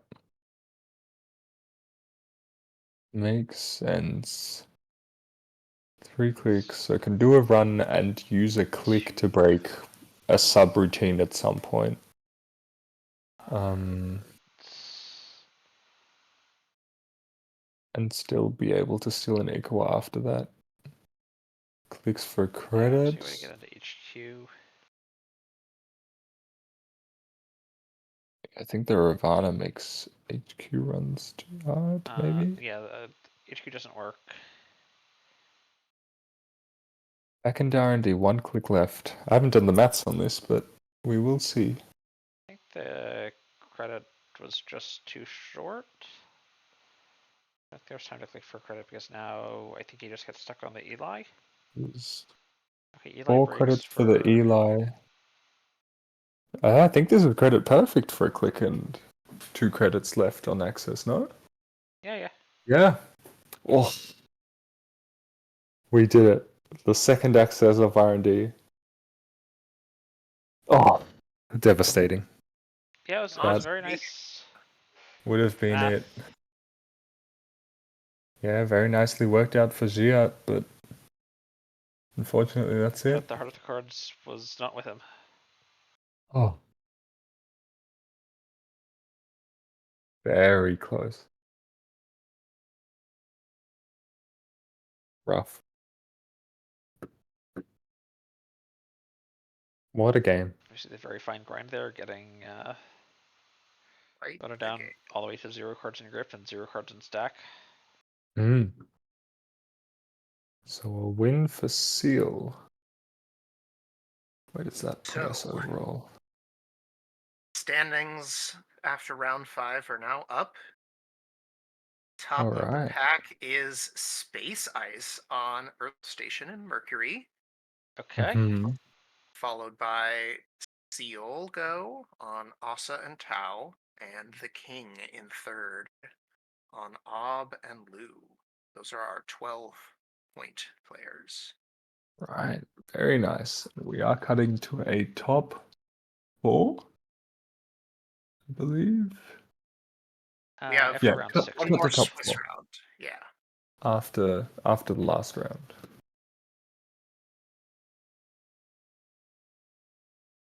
So it does look like 2 12-pointers who get matched up could reasonably ID into the top cut, which even for single-sided is unlikely, but I do think that's how the maths comes out because of how many people are on 9 points. So a 13-pointer should guarantee a top cut. Mhm. But it remains to be seen. And we have the pairings for round 6.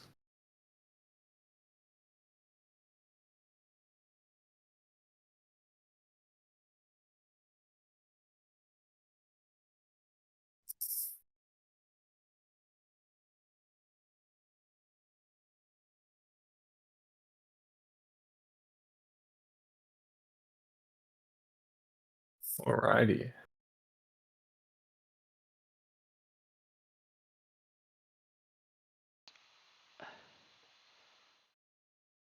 Alright, so I think there are a couple of interesting things that we can try and spectate here. Mm-hmm. So at table 4, I don't think we've seen Stuidi's Atea. I think we saw Lucifers earlier. Yeah. Very good. Um, Very good point. At table 5, we have Sokka playing the only 419 in the tournament. We've not seen this 419 before. Mm. And at table 7, I do not believe we've seen Geometics playing Ag. Ooh. Yeah, a lot of interesting ones.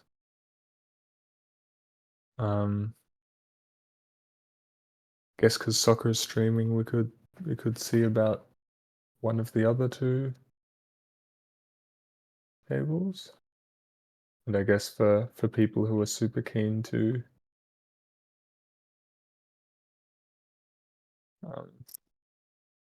go with that, there's that stream.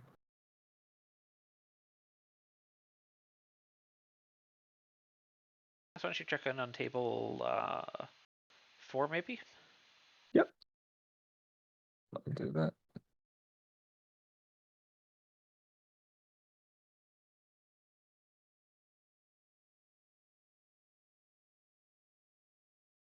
Yeah. All right to stream table 4.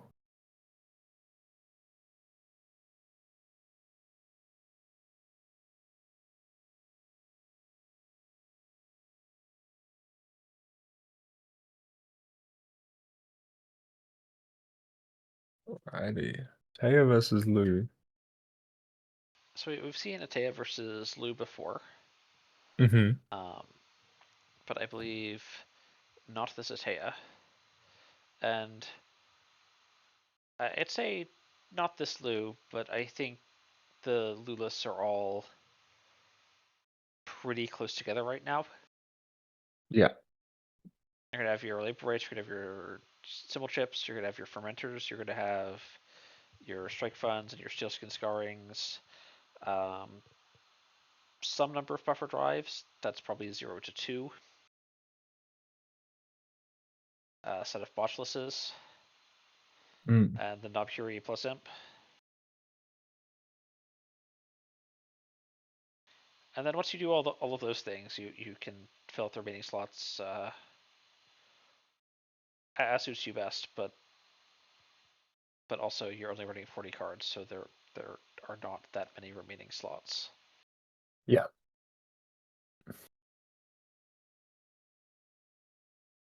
Alrighty, but we start with the Mindscaping, ISON HQ, and a hedge fund. And we're just going for R&D.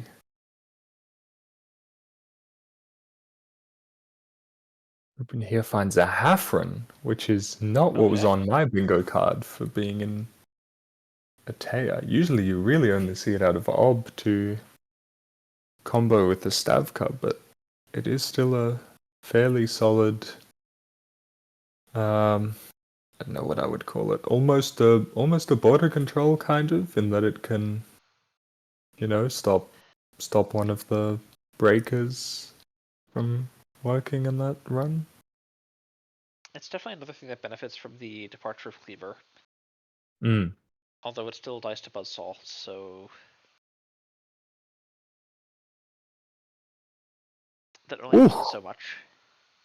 Ruben accesses a hard installed snare in server 2. What a rough one. So this is a bit of a spikier Atea, I think, than the Glaciery one that we've seen earlier. Oh, this tattoo bullet here is mean. Oh, yeah. Yeah. Either you just bounce off of it and accomplish nothing with this click, or if they get the swap and blow up your botch list, that's just such a that Mm. feels bad.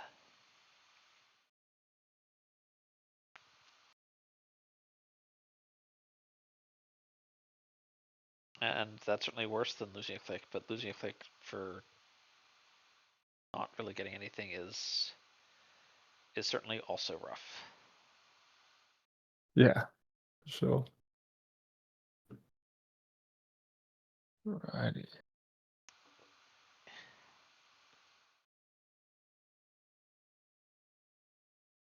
And an Adrian, very nice to work with that Atea.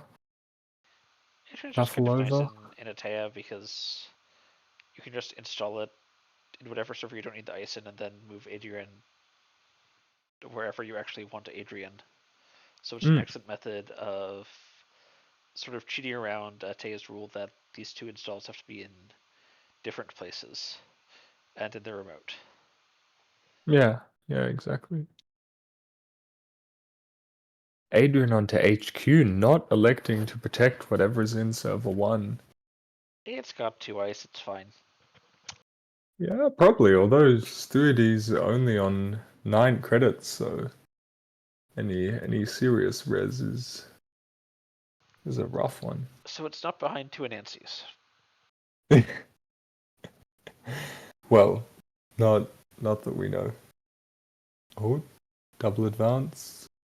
Draw. Now it's definitely not behind Anansi. Unless there is a very bold call being made here about what the runner will or will not respect. So are install. I think as a runner, I'm not sure I'm expecting Urtica, but I'm at least considering the possibility of Urtica. I mean, especially after that install of the snare on turn 1. Exactly. I'd be respecting things like that a lot more. Oh, we see a hippo. It's very nice. Yep. Hippoing away your own botchless is, I think, still a little awkward, but there's a symbol chip to just move it over to wherever you want it. Yeah.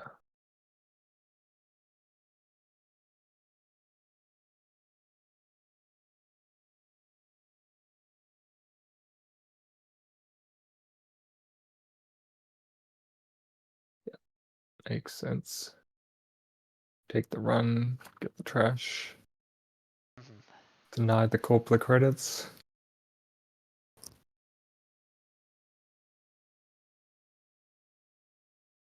Well, I guess you're forcing the corp to spend a credit if they don't.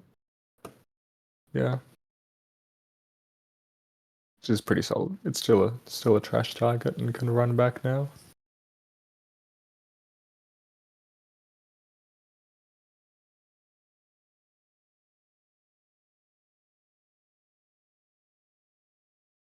All right. So are these advancements going to turn into an agenda? Are they going to sit here? I don't know what these advancement tokens are going to do. Yeah. Bacterial. Going to 3 with the bacterial. Interesting. Well, we'll definitely be able to plan the next few turns.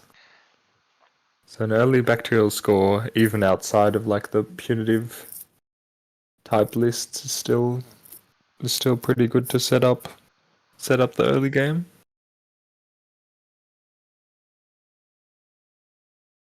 So Lou really needs Knob Curie right now. Yeah. But Lou also needs money, like real physical credits that pay for things. Yeah. Really ideally, I think Lou would like to see a price or something like that. 5 in R&D, 1 discard. And 1 into HQ. The 1 discard is very interesting. And discards 1 from HQ. I think It Lou could accesses just longevity. run HQ R&D archives and then deep dive. Feels replanting.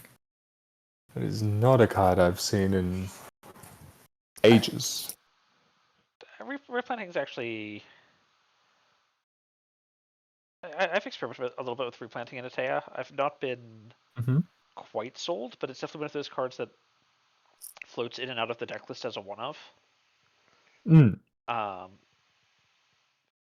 The double install, then with the Atea install, it gives you so much flexibility in sort of how stuff gets positioned and where.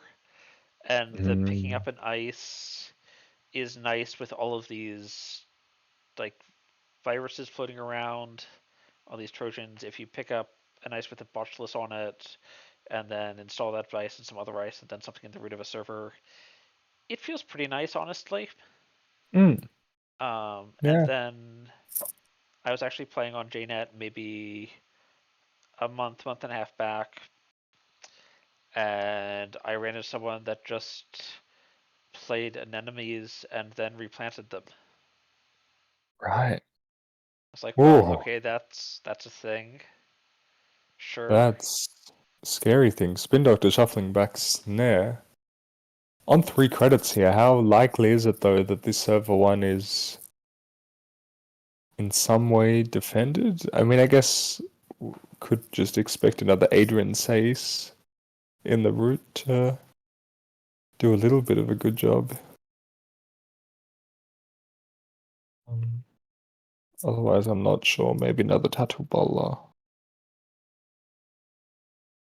Yeah, Tattoo Ball on the outside here would be excellent.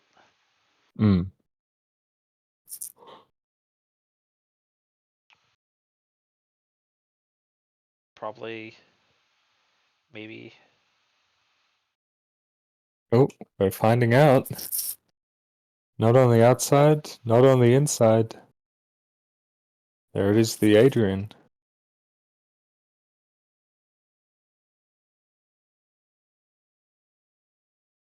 To access that, can just run back here now, last click. But yeah, Ruben electing stay a bit safer.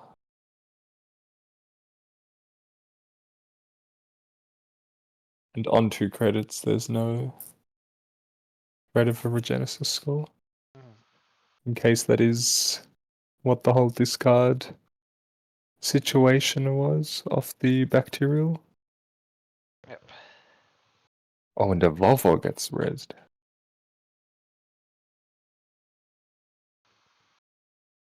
Has the fifth of rest. Oh, to move it. Okay, sure.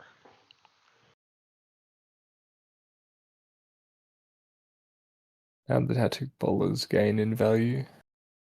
But yeah, I mean, got to expect Ruben is just digging for an Obkuri to start absolutely running wild on the centrals.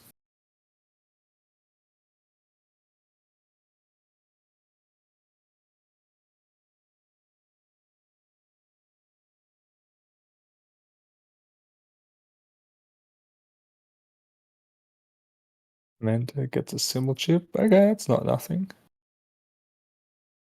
If gets an imp, now there's some more pressure again.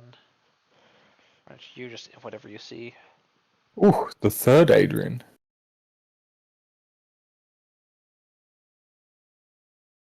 There it is.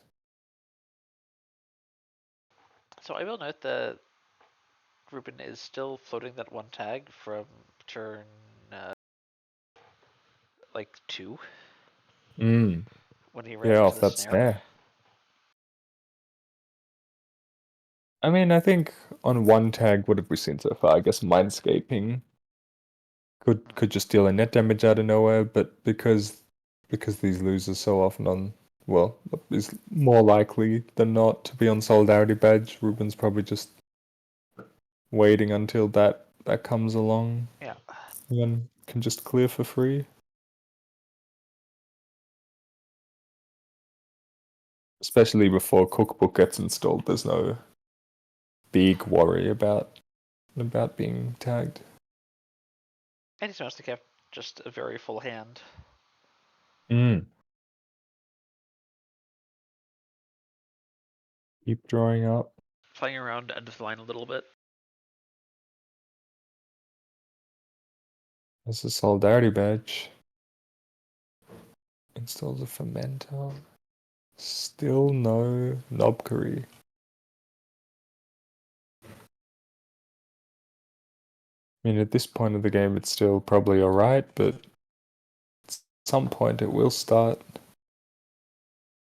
costing not getting this early advantage. Especially with that server 1 being built up as heavily as it is. Whoa.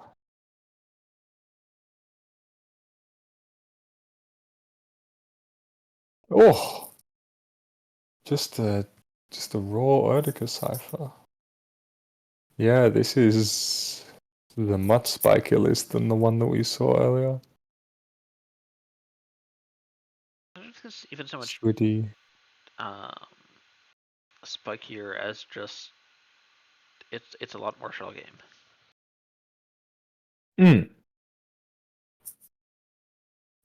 It's hard to do things safely because you might just take a bunch of damage doing them.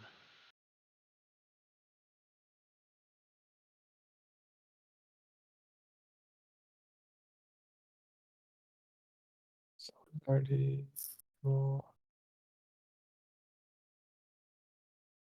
It's still a trash target, so it does help power the engine. And there's the Knobkery. There's the Knobkery. Nothing in HQ, unfortunately.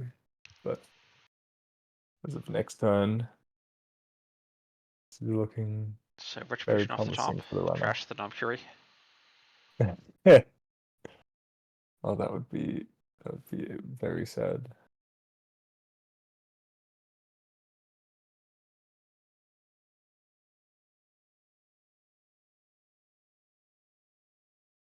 Draw, advance a card. Now we are advancing.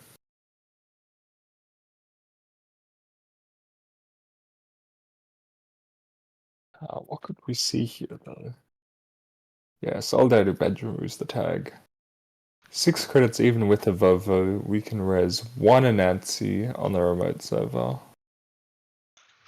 Sure, Maybe... but so many Tattoo Bolas. Right, like yeah, it's a Tattoo Bolas. swap the Tattoo Bola, then you're at 10 credits, and then... Yeah, although I do think that Tattoo Bola would have to be one of the 2 outermost ones, because Yes. if there was one in the innermost, then it would have been resed a few turns ago.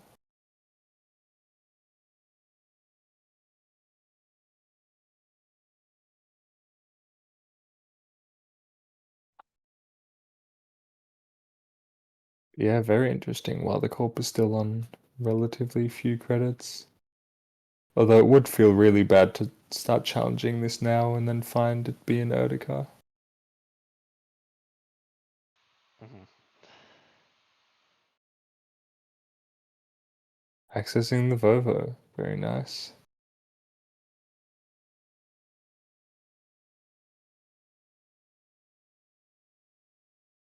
So we might see a challenge here. Yeah, there it comes. No res on the outermost. Not there either. And a Surveyor. Ooh. At 8 strength, so that's 3 cards for Audrey. 3 cards. Still 1 virus counter, Still which one virus is... counter. Although, with the way the Audrey's loaded right now, I think you'd rather spend more. I mean, spending more virus counters isn't going to do anything. It's just the 3 cards. Yeah, I meant you'd rather Audrey was like balanced in a different way, that Oh, sure, sure. having access to more virus counters is more beneficial here. You want like Yusuf or something. Mm.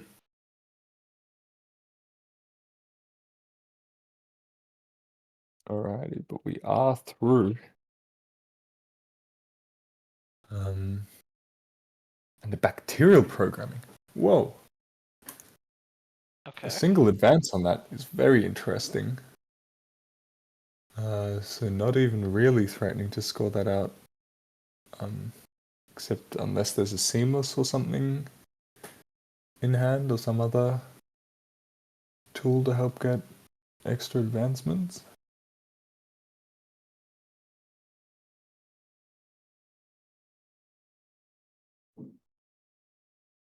And even ending at 3 cards, so safe from the punitive that may or may not be in this list.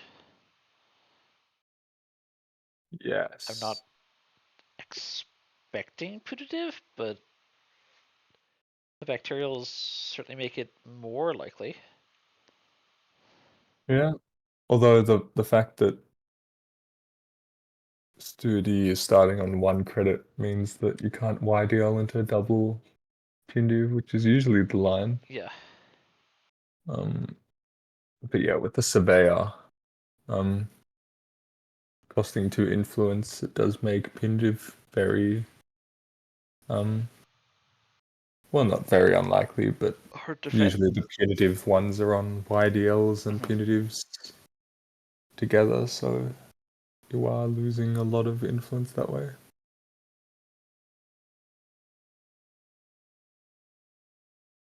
Wow, this is a big commitment to the protection of server 1 with a 5th piece of ice going on.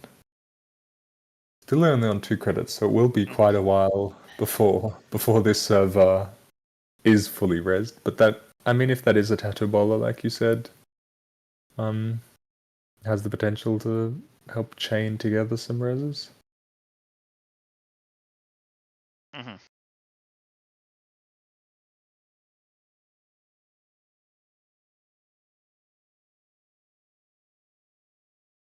Yeah, with the knob career, it does feel a little bit like the runner has an open hand in running centrals and trashing. Oh, there's a tattoo bowler though. But yeah, Ruben just letting that fire. Costing the corp those credits.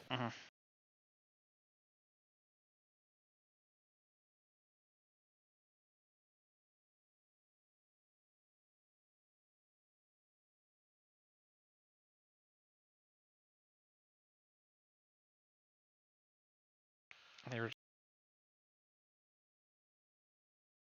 a runner here. Does feel like it's starting to become a very dominant position.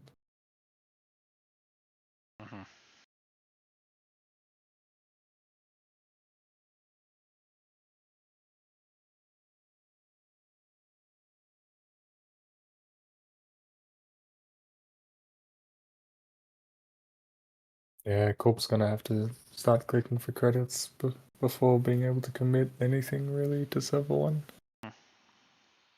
Although now that the Surveyor is at 10 strength, we've crossed the Audrey threshold. So now we're at 4 cards to break. Ooh. Sure. So one thing I do think Atea in general should consider, especially if they're importing the Surveyor, really these giant glaciers, is Thimblerig. Mm. It's one, it means that your surveyor can actually get to the server that it's supposed to survey, and two, like, often as is the case here, let's say you can end up with a pile of ice somewhere that it can't afford to res. Oh, Well, find the last there material it that's is. game, yeah.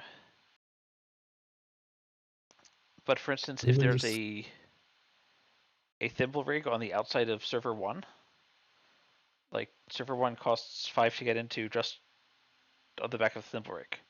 They break thimble rig, you swap it one space in. They break thimble rig, you swap it one space in, and then they just break that one thimble rig 5 times. Yeah. Oh dear God, what a remote server. Yeah. But yeah, that was quite a ways from being fully rezzed, I think. Mm-hmm. Pretty wild though. Pretty wild. Alrighty, where are we at? What's going on anywhere else?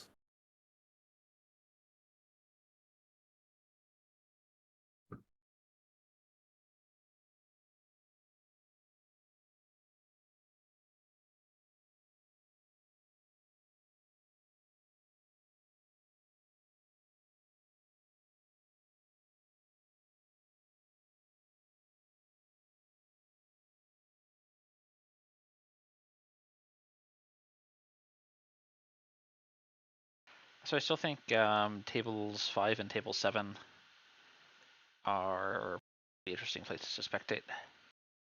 Mm-hmm. I will check table 5. Table 5. Table 5, Right. Yeah. yes.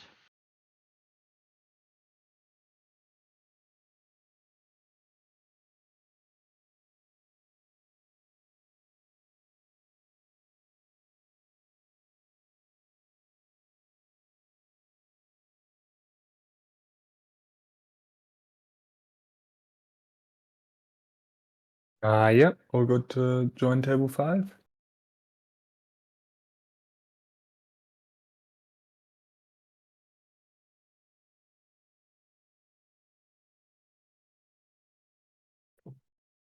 Right, we are looking at soccer on a 419 with Panweave as well. Super Okay. interesting. Against an asset-based ob build from Gabron on Reaper functions. There's an Overseer Matrix in archives, 2 former carries in archives. And Soccer's gotten a slash and burn agriculture as well, so a very, very interesting build of this asset ob style. So with this Panweave, Hmm. I wonder if we're going to see sort of the full Cybernetics package with Tremolo and Zenit chip and Wake implant. Yeah, I mean that's what I'd assume to offset the loss of To offset the loss of Cleaver. Cleaver is Yeah. why pay 1 credit to break 2 subs when you could pay 0 credits to break 2 subs? Exactly. Well, at the moment it would be 2 credits for 2 subs. Yes, at the moment it would be 2 credits for 2 subs, but yeah, that has potential to be built up as the game goes on for sure.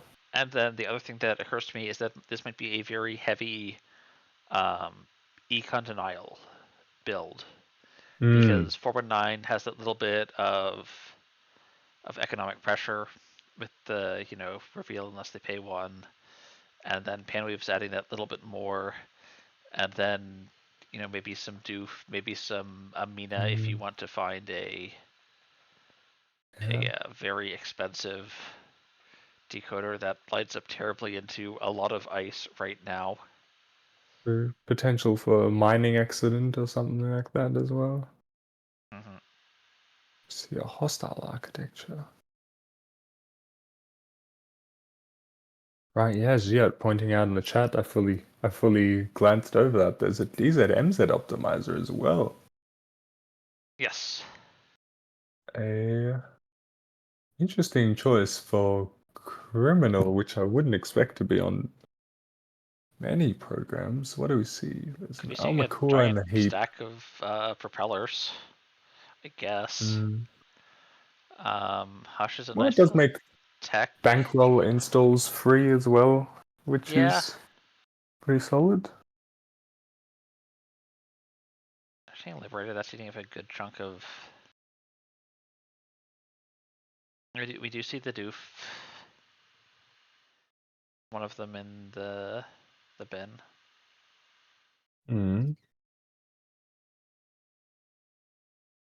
Unfortunately, Sucker can't quite get past. Oh no, here we go. We got the Unity. Never mind me. So it could get into server 5 now, but yeah, with that Overseer Matrix, it is a bit of a rough one. So I'm keeping sort of the curious how corp. this Afshar ended up on server 5 and this Magnet ended up on HQ. It might just be what was available when a hole had to be plugged, but Yeah. Could be, what do we see? We see Extract, Urban Renewal, and End of the Line from HQ. so knowing about the end of the line is certainly good to know. Yes. Yeah, it does make that Overseer Matrix scarier. Now being on 4 credits can fully oversee a matrix to give all of the tags. Unless Sucker breaks up his runs on server 5, but that would also be pretty expensive.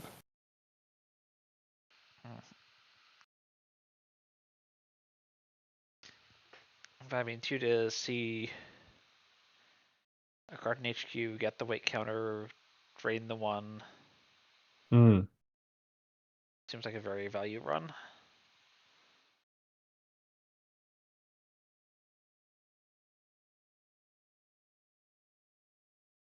Zachary should just be looking to win here, yes. Yeah, just take a single. No multi. No worries.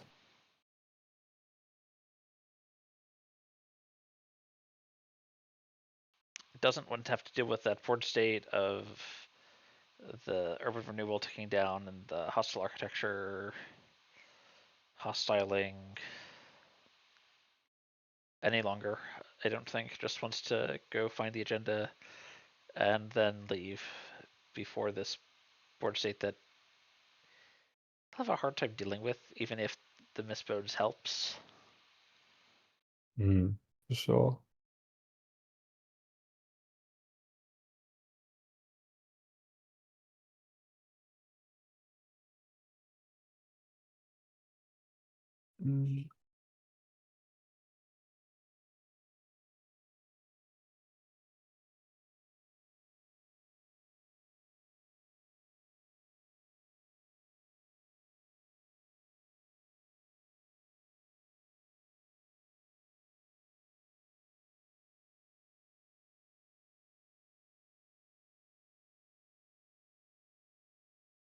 Well, we only have 2 games running, and Table 2 had requested not to be streamed earlier, so I think we'll want to probably still not I do think that. the same for Table 7 as well. I'm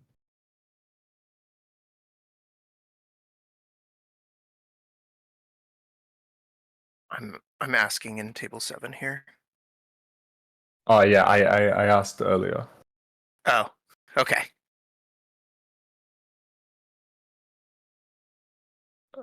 Where are we at this time? 12 minutes left in the round. Oh, no, never mind. 10 minutes.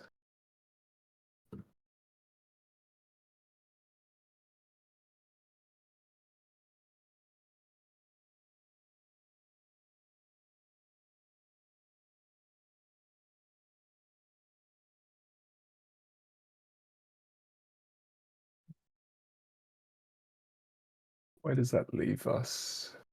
Already in round 6, we've seen the king and seal go ID ID on looks table like. 1. Yep, so they both go up to 13 points, which guarantees spots in the top cut. So then there's 2 spaces left the people playing for. And right now we're seeing a runner bias in this round, although there are still 2 games outstanding. Mm, But currently it's 1 corp win and 3 runner wins. And then there's also the corp buy, but I'm continuing to not count that as a corp win because they didn't win against anything. right, yeah. So soccer, after the win that we saw, goes up to 12 points as well. Which, even if Space Ice loses, will come down to a strength of schedule thing. Yeah, strength of schedule is going to be pretty impactful here. Yeah, I don't think there's any other confirmed, unless Space Ice wins. No, wait. Space Ice. I was doing We've some just peeking gotten to. around. It looks like Sauce has one on that table, actually. Yeah. So, Source goes to 12. Space Ice on 12. Soccer on 12. Yeah, there's no other people who are guaranteed to make the cut. They should have the best strength of Just a schedule. lot Though. of, yeah, just a lot of bubbling.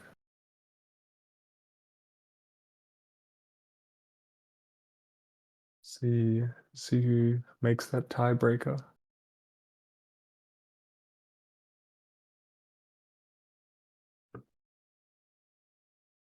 So this is going to be a pretty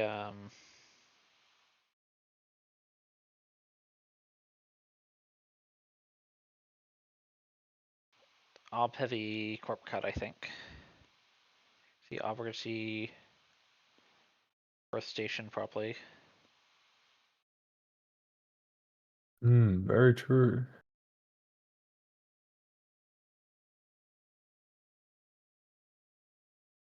A lot of the people in contention.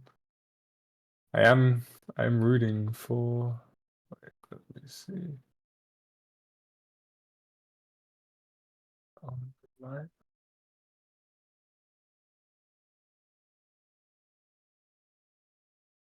Very unfortunate.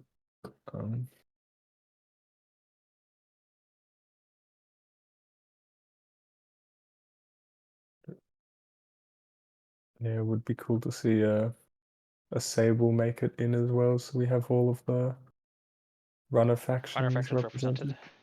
Well, Sable or 419, I guess they're both in contention for a cut spot. Yes, unfortunately, I don't think that's going to be equally true on Corp. Yeah, Corp is going to be hard. We've got a Wayland and a Haas confirmed.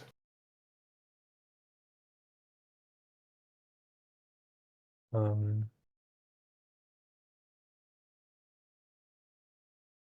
Jinteki might make it. It'll be interesting for sure. 6 minutes left in the round.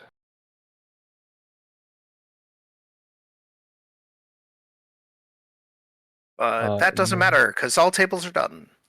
Oh, So we can view the standings now. superb. Round 6 standings. We have our top 4. And we did have all runner factions make it in. It was not Sable, though. It's Mercury. It's Mercury for space ice. 2 All three and are Earth in. Station.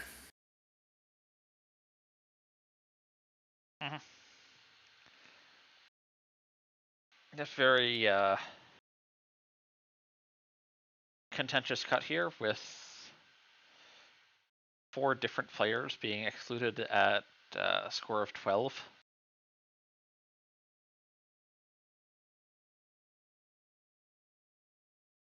It was a pretty hard cut.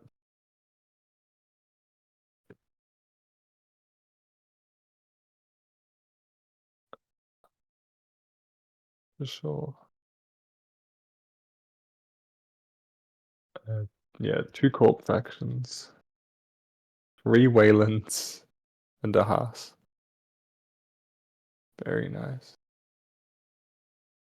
And actually, we go for Obelisk second. Mm-hmm. This is the King and Zeot, right? Yes. Yes.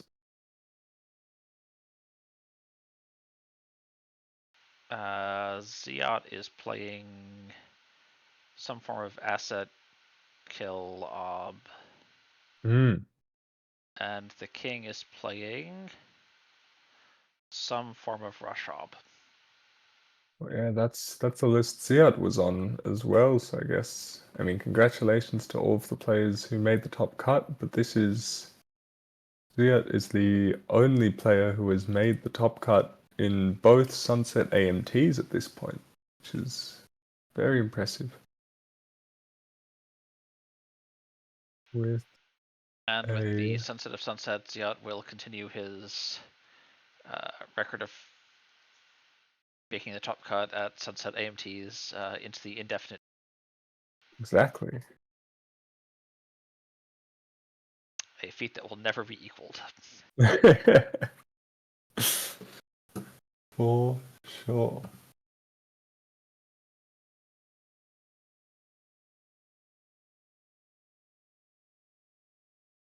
That is very nice. And I guess we will. Already had our lunch break, so I assume we'll be heading straight into the cut unless any of the players would like a break, which I think is reasonable to.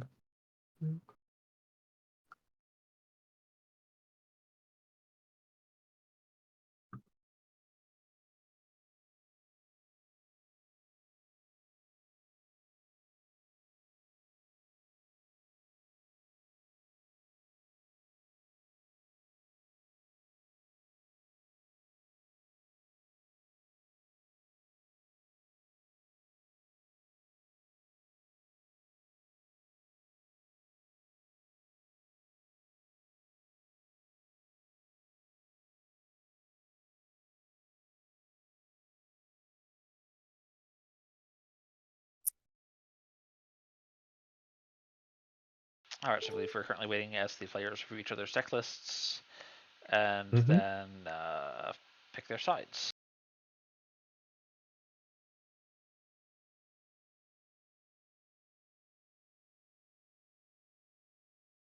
Alrighty, we're at a 10 out of 19, so I guess also worth noting that the top 16 each get a Sunset City grid.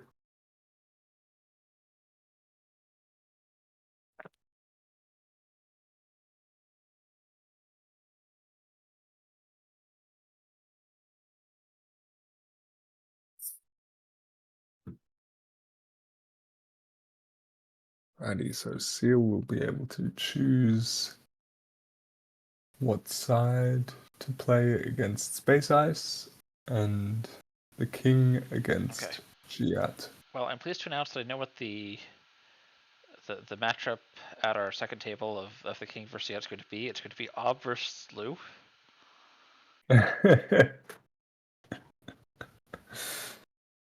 Unless they really throw us a curveball and play Ob versus Ob or Lou versus Lou, and I'm honestly not quite sure how those work.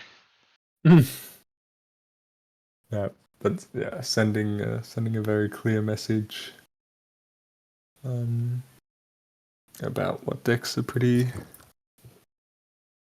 favored. And of course, at table 1, we'll either be seeing Asa Group Security through Vigilance versus Mercury, or we'll be seeing Earth Station versus Tau. Yes, a a huge shift from the all blue meta.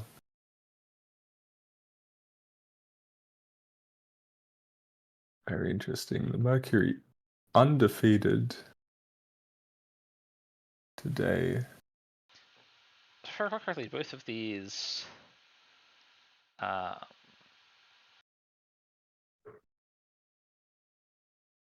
runner lists are really pretty wild. The Mercury's the Spark Mercury with Fems, rebuys for the Fems, and as many bypass cards as exist.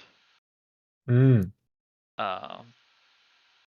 It's got Estabrados, it's got Inside Jobs, it's got Capybaras to keep the ice derest slightly longer, hopefully. It's got a full playset of Femme Fatale with Spark of Inspiration to go install it for free because 9-cost programs are expensive. If I recall correctly, this Tau was the very heavy install with Q-Loop, DZMZs, and the Aesop's engine. Right, yeah. Which was completely wild to see in action. And I think it is extra exciting to see the Mercury do so well despite it feeling like, or like seeming at least like Mercury hasn't been able to get much going, especially in standard. Although with who knows, with the release of Rebellion without rehearsal, we are probably likely to see more support cards anyway to really fill out the Mercury suite if that's what happens, which is very exciting.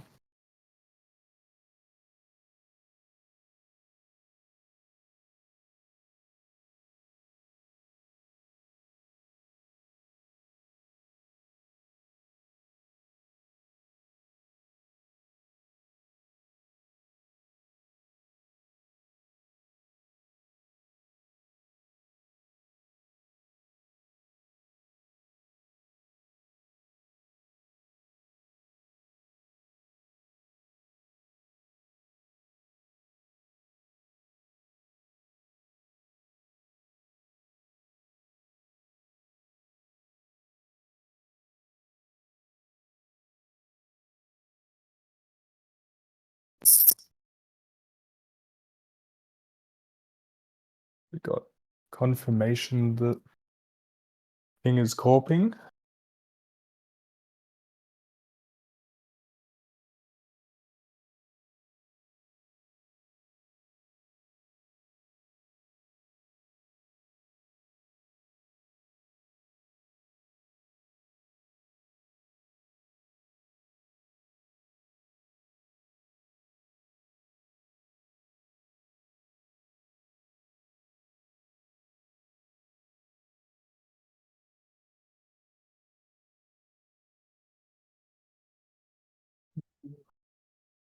So we will see the rush of version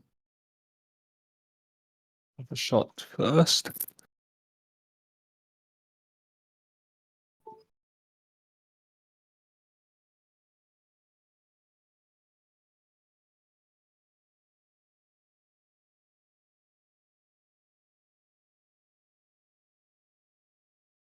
And Seal will cop as well.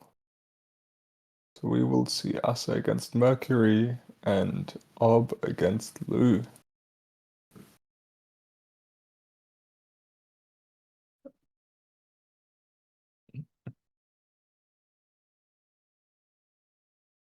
Alright, I don't actually Don't actually know what we would prefer to see first.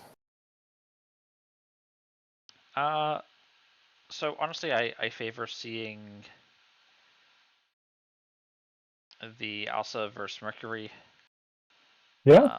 I think Ob and Lu are neat decks, but they're neat decks that you can see a lot of in lots of places. Very true, and we certainly have today.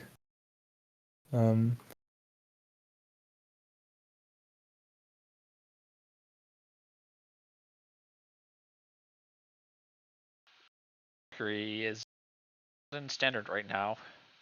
Mm. And also certainly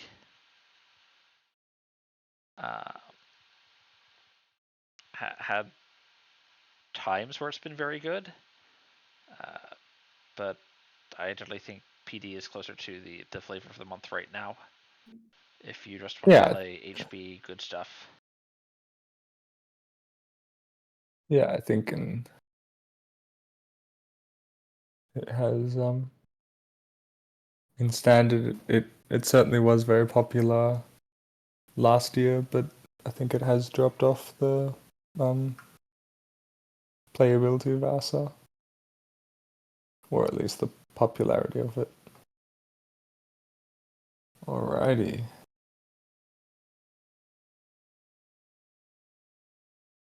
And the round has started.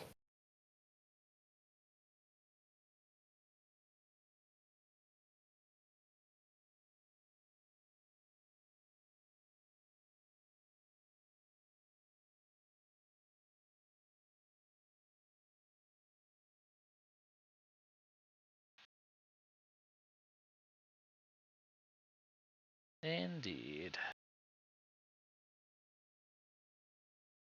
So tell me about this matchup. Are there any particularly key cards in it that we should be keeping an eye out for? Ooh. I mean, we've seen a bit of each of them. There is just, I think the fact that we saw so much ice when we first saw the Asa, and we're assuming off the rejigs and the femme fatales, that Oh right, it was this also group list. the only breaker is on the only breaker Mercury is on is femme fatale, especially with the spark of inspirations. So I think Carpe Diem may be the only way. So...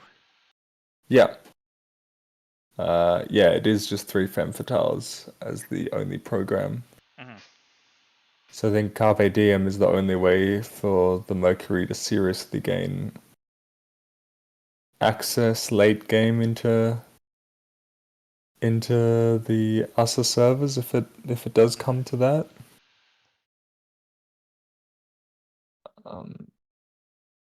So I think early game it will be super key. What about the Asa list of Seal? What do we have here? No, it just looks pretty regular. There is, oh my god, I almost don't really want to say it because it will ruin the surprise, but there is one exciting card in there.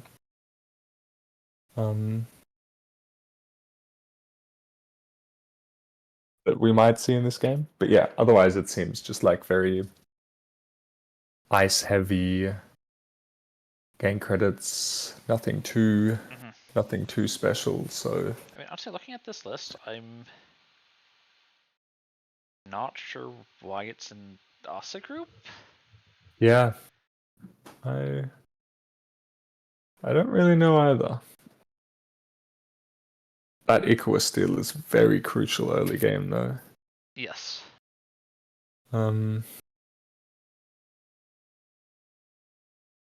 Space Ice has gone completely broke stealing it, so yeah, there's possibly a chance we'll to make the rest of the game harder. put some ice down on R&D, put some ice down on HQ. So it does seem like Seal is Struggling with finding ice?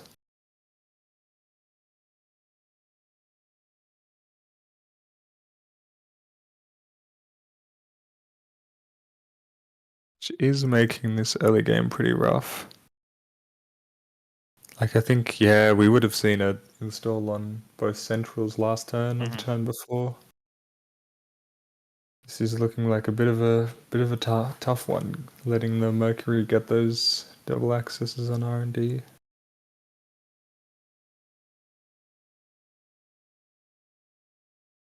So one thing Mercury Luminol. is very good at is just kind of accidentally winning. Yeah, well, yeah, we are one agenda access away from just winning.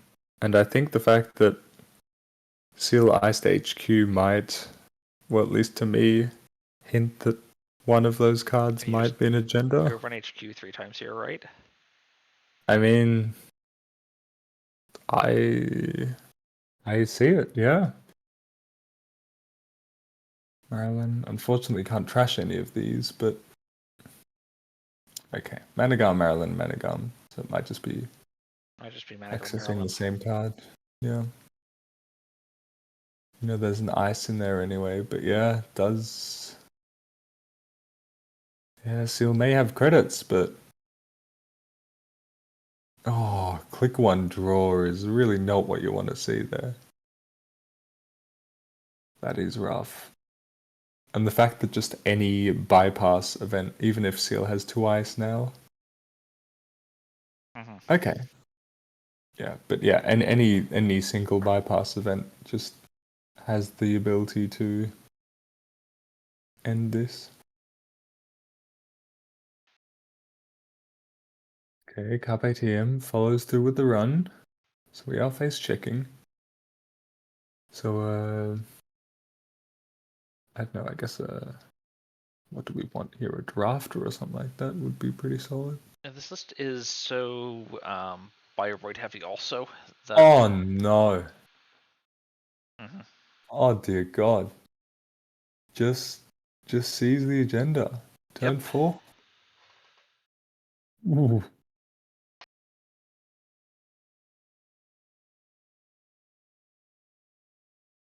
Well, fans, that was I mean hell that's of one a of the things game. that Mercury can really do is if the corp like has an awkward draw,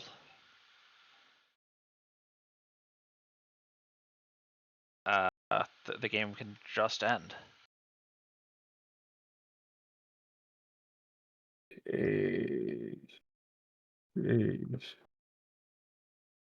Well, looks like we are gonna be able to see a lot of this second game as well. Mhm.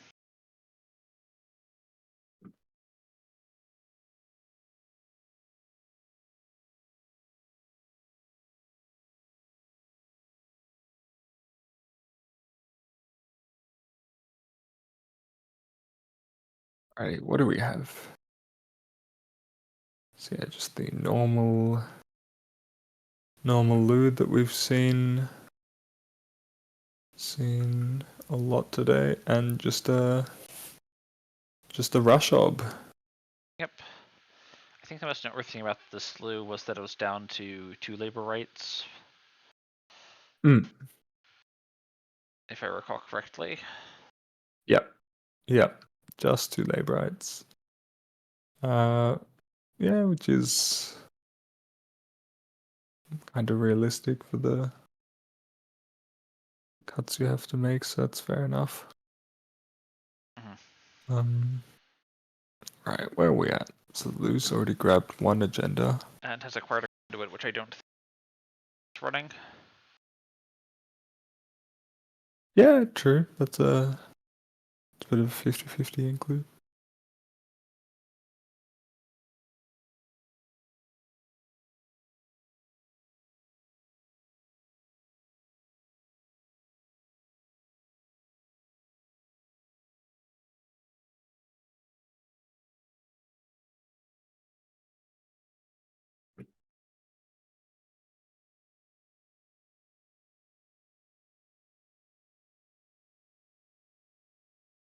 Oh wait, I don't think Ziatzlu is actually on Conduit. I'm looking at the wrong lists. 1 second. Uh, the Kings is on Conduit for sure. Giat. Second. Ziat is on Revolver, Trank, Simulchip, and Pinholes as the influence spends. Right. To get the revolver and the tranquilizer.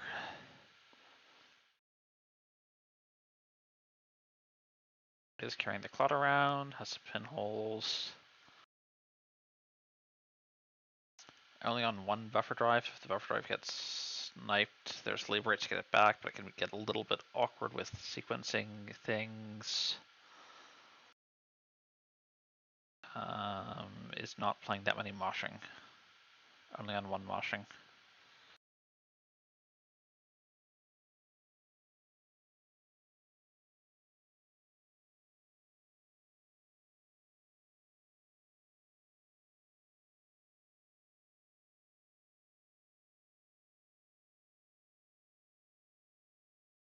Access is in Oaktown. Ooh, this is a tough choice on whether to lure or not. Especially because the card in server 1 could be a Spin Doctor, which would be Yeah, it's not click. I think you just trash it. rough. Yeah.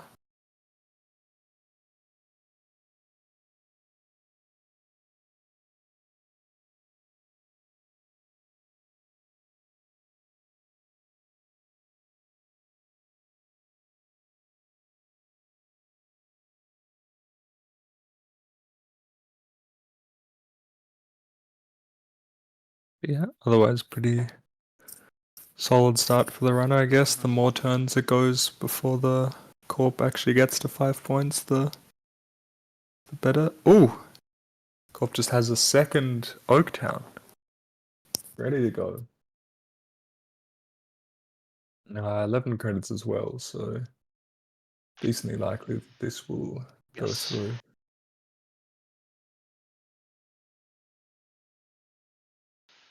And next turn scoring out, the Oaktown's going to give a bit of an econ boost back. Hmm. Even. Yeah, especially if we do see a Tucano or something hanging out in the route.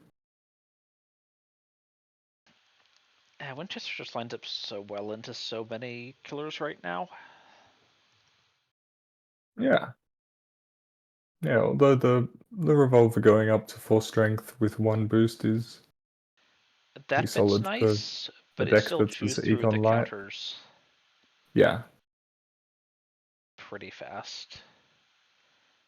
And 4 strength, so Audrey is 2 cards and 2 counters to fully break, which is rough. Oh yeah, you don't want to be doing it with Audrey, but I think as long as you have access to the lay rides and the symbol chips, it's not the worst. I'm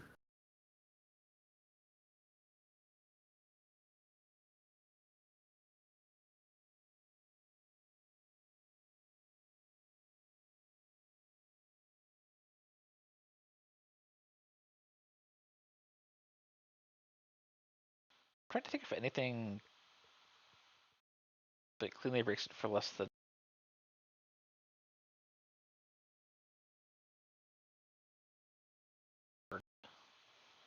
Yeah, best I can think of is just a turbine echelon breaking it for 3. So There Turbine was After a Image breaks it for 2. yeah, exactly. I was gonna say there was an after image deck 2 months ago or something with after image and what was it, like Ice Carver and something else. And Turbine Orca breaks it for I 2. think it was Takabi. Mm-hmm. Takabi, After Image, and Ice Carver and whatever. But yeah, After Image is the best. The best you can make it. Orca Otherwise, can also just break it for 2 Botulus. with support. Oh yeah, true. You could have a rogue freedom deck that's playing Musashi to break it for free. I don't think anyone plays that card though. No. I think Yeah, no, I I'm think not. Botulus. Botulus is There what you you go. really want to see here. Viruses are just the best, I guess. Absolutely. Look, Audrey breaks it for free technically as well, but that's not where you want to be. Okay, if you've got a Turbine, a Tremolo, 3 Cybernetics, and Lamb, you can paint it for 2, and then fully break it for 0. Oh no.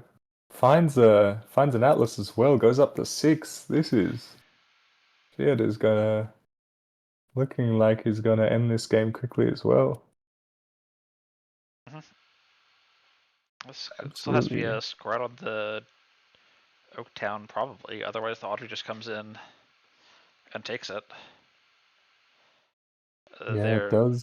I'm willing to light any number of cards in my hand on fire to find the winning agenda that I know is there. Yeah. Okay, but apparently thinks Oof. it's safe Spin behind this coming 2 down ice. turn late. I don't know, it might be safe, but it is a little bit scary. I guess There's 5 cards in hand and an Audrey with 2 counters. Like, I don't know what protects this. we have envelopment protects this pretty solidly Okay, envelopment's okay. against the Audrey, because that is 5 subs on the envelopment that don't Yes. get rezzed. So envelopment border control is pretty rock solid, I guess, and I would trust that here, even with the Audrey plus the access to Botulus in Archives with the similar chip. That is still good enough.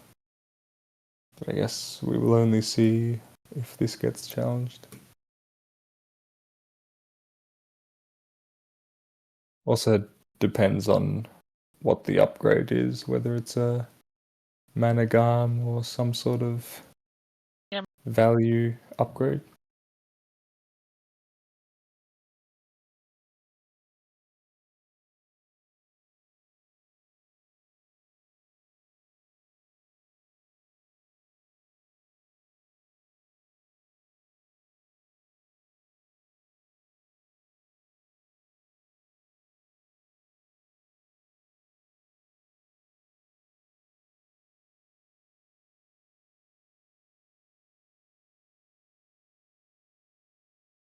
Draw credit knob, yeah. I do think Ziet can take some more time here now, being on 6 points. There's no real need to challenge server 1 if you can avoid it.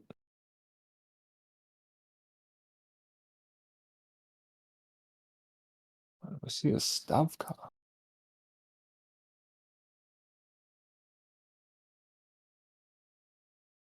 With the trash, but not trashing a 3-coster, so we're not doing the Hafren combo. So this isn't an auto fire.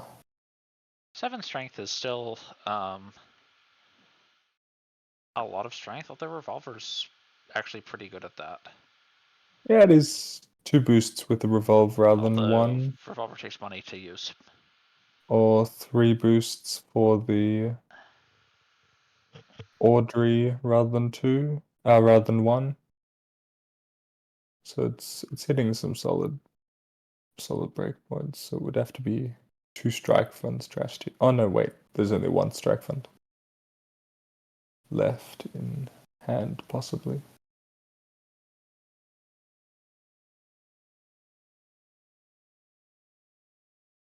And drops the Mavericks in the Yeah. paw. Just before the runner has the ability to break using the Audrey counters. And there's no money to break using the revolver. The counters are there, the credits Yeah. are Yeah, distinctly missing. 'cause both strike funds are already in the heap. So the best the runner could do is get 2 credits here with the third strike fund.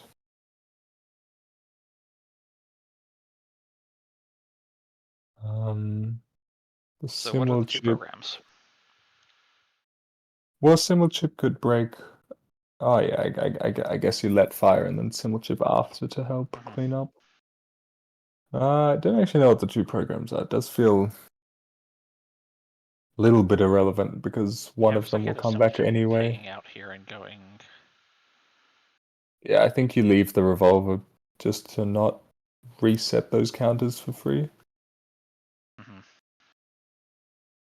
Yeah, Axu, there was 1 Botulus in the heap. But it would only break 1 sub anyway. We have a Crank in the heap, a Botulus, a Clot, 2 Imps, and an Audrey.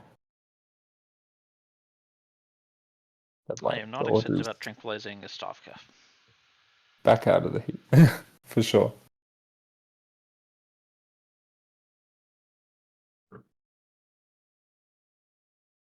So the Audrey's back.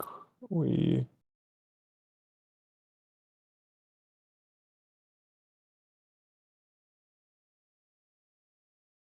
load up the Audrey with the knob. So that's all 3 simul chips used as well now. This will be labor rates to come. Yeah. Is it about scoring the Oak Town now, or are we looking to put another ice potentially in front of the Stavka to try and shut down this Audrey and this Navkuri value?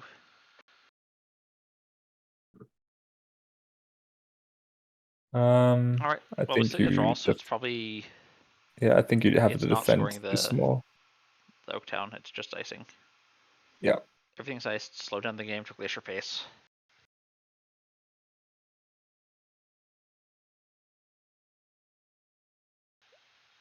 To Nilu, his run-based value.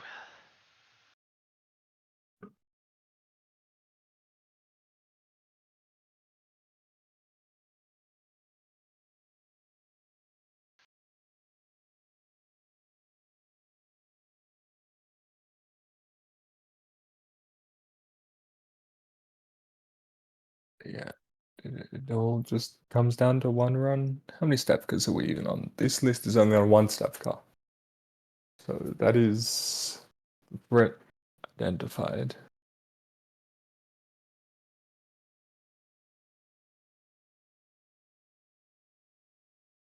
Yeah, I think at this point, Zia.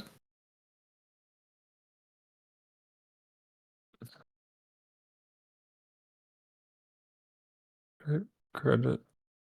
Just take some time.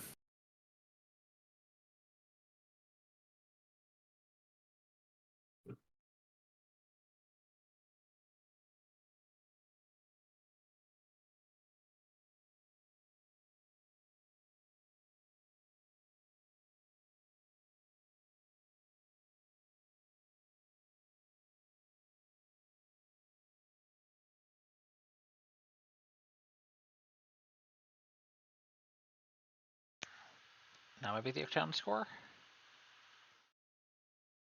Yeah, I see it. It's credit positive.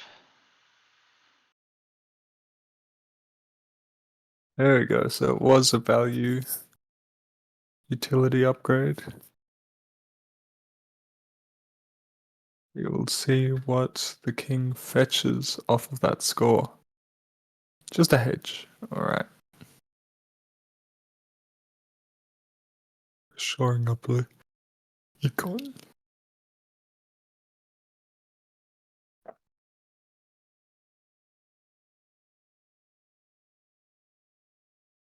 What does Zia want to see here?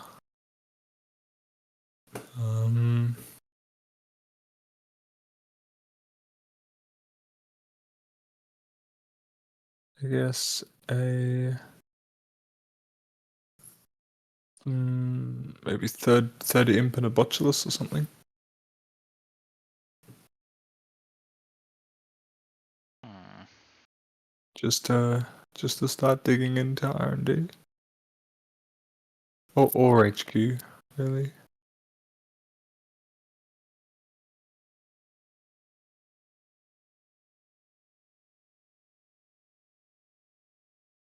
Renter, yeah, just trying to find money. Mm. He's got needs a ton of money to try and crack in for more access.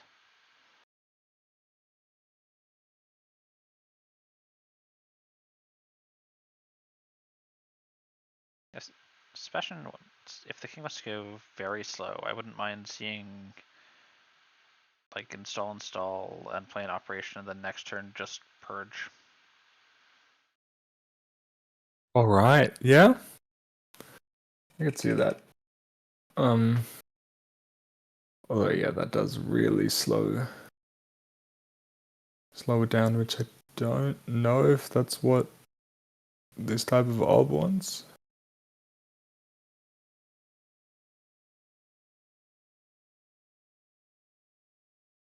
There's an imp.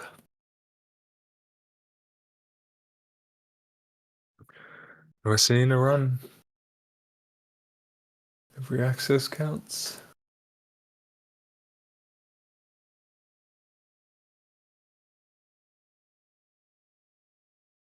2 credits and 2 counters to make a pass. There isn't a development. It is not going to be an access. Yeah, that development's going nowhere fast.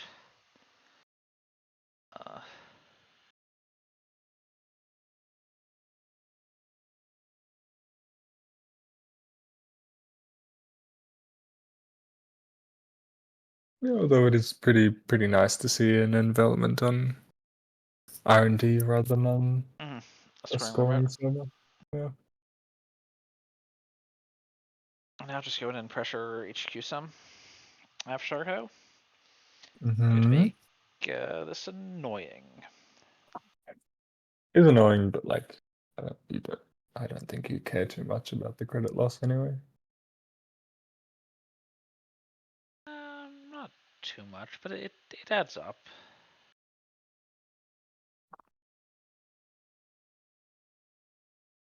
Okay, well, this became harder.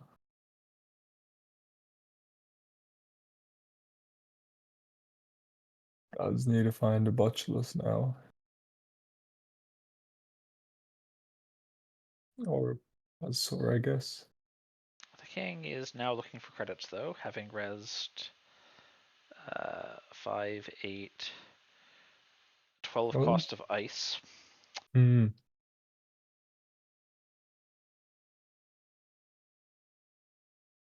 Here we are, extracting for Tatubola, maybe? Oh no, right, we extracted the Hordem, not the F-Shark.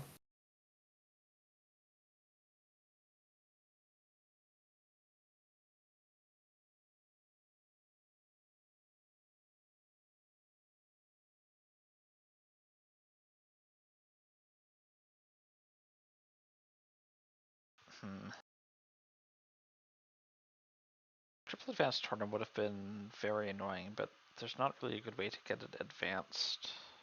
Hmm. Yeah, it would have cost a lot of credits and a whole turn and still end up being broken pretty well by Botulus, so yeah. that does seem pretty rough. The Mav here potentially representing a Manigam, a Tucana, just like a Thimblerig or Tatubola. But yeah, it also makes runs so much harder, specifically against the Lu. And also just purging 3 imp counters is great value. There's the knob to help keep them up, but it's still can be pretty awkward. Yeah.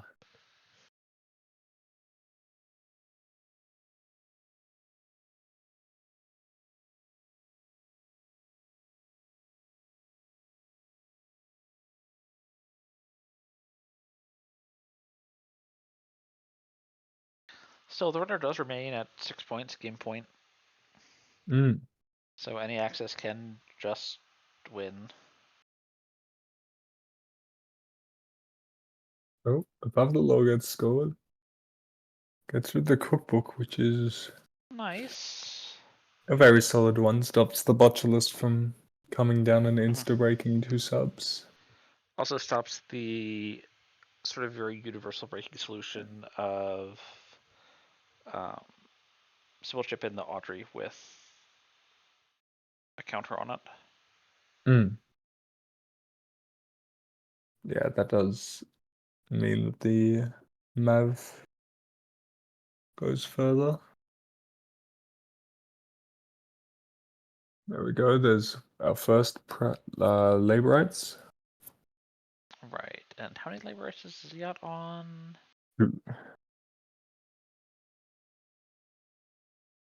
Yes, okay.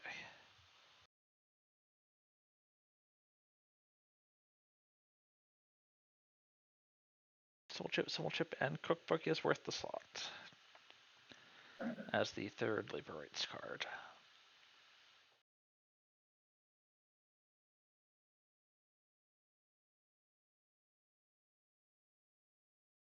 Very nice pinhole here.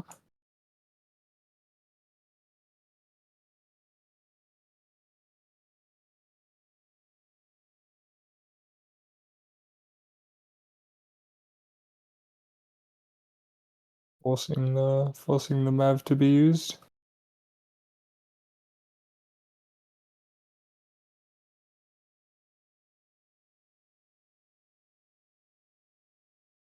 Can still get a trash here on the Malapert, but I'm not Yes. sure whether that is worth it.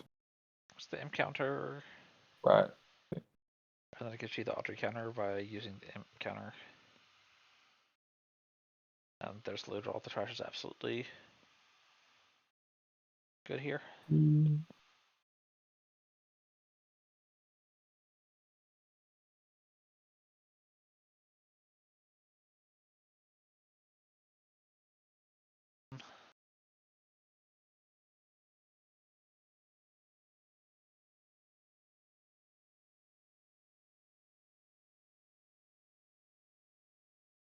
A bit of a tough spot. Development ticking down. What? Never mind. Reading my mind. There's the extract. Porter control, most likely. Yep.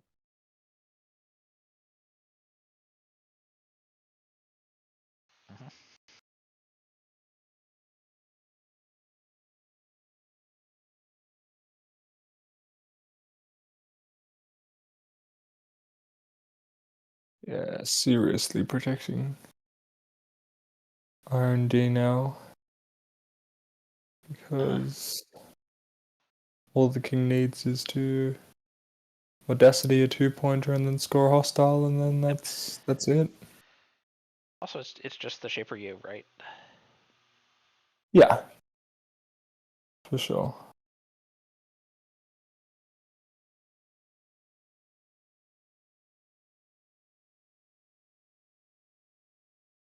I certainly heard these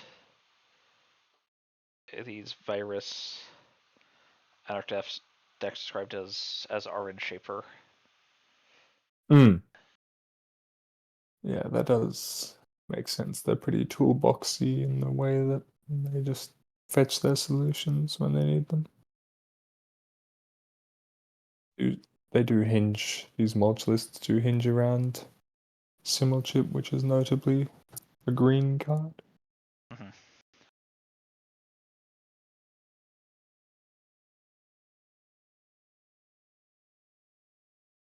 Alrighty, there's our second and final labor rights. Sim, and buffer Yep. to get that cycle going. Mm-hmm. It does need the buffer. Let's get the strike funds.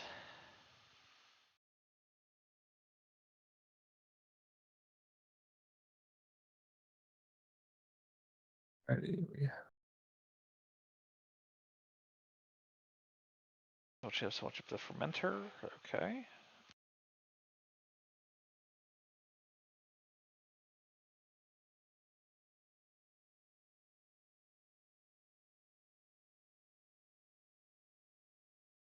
Full purge does make sense. Mm-hmm. Especially with the Mav in archives. 2 Mavs. Yes.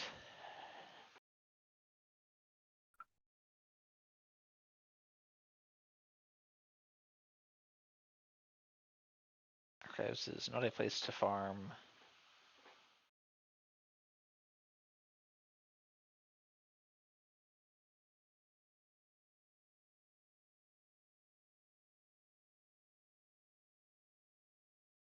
Yeah, it'll be tight. 2 symbol chips left. Mm-hmm. The strike fund. Minutes left in the round. The thing I'll say is that this is absolutely a. I don't know if the king has any Angeliques in Angelique kit.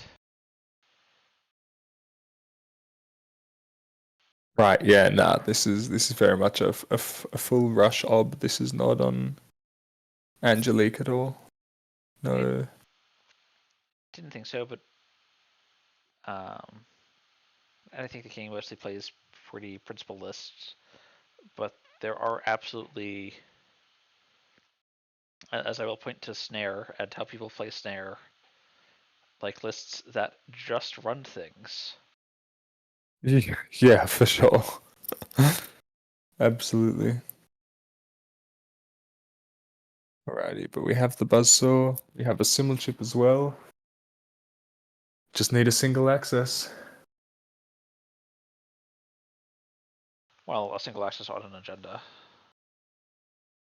Well, yeah. But it just takes one to win. Yes. Need the right access.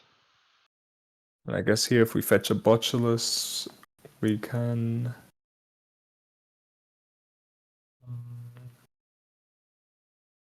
Get in.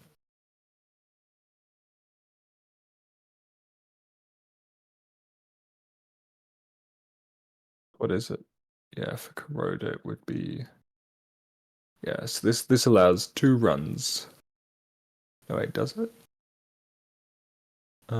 Yes. Credit perfect for 2 runs. Mhm. This turn, but we are on the last click. All comes down to this. Or not. I mean, I guess we're not threatening match point, but.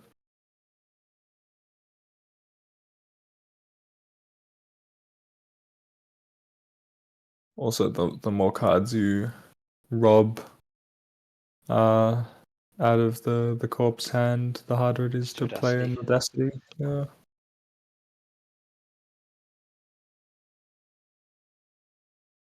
Alright, so everyone is definitely clan carring up here. But with At 14 this point, credits, I'm assuming there's something in there.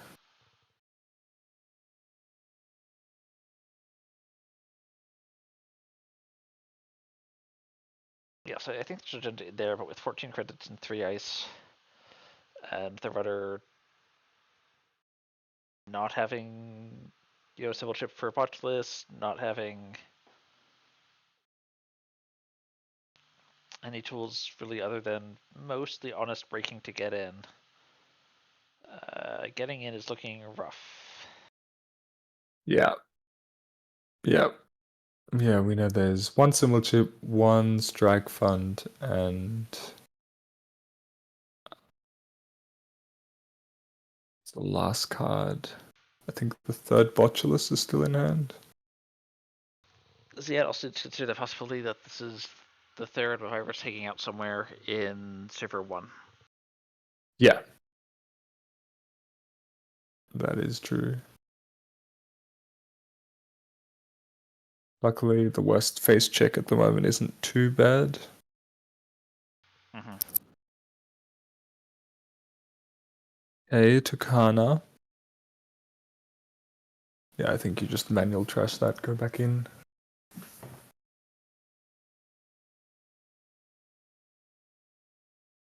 Can fully clear it out.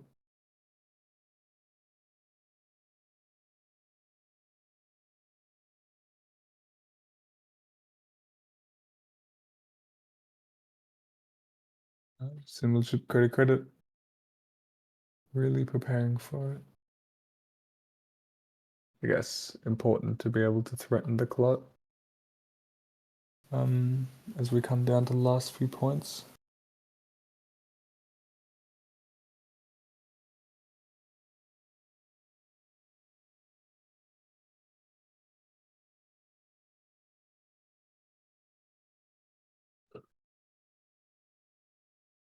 Triple advance. Triple advance. And maybe resolving an Aziaf right now. That's usually a pause. That happens before scoring like this. Otherwise, yeah, it's an Aziaf. Oh, and that's the timer going off.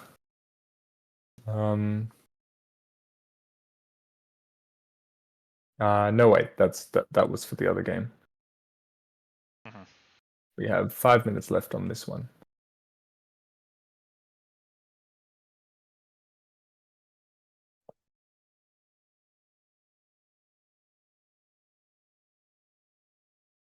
Wow. Alrighty, both on 6 points. Now it's a hunt for a hostile.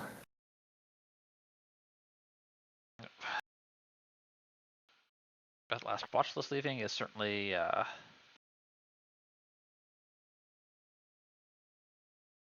little bit dangerous. Yeah, although Z8 gets the free install now. Well,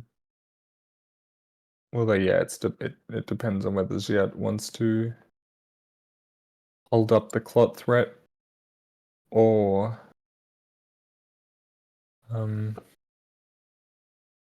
use it now. There's so much Yeah, I to do think now. this makes sense because there's Sure. a chance that Mav is one of the 2 cards in server 1, Mm-hmm. which just always beats the clot. So Yep. it is super risky. Finishing off a mostly normal breaker suite alongside the buzzsaw. Yes. This does mean that if there is a Mav in server 1, the Stavka face check is pretty rough. Yes.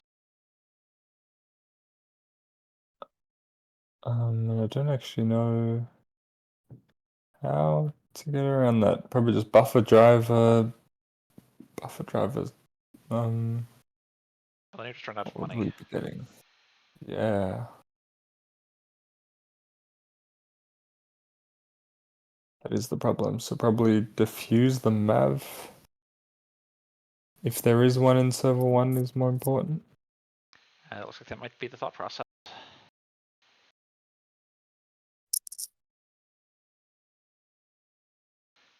Yes, there's definitely no agenda here.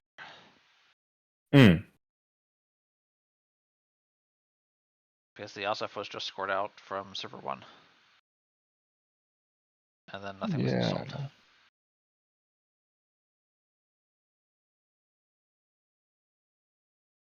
Yeah, res the border control, so the king clearly wants to. Oh, that makes R&D runs even harder now, though, with the Thimble rig. That's potential for 2 border controls on R&D. So looking pretty rough for Ziad here. Okay, but nothing rest to protect this beyond the border control, so Ziad is going to get some trashes, some successful runs, an Audrey counter maybe. And a gum to further burn clicks. Mm-hmm. This is looking rough.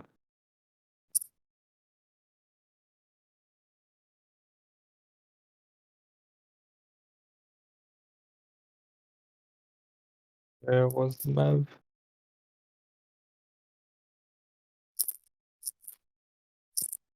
Nice, nice. Nice ordering on the Imp Trash as well.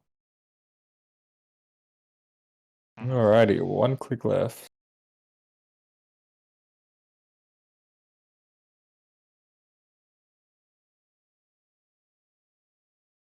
What's the goal here?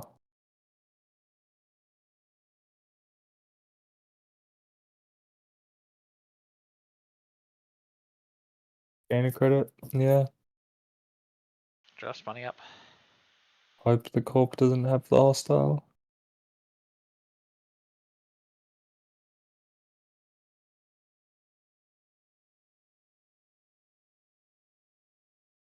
Okay. Doesn't seem like it.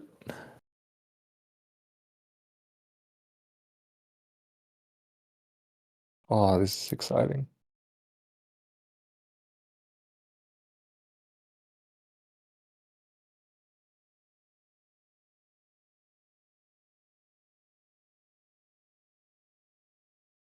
I'm around. Ooh.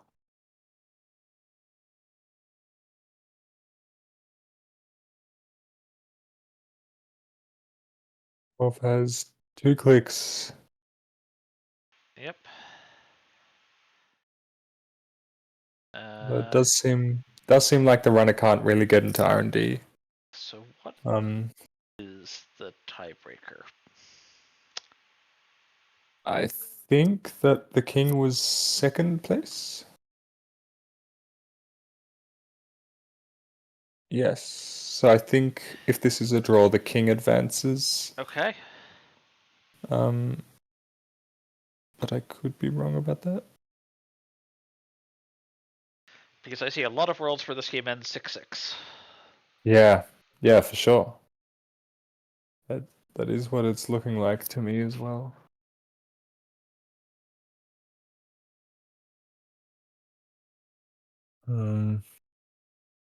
Yeah, Droid here just chiming in to say, yep, if it is a tie, higher seed moves on, which is the king. Right. Yep. Makes sense. Okay. So I guess the king has to be hoping that none of those cards, either in HQ or in Server 1 now, are agendas. And then it seems pretty alright, probably. I gotta say, this is a tense game. The king just Yeah. putting on a clinic about how to prevent accesses. Mm-hmm. It is absolutely wild. Yeah, big think. Big think for sure. So yeah, it has to make something happen here.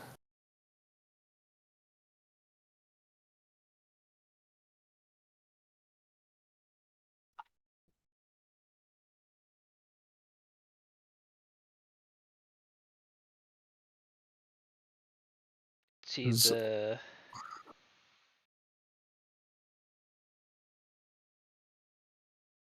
At the very least, the Stavka is the innermost piece of ice. So after both border controls, so the Stavka has to be broken twice only rather than 3 times. Mm-hmm. After both border controls fire. I don't think... So Ziet has 1 click before that to be able to get a way to break the Stavka a 2nd time. Or you just call that extract in server to point. Yeah, could call that for sure. Check archive. Oh, but that just feels so. I mean, maybe if there's no other line that Jiat sees. I don't know. I was considering. I haven't done the maths, but like, yeah, run HQ. Yeah, you can run HQ. Get a trash. Get the Audrey counter. And then run R&D 3 times, but I don't know what the maths is on that.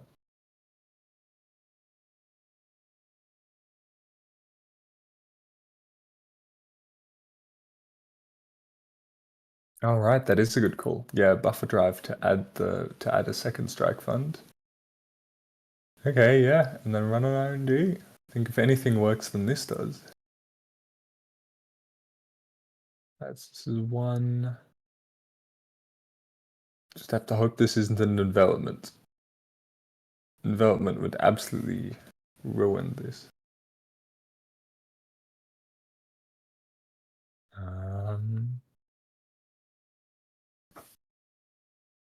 All right. Oh, Thimbleweed swapping with Yep. Stavka. Yeah, I thought that might be a line here.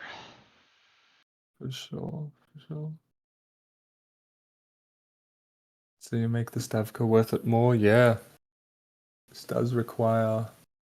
Well, though it does mean the run doesn't have to break Stavka this time, so I think Yes. it still stays at 2 breaks for the Stavka. Wait. Which means that this second border control gets on the inside. Yes, yes.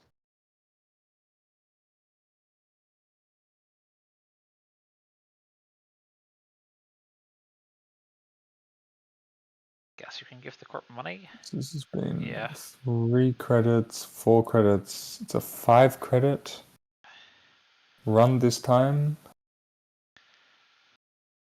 Next time it will be 4 credits.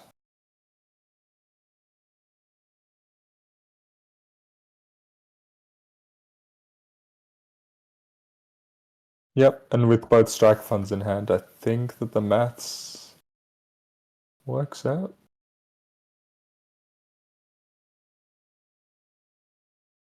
Yeah, so now you swap, border control. Top one of the border controls.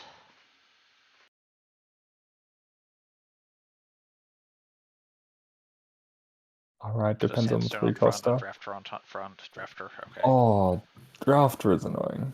I forgot that there was access to a drafter. That ruins. So you could just Yeah, walk there's through one it. drafter. It doesn't do anything. Well, there's a Managarm in Archives, Oh, there's the which, Managarm. Yeah, if yeah. put on Okay. R&D, makes accesses The Metagarm has to be possible. solved. So yeah, Because you okay, don't you have the did break clicks one of for it, his and you drafter won't have the subs. credits for it. And the only way, yeah, tragic. The only way to break drafter is with Audrey counters, but then you can't break the Stavka, which is now on the outside. Mm-hmm. I don't see how Shiat makes this work. Check archives. There's nothing else to do. I really do think it is just Archives. Hope there was a bluff by extracting the cards in that was in server 1.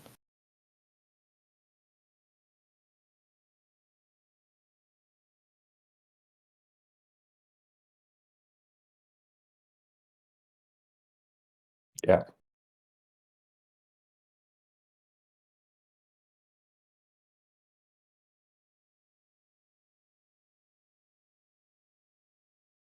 These virus checks can get a surprising amount of breaking done with very few credits, but this is a little bit too much.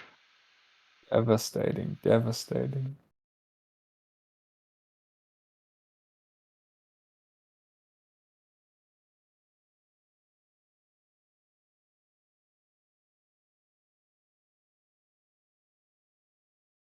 Yep, there's Archives. What do we see? No, just a Tucana. Yep, rough. Really rough.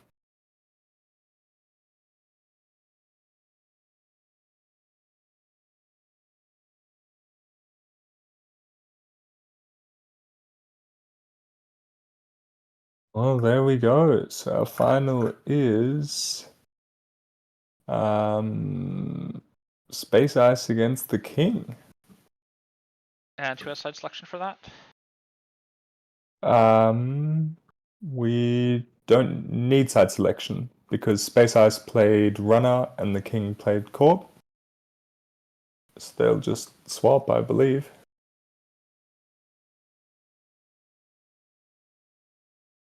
Otherwise, it would be random anyway, I think.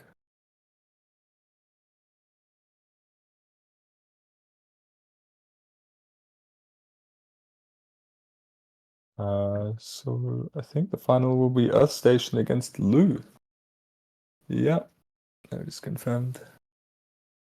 All right.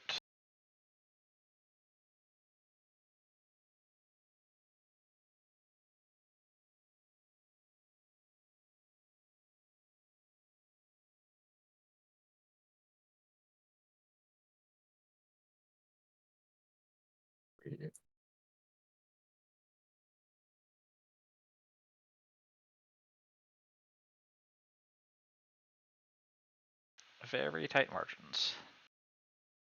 Absolutely.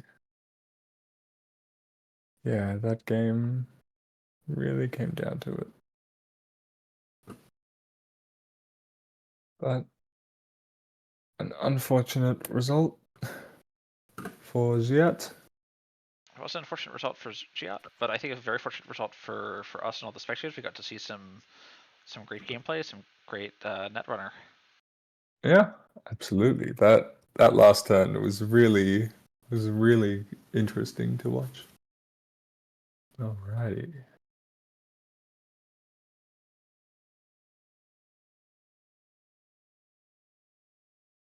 we go with the final. No timer for finals, but I mean, very understandable that the players might be taking a bit of time here.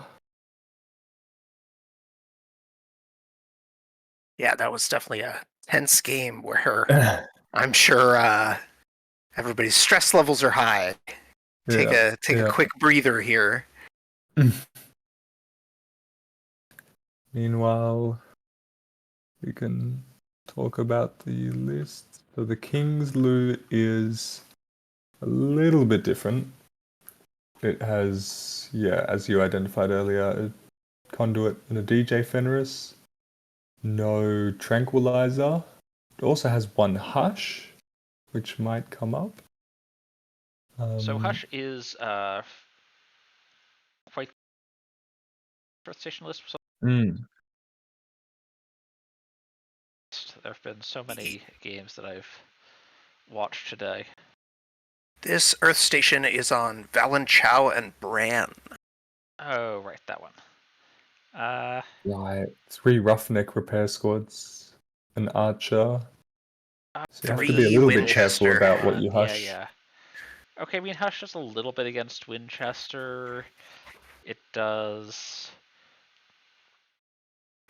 a little bit against Afshar, I guess. Don't hush the don't Archer. want to put it on the Valenchow. Do not hush the Valenchow. Do not hush The archer. the Seth Bran. Do not hush the Bran. There's a lot of things not to hush here. Although, yeah, border control's a good hit. Yeah. So it's like it's a 50-50. But yeah, I think just with having one archer, unless you really have to commit, I wouldn't really hush a face down. I mean, with the Archer and with the Valentow, right? Mm. They just get to skip out on taking the bad pop and just res it.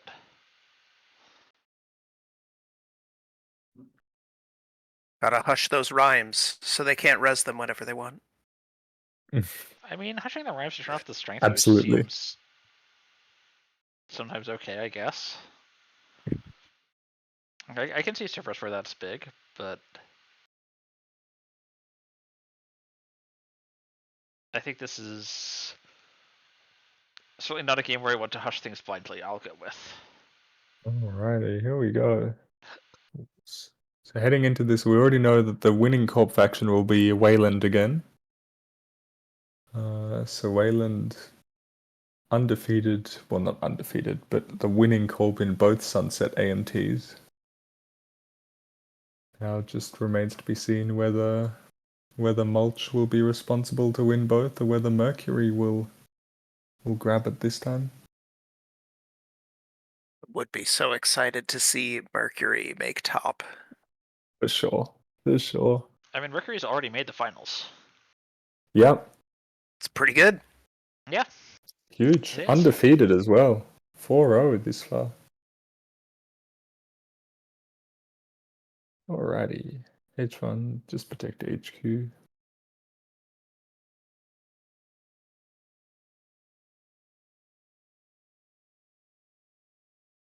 Fair play.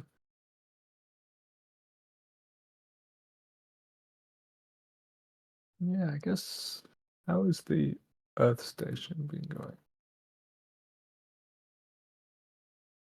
Because I could see how the ID flippability has some pretty good implications for the mulch matchup, or like for the Yeah, I think this is um just you sort of tax out the credits and these Implu decks are somewhat late on real credits yeah, exactly.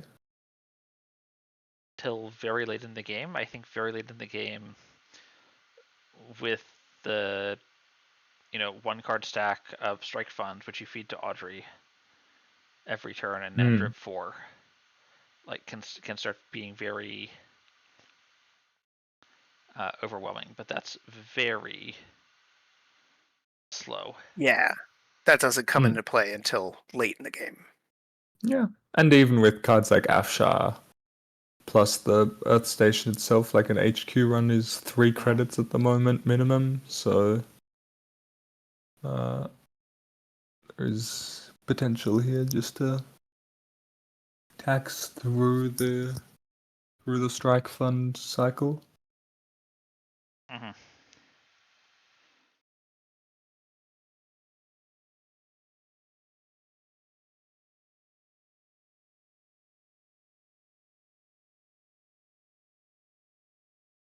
Liminal messaging forcing interaction, although I'd say that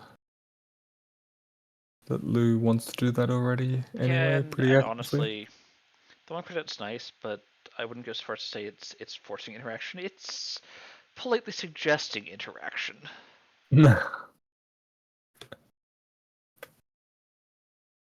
But you can let the corp have a credit or two in a lot of circumstances. Hmm.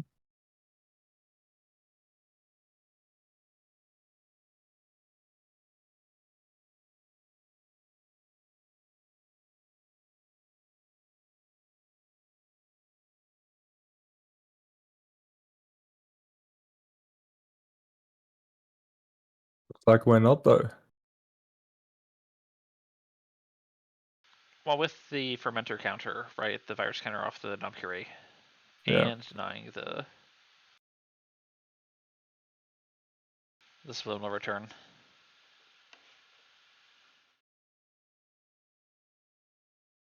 I took like for 3 credits, kind of.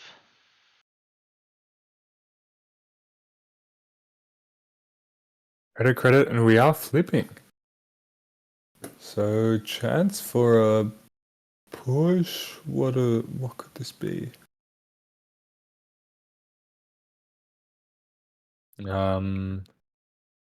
Maybe a seamless in hand with a 4-2 in server 1.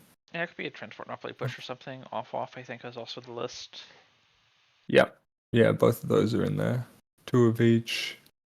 We have 3 sender messages and 3 hostile takeovers.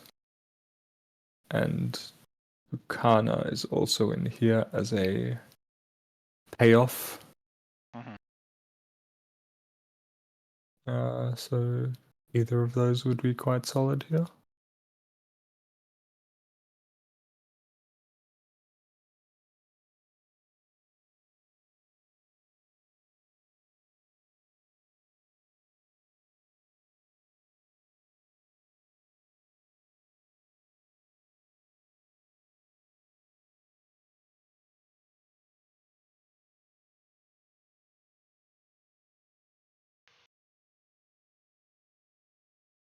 All right, we're seeing a bit of going on.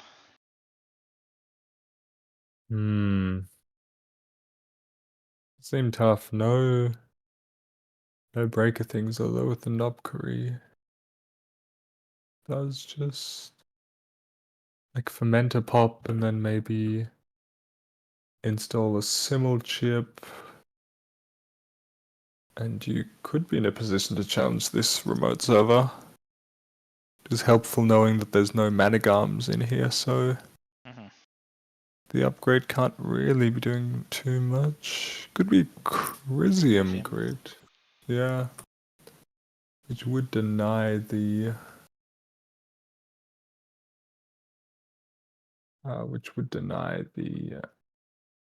Nob Curry. Mhm.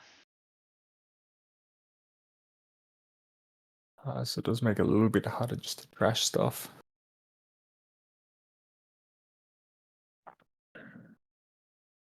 Yeah, here we go. Can just click for 10 here.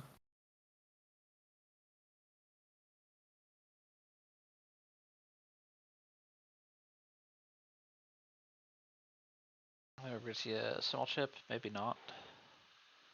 Oh, Botulus. Botulus. That's fair. Not challenging the remote. Just going in for a single. Now.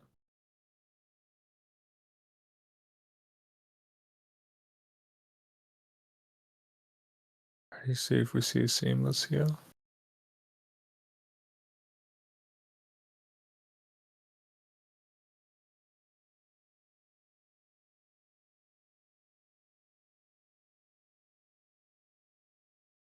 There it is.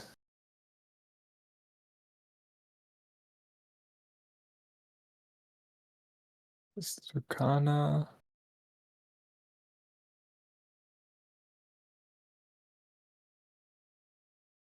Transport Monopoly. Transport, and we're over installing onto R&D. Grabbing a Tucana. Winchester. Winchester. Winchester on R&D feels... I mean, it's still good. Could I slightly wrong location? But it's still a 4-string Fourth. century. Yeah, 4 strength, 2 subs. It's still 2 boosts for the Audrey. Only 1 virus counter though. Yes. And it's missing the actual ETR, so potentially very late in the game it could be walked through, but Yeah, although losing hardware like that yes, sub is it's the I'm winning or losing the game on this axis, right? Is right.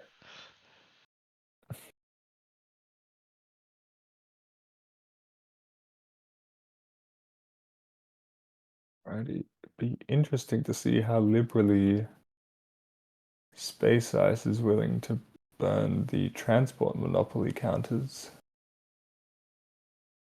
I mean, I don't think until an imp gets installed that it becomes too bad for the knob value, but who knows?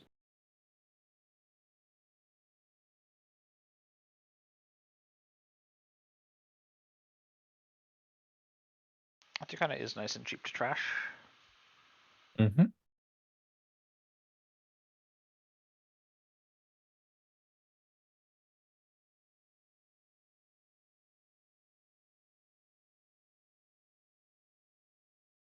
Sometimes I feel like those Audrey counters getting that draw and credit value. Yeah. Draw, flip again, just on 1 credit though. What are we threatening? What are we doing? Yes, Roughneck is a pretty cheap res, no? Yeah, It's it's a gotta cheap be res. Roughneck. Yeah, Roughneck, res for 0. Whole turn for 6. I assume that's what it is.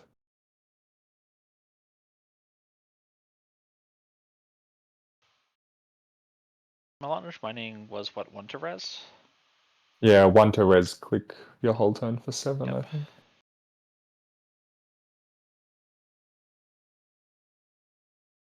Okay, Imp's a pretty nice hit here. Potentially contest the remote. Yeah, could Get click some money, for get one some and run. bars. But look End up like we're going just for HQ. sticking. Hmm. Yeah, I don't know if this is a point where you want to be using a transport counter just to deny the Mhm. building up of imp counters.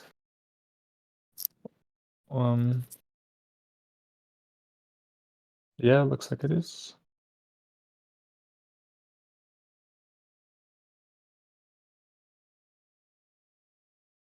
Yeah, I'm certainly not surprised. Palantal, keep burning.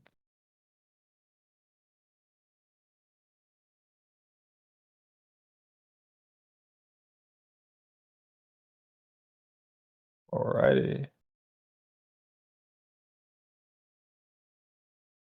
Yep, there it is. I mean, that bad post today, getting those 6 credits. Hmm.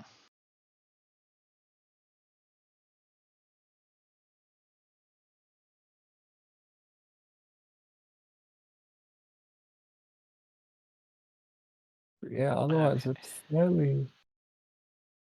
fairly slow paced.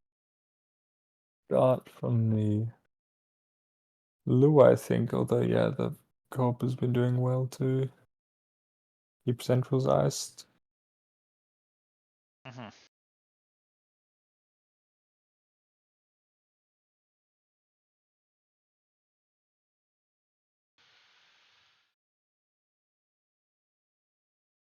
I look at these board states, I think that both players are in kind of a rough spot that I don't want to be in. Mm.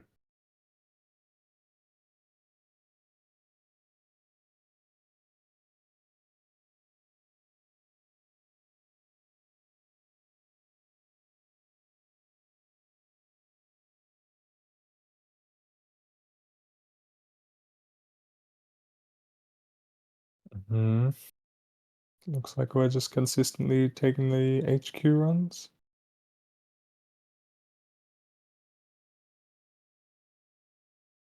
Trying to threaten these transport monopoly counters. Threaten the Mm. flip. Brings back a flip. Gets a Winchester trash, which is Yeah, I mean, I think one just of the looking for better trash ones. is... It's 3 Winchesters found.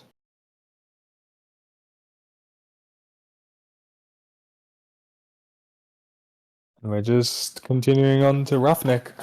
Yep, money's good. Money makes the world go round. Space Ice happy to make that deal on the HQ runs.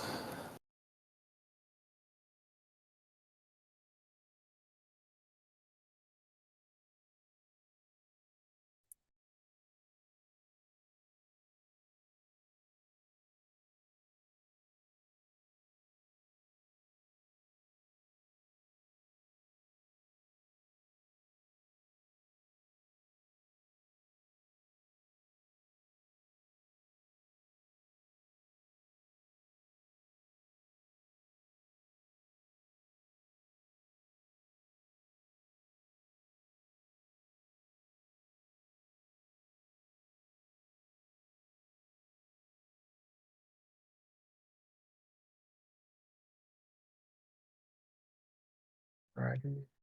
I'm taking a bit of time to think.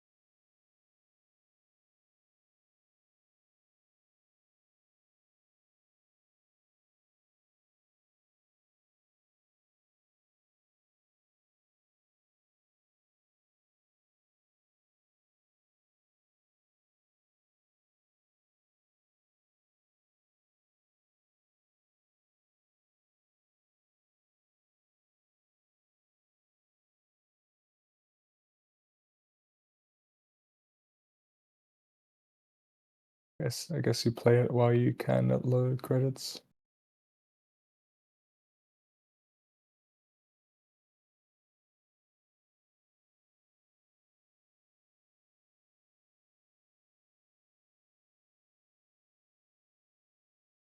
Longer Space Ice waits here, though, the more Lu is going to get set up.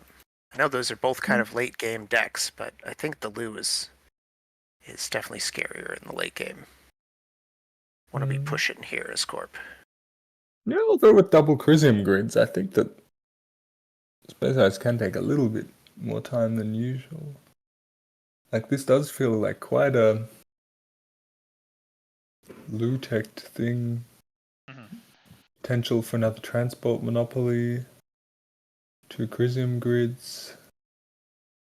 And then if you ice archives as well and you can prevent free knob triggers, then there's a chance where you, well, not quite lock out, but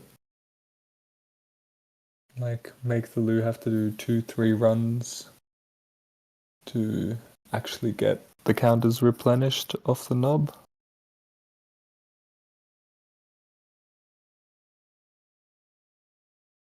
It was very mean.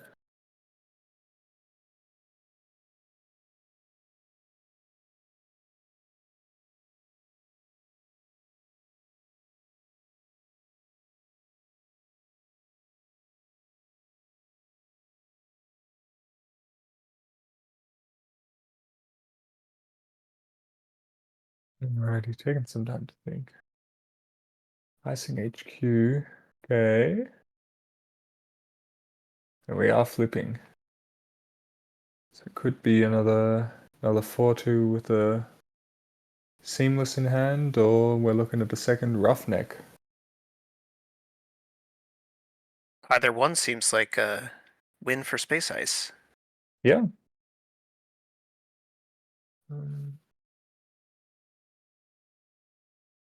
It's looking pretty good.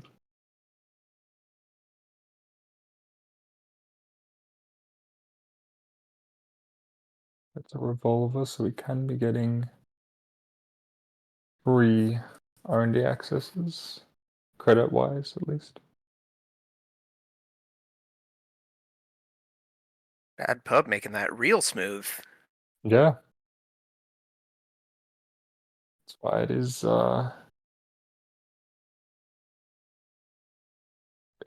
quite a priority, I'd say, to get Ooh, another finding a Roughneck in here. Crisium. That's a good trash. Yeah, that's key, I think.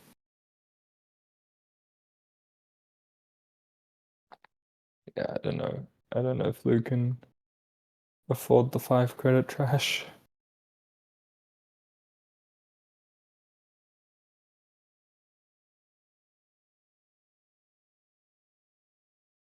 Imp is just so good.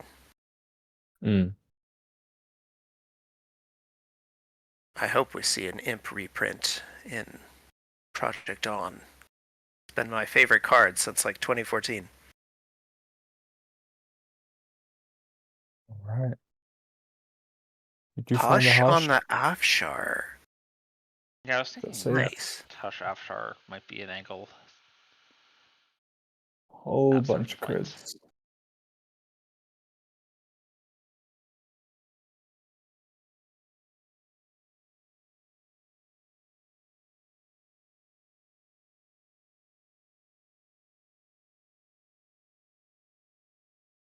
Couple cards, and we're through this bully though.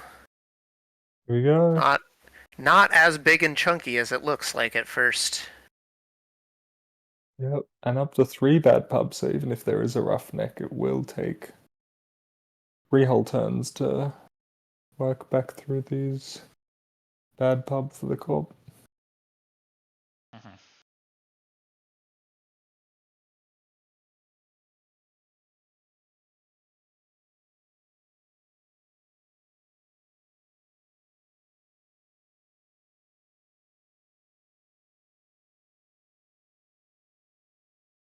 Again, the king Alrighty. just showing that good, careful, deliberate play. Just finding the little weaknesses and exploiting them. I do think a lot of these Ludex with the Audrey can potentially really benefit from including one ice carver somewhere in the list. Because so many ice are being picked partly on the basis of being like just that 4 strength to make Audrey really awkward. Hmm. And like if Afshar is 0 strength here and Winchester is 3 strength, this board looks a lot softer.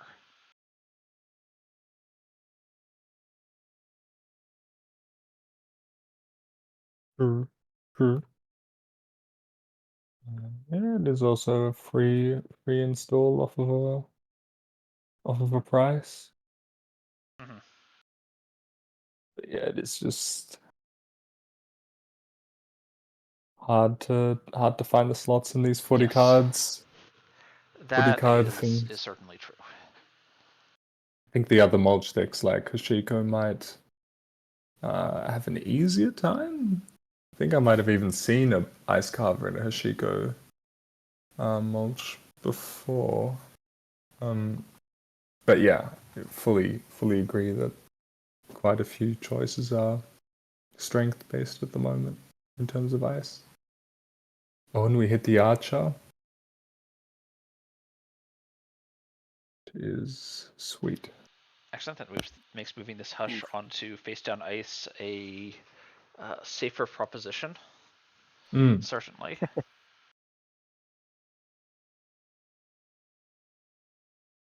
Rough to lose that archer, but I suppose it probably wasn't being rezzed anytime soon.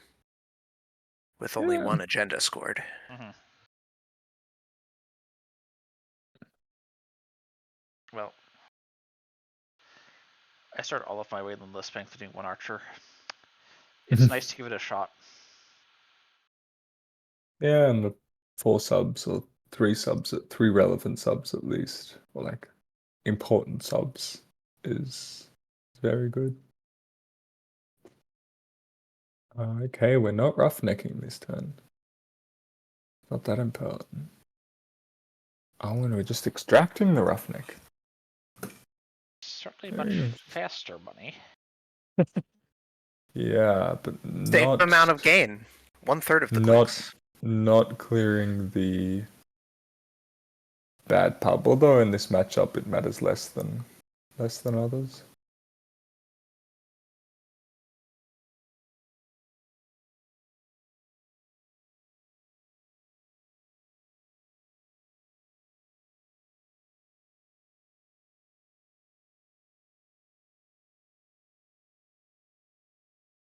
Looking at it.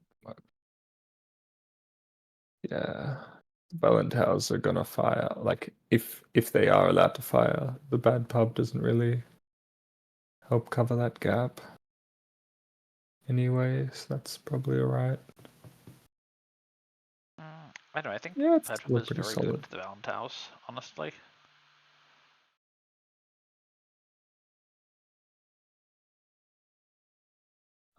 Okay.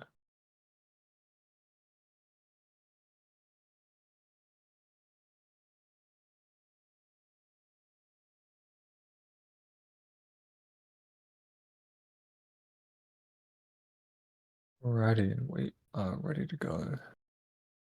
Still that one transport monopoly counter that we are saving for possibly a push.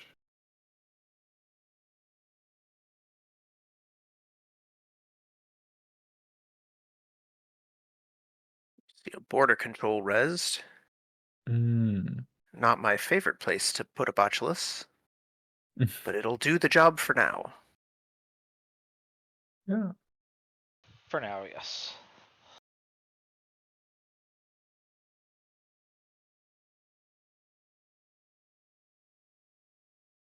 Alrighty.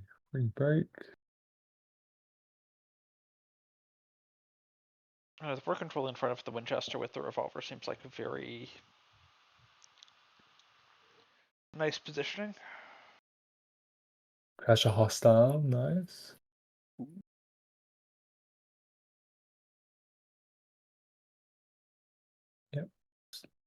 May as well And snap the it up. king gets points on the board. Goes Ooh. and collects the hostile. Well, it is on time, so it's not vital, but yeah, it's nice to deny. Especially with this Earth Station list not having many spin doctors. I think just the one. Yes. Yeah, just the one is right. It'd be really awkward in the remote.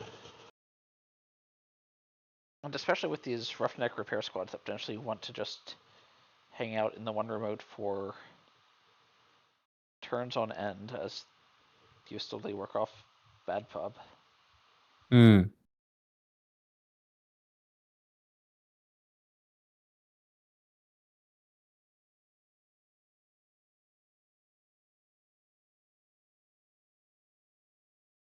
Alrighty, draw hedge. Space Ice with an almost fully raised board and quite a few credits. Can just further increase the size of the servers to grind out the runner resources. They definitely have the credits to go full glacier here. Hmm.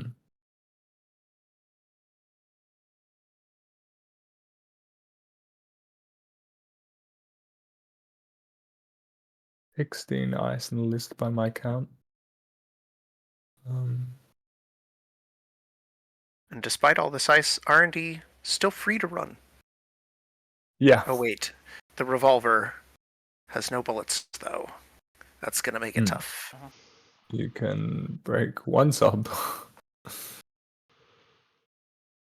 Well, if Face Ice takes another 8 bad pub or so, you could just pay into the traces every time.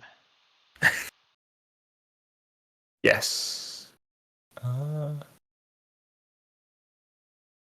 Yeah, it is theoretically possible.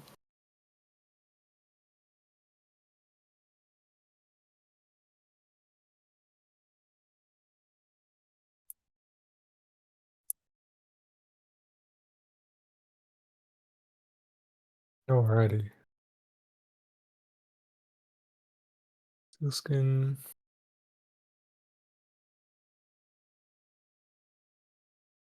We have one labor rights down. Yeah. Wash labor rights at the bottom. Alrighty. It's slowly setting up the rig here, but it's still Bit of way to go through, yes. still a little bit off.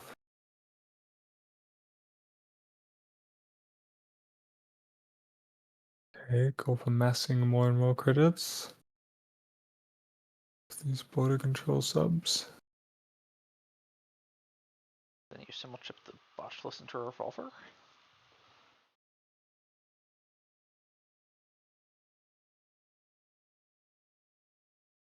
Or crash revolver, reinstall it? Yeah, no, you trash the revolver, Yeah. reinstall it.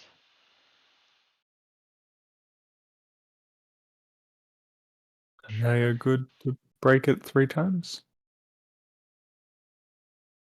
Well, 2 more times, but yeah.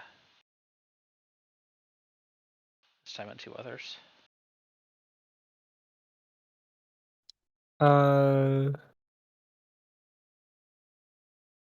Oh right, this is on R&D, yes.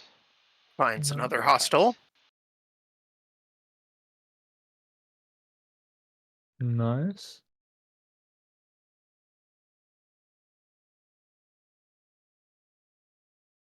This feels like a lot of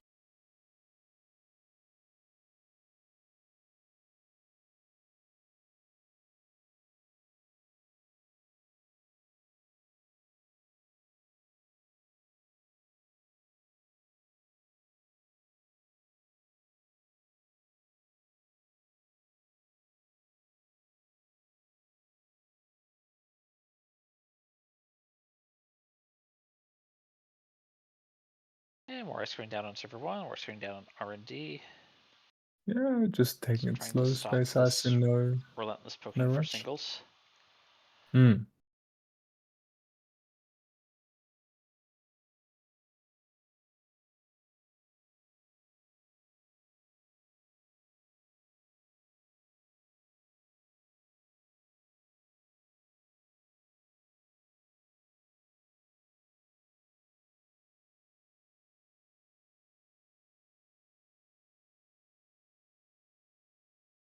going in, simply collecting the hostile. Not sure. Okay, knob is there's knob value here.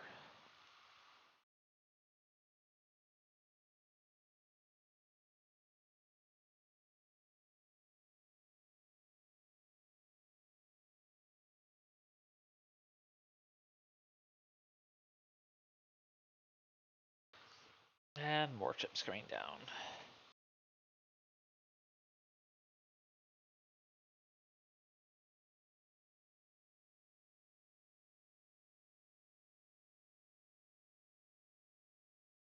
Alrighty, we're flipping again. Doing a push. Manually scoring a 4-2 here.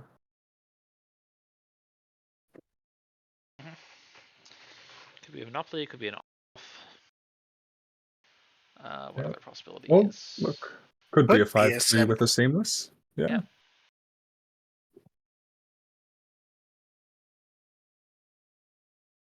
Sadly, no Archer for the send a message to res for free.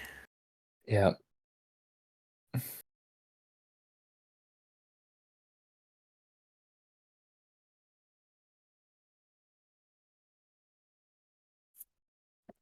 Yeah, that is a rough one, but could still get a. What do we want? A brand would be pretty cool. Free Valen Chow would be Valentine's nice. nice. There's lots of. There's all decent Even a chunks free of border big control. chunks of nice. Hey, even Winchester, so that's still 4 credits.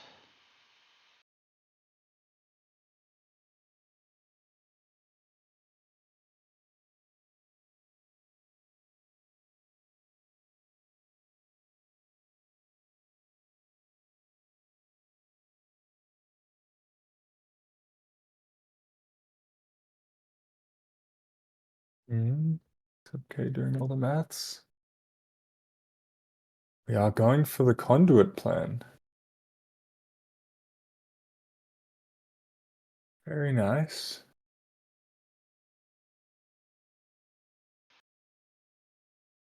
Is this the second mic? Or is that a different list? I think it's a different list. Yeah, that was on, I would say, the Tau. Psych Mike is like a bunch of influence, right? God, I think so. Ooh, moving the hush to the border control. Big thanks. Psych is 4 influence, yeah.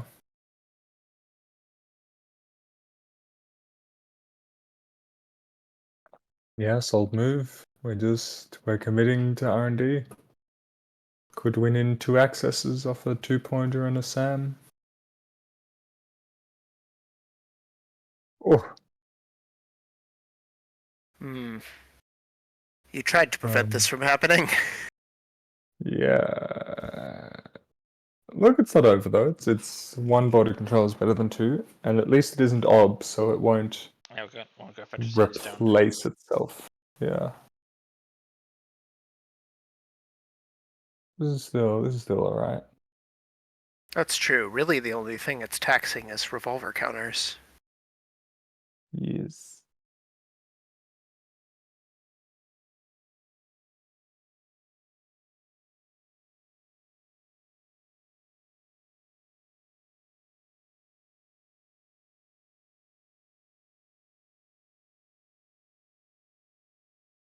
I guess this is where the saving the transport monopoly counter was helpful.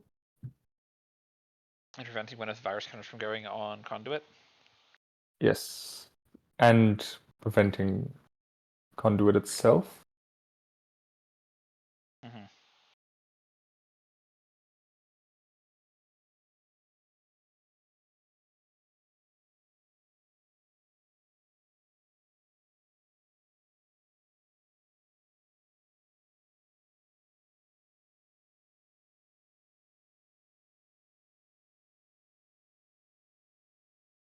Throughout what the transport monopoly is now, or maybe on a later run. Yeah, I think it's transporter border.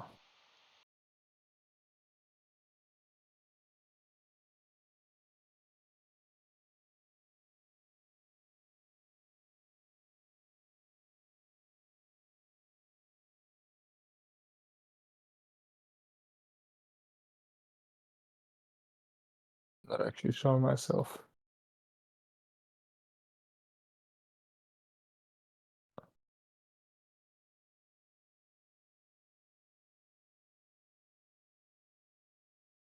Yep, let's do the transport. Denies knob and the conduit.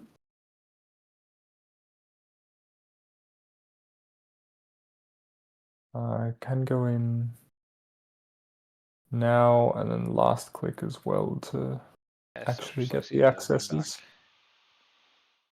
feedback. Yeah.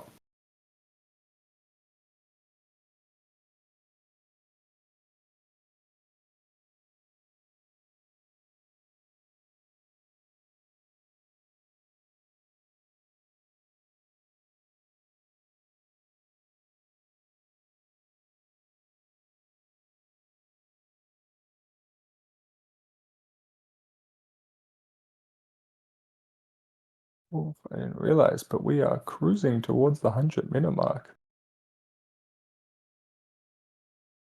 This is a really thinking game. It's exciting to see. Check and see. Yeah, the king is not running a permanent killer. So once this revolver, simul-chip revolver, simul-chip revolver, labor rate, simul-chip, simul-chip, simul-chip revolver, simul-chip revolver, labor rate, simul-chip.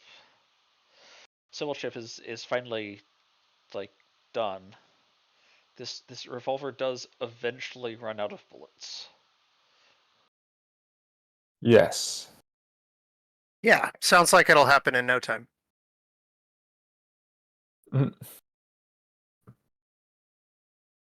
Yeah, with one, two laborites still around. Yes. I mean, one is in the heap, but you just grab that one off the second one, so it doesn't matter hugely.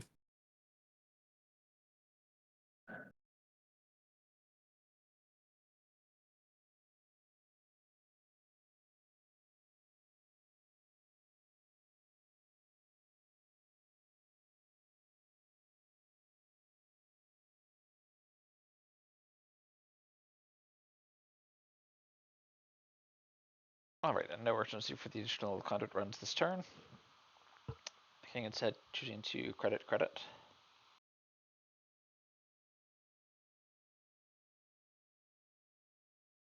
Fleet's better position himself to challenge next turn.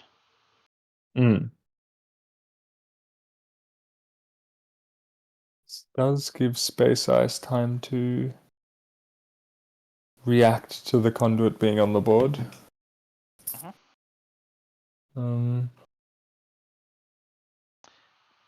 We're not scoring out immediately, at least. Yeah, Whether breaking to this conduit is more important. yeah, I think that's the decision here.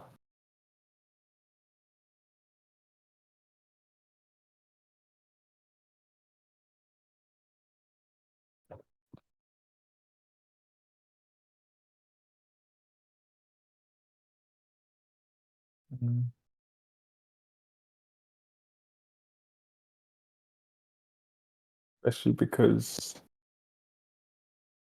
yeah, unless it's like a transport monopoly, it doesn't do a whole lot to affect R&D runs. Okay, second advance. So it might just be a send a message. I think there's a world where the king could get into this remote next turn. Ooh, that is very true. There's a simul-chip. Audrey's on 2 counters. Yeah, we have access to Botulus and everything. Yeah, sure. But I think there's a way.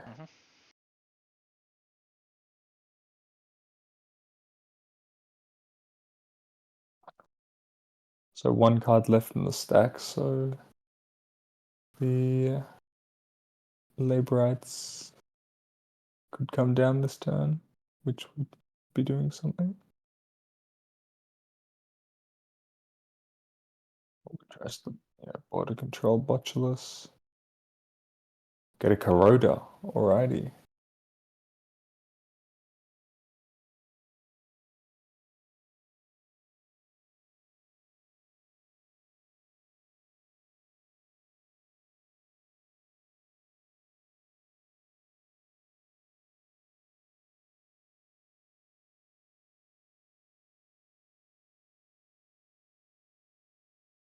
Don't actually know what this indicates to me. I mean, it keeps R&D runs cheap. 4 credits. 2 real credits after you take out the bad pub. Yeah. This upgrade on Also- R&D can only be Chrysium, right? There's nothing else. Let me look at this Yes. list I for a mean, second. it could be a Tucana as an upgrade technically. Yeah, there's a Um, Tucana. Actually, 3 Tucana. It's a full playset of Tucanas. But Tucana is remote only. Correct, yes. all right. Not for the enjoyers. Put it on their centrals, hoping to have one stolen. Oh, it's from the Cruising. route anyway. Yeah, it wouldn't make sense. Yeah, it is cruising.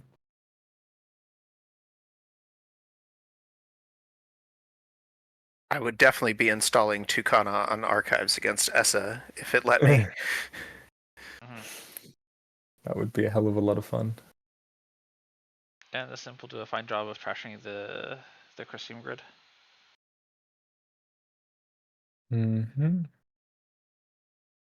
If it gets the chance.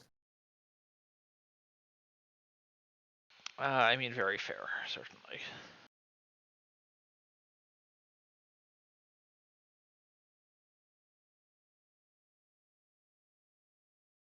Use up these border controls, and it only gets easier to get into R&D further, though. Oh, just a res, so we are breaching. I guess it doesn't hugely matter whether you do it now or next time. So we enter Chrysium. Get that value, you get those massive cost savings of the 5 of Chrysium to trash. And Yeah. top card stays.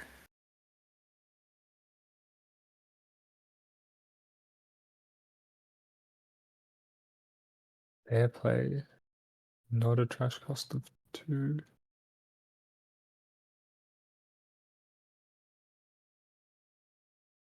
Alrighty, here goes the Laborites.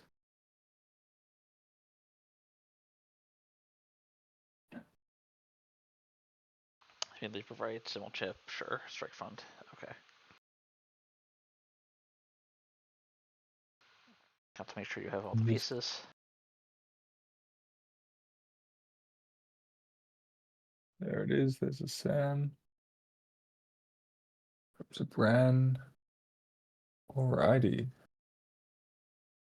So can't fast advance here. But any installed card in the remote server is threatening to win now. With 2 more seamless launch around, I think.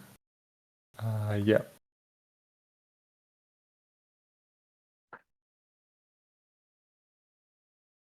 So Space has potential to win in 2 turns. The king needing to steal, I guess, a Sam and a 2-pointer to win this turn. But yeah, has a bit more time.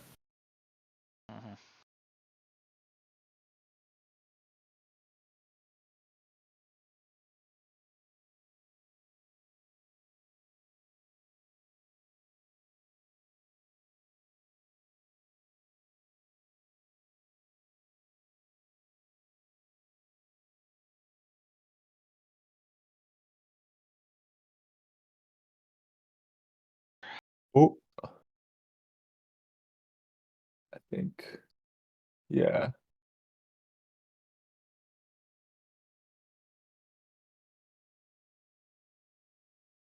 Just a misclick. No worries. Yeah.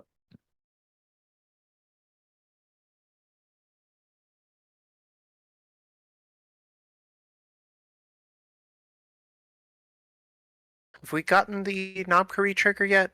Or did that all get prevented? I think I got. Wait, that was last turn. This is click 1.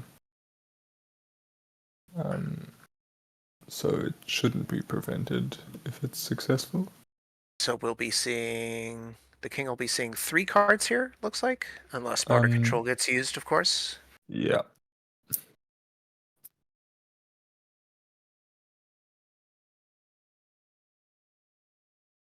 I think the no trigger goes on the conduit. Yeah. Yeah. Okay. There you go. Treasure border control is nice. And nothing in the top 2.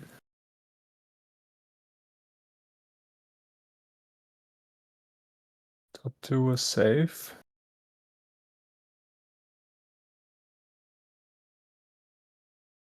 Only 14 cards left though. Can't be too much. Do we think Space Ice has something in hand to jam? Yeah, it has been pretty long, I think. What turn is this? We're on turn 16 for the runner. Ooh. 16 for the corp also. Yeah.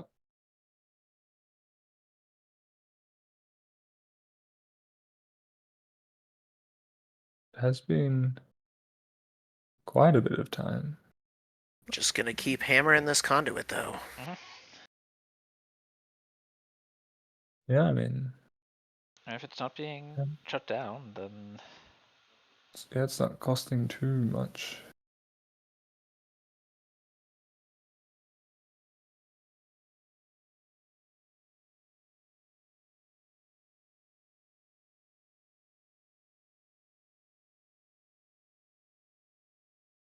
So this run will see 2 new cards, because one got trashed. Yep.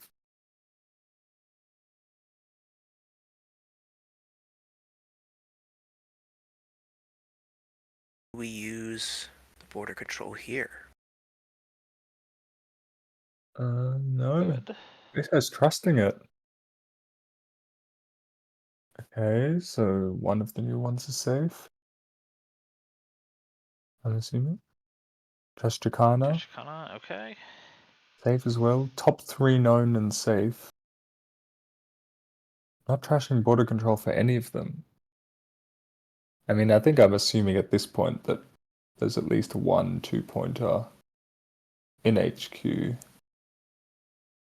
Maybe I'd just be too panicked about being the corp, but it feels like not trashing border controls earlier indicates like a lot of faith in R&D. Maybe.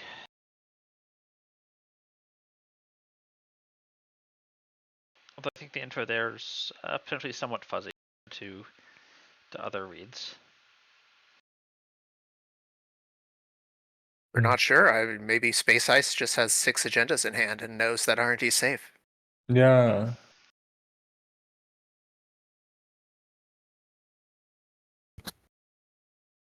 We'll come down to what happens here. Notably, also, Lou is broke. Yep. Those repeated R&D install runs advance. finally taxing. Ooh. Threatening Perfect the time to game. be jamming. Yeah. Cycled here. I think they're just strike front in hand right now. Advance. Oh, so it was a send a message. Well, it's not ideal, but 8 points is a win either way. If this goes through.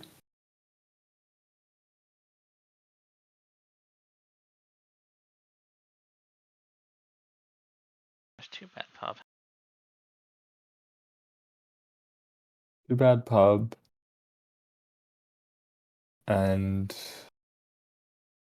there's no because we know that the only agendas are hostile, off-world, send a message, and transport monopoly. There's no agenda you have to imp. All right, okay, but we are staying on the conduit plan. Yeah. So if there's an imp that comes in on one of these early cards, that's just an extra card deeper for all the future conduit runs. Yeah, I think this first run you just pick something and imp it to get deeper.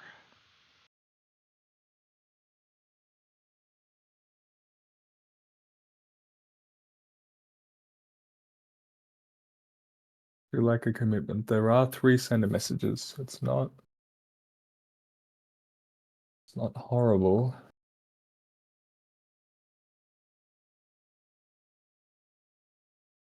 It's down to 1 credit.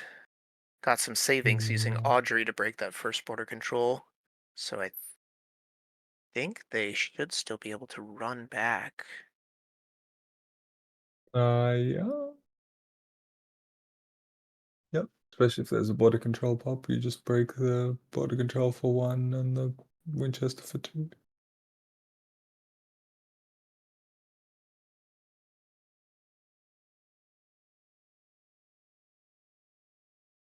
And if you knob onto this conduit here, you're going to be seeing 6. Yes. That's half the deck. Whew. Half the deck, yeah. Oh my god, this is a tense end. What a final this is. So tense. Jeez. Yep, going in. Conduit. I think could have perfect. Right. We'll have 1 click after this to, I'm not sure what, check this one face down in Check the one archives, face I down guess. archives, I guess, yeah. Mandatory draw top. 2 known cards are like top 2 cards are known, I think, by my maths. There was an excess of 4 last turn where 1 was trashed. Mandatory draw makes it 2. Yeah. So 4 new cards, I think.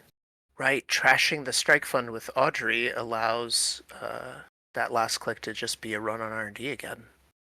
Hmm. The There you King go, still has to 10. get pretty lucky. Can Gotta get 5 points. Let's see. could imp something here and then yeah. I don't know, it's tough. I mean, you imp something, Although and then any agenda is still 1 card deeper off the next conduit, right? yeah. Okay, I think those 2 were known. Imping a Alright, Bran. got a Bran. Okay. That's okay, there we go. There we go. It just Out of has the to world. see anything. Yeah, but on the run back, there's going to be, what, like 1, 3 additional 2, fresh cards now? 3, 3, uh, 4 fresh cards. 4 fresh. 1 extra off the conduit, and then 1 for each of the trash. Yeah. Yeah, 1 for each of the trash and the 2 for seals. So we'll see 7 of 9. Which surely, if there's an agenda in R&D, it would be there.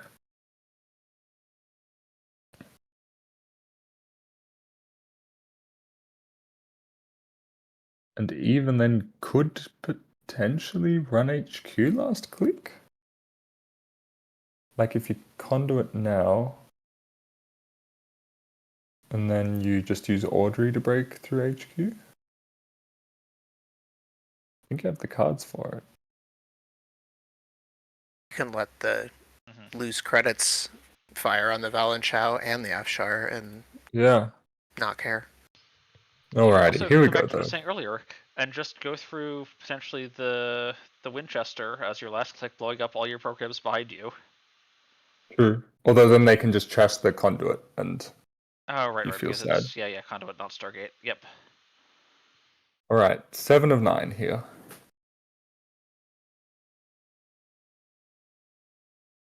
Will we get?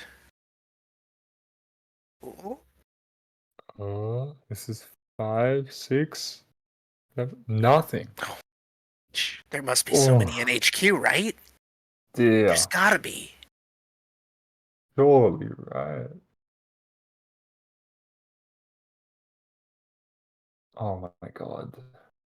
Oh no. Not like this. This Well, is. it could be 8 of 8 in R&D, or it could be the run on HQ, How or many it could be agendas archives. are unaccounted for? There is, assuming server 1 is a sender message, there's one more sender message, two more off-world office, no, one more off-world office, and one more hostile takeover between HQ R&D and Potentially is there a this face chance one is in down. archives? Well, Yeah, it I just don't all remember if that was an reminds you there's at overinstall or... most 2 in R&D, right? So there is Yes, one the two outstanding very between bottom ones. HQ and archives at a minimum. Yeah.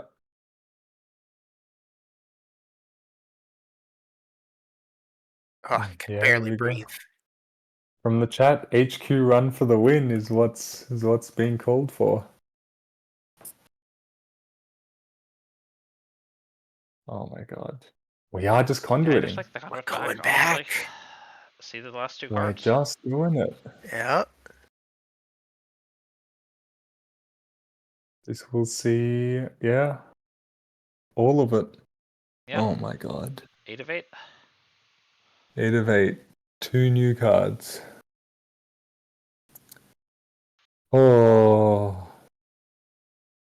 This is scary. And at this point, yeah, Space Ice will know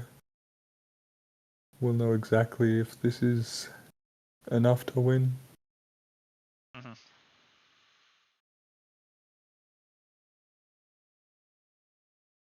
Oh, this is too exciting. What? Okay. 1, 2, 3, 4, 5, 6. Okay, here's the new ones. No. Oh, There it the very is. last card. What? It was just not quite far enough Whoa. off-world. Wild. Wild. Jeez. Awesome. Alright, well, I'd like to What a congratulate our winner. finish. The King. The King has been putting up some results lately. Weren't they top placing in like the last few AMTs as well? They've been having pretty good results. I don't know Could their be. exact results offhand. Yeah, won the February standard AMT. Well Okay. done to the King. Excellent. All right. That's all I Well, wanted to say. players, if you haven't already, make sure to fill out that form so we can send those fancy Sansan foils your way.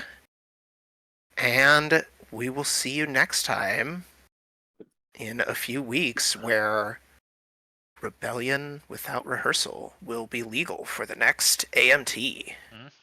Also, if you want to take a second to plug playtesting again, because if you came out here and enjoyed brewing in Sunset and testing this variant ban list, you might enjoy testing other things as well.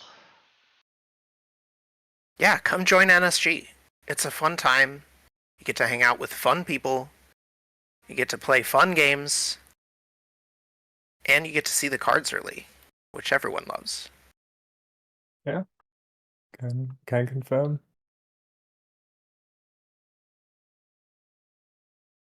And thank you to Thrantar and all of our other commentators. Have fun. Thank you so much for coming on. Thanks for running the stream.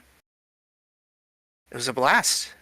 Yeah, it's a pleasure No to problem. I'm always chat. glad to help out. I definitely have a few things to tweak with my setup for next time, but that is something for tomorrow or another day where I'm not quite so tired as I am right now. Oh, for sure. We'll go take a well-deserved rest. That's the plan. I know it was a pleasure casting with all of you. It was a pleasure being here, spectating these great games. Yeah. Absolutely. Bye, everyone. Bye.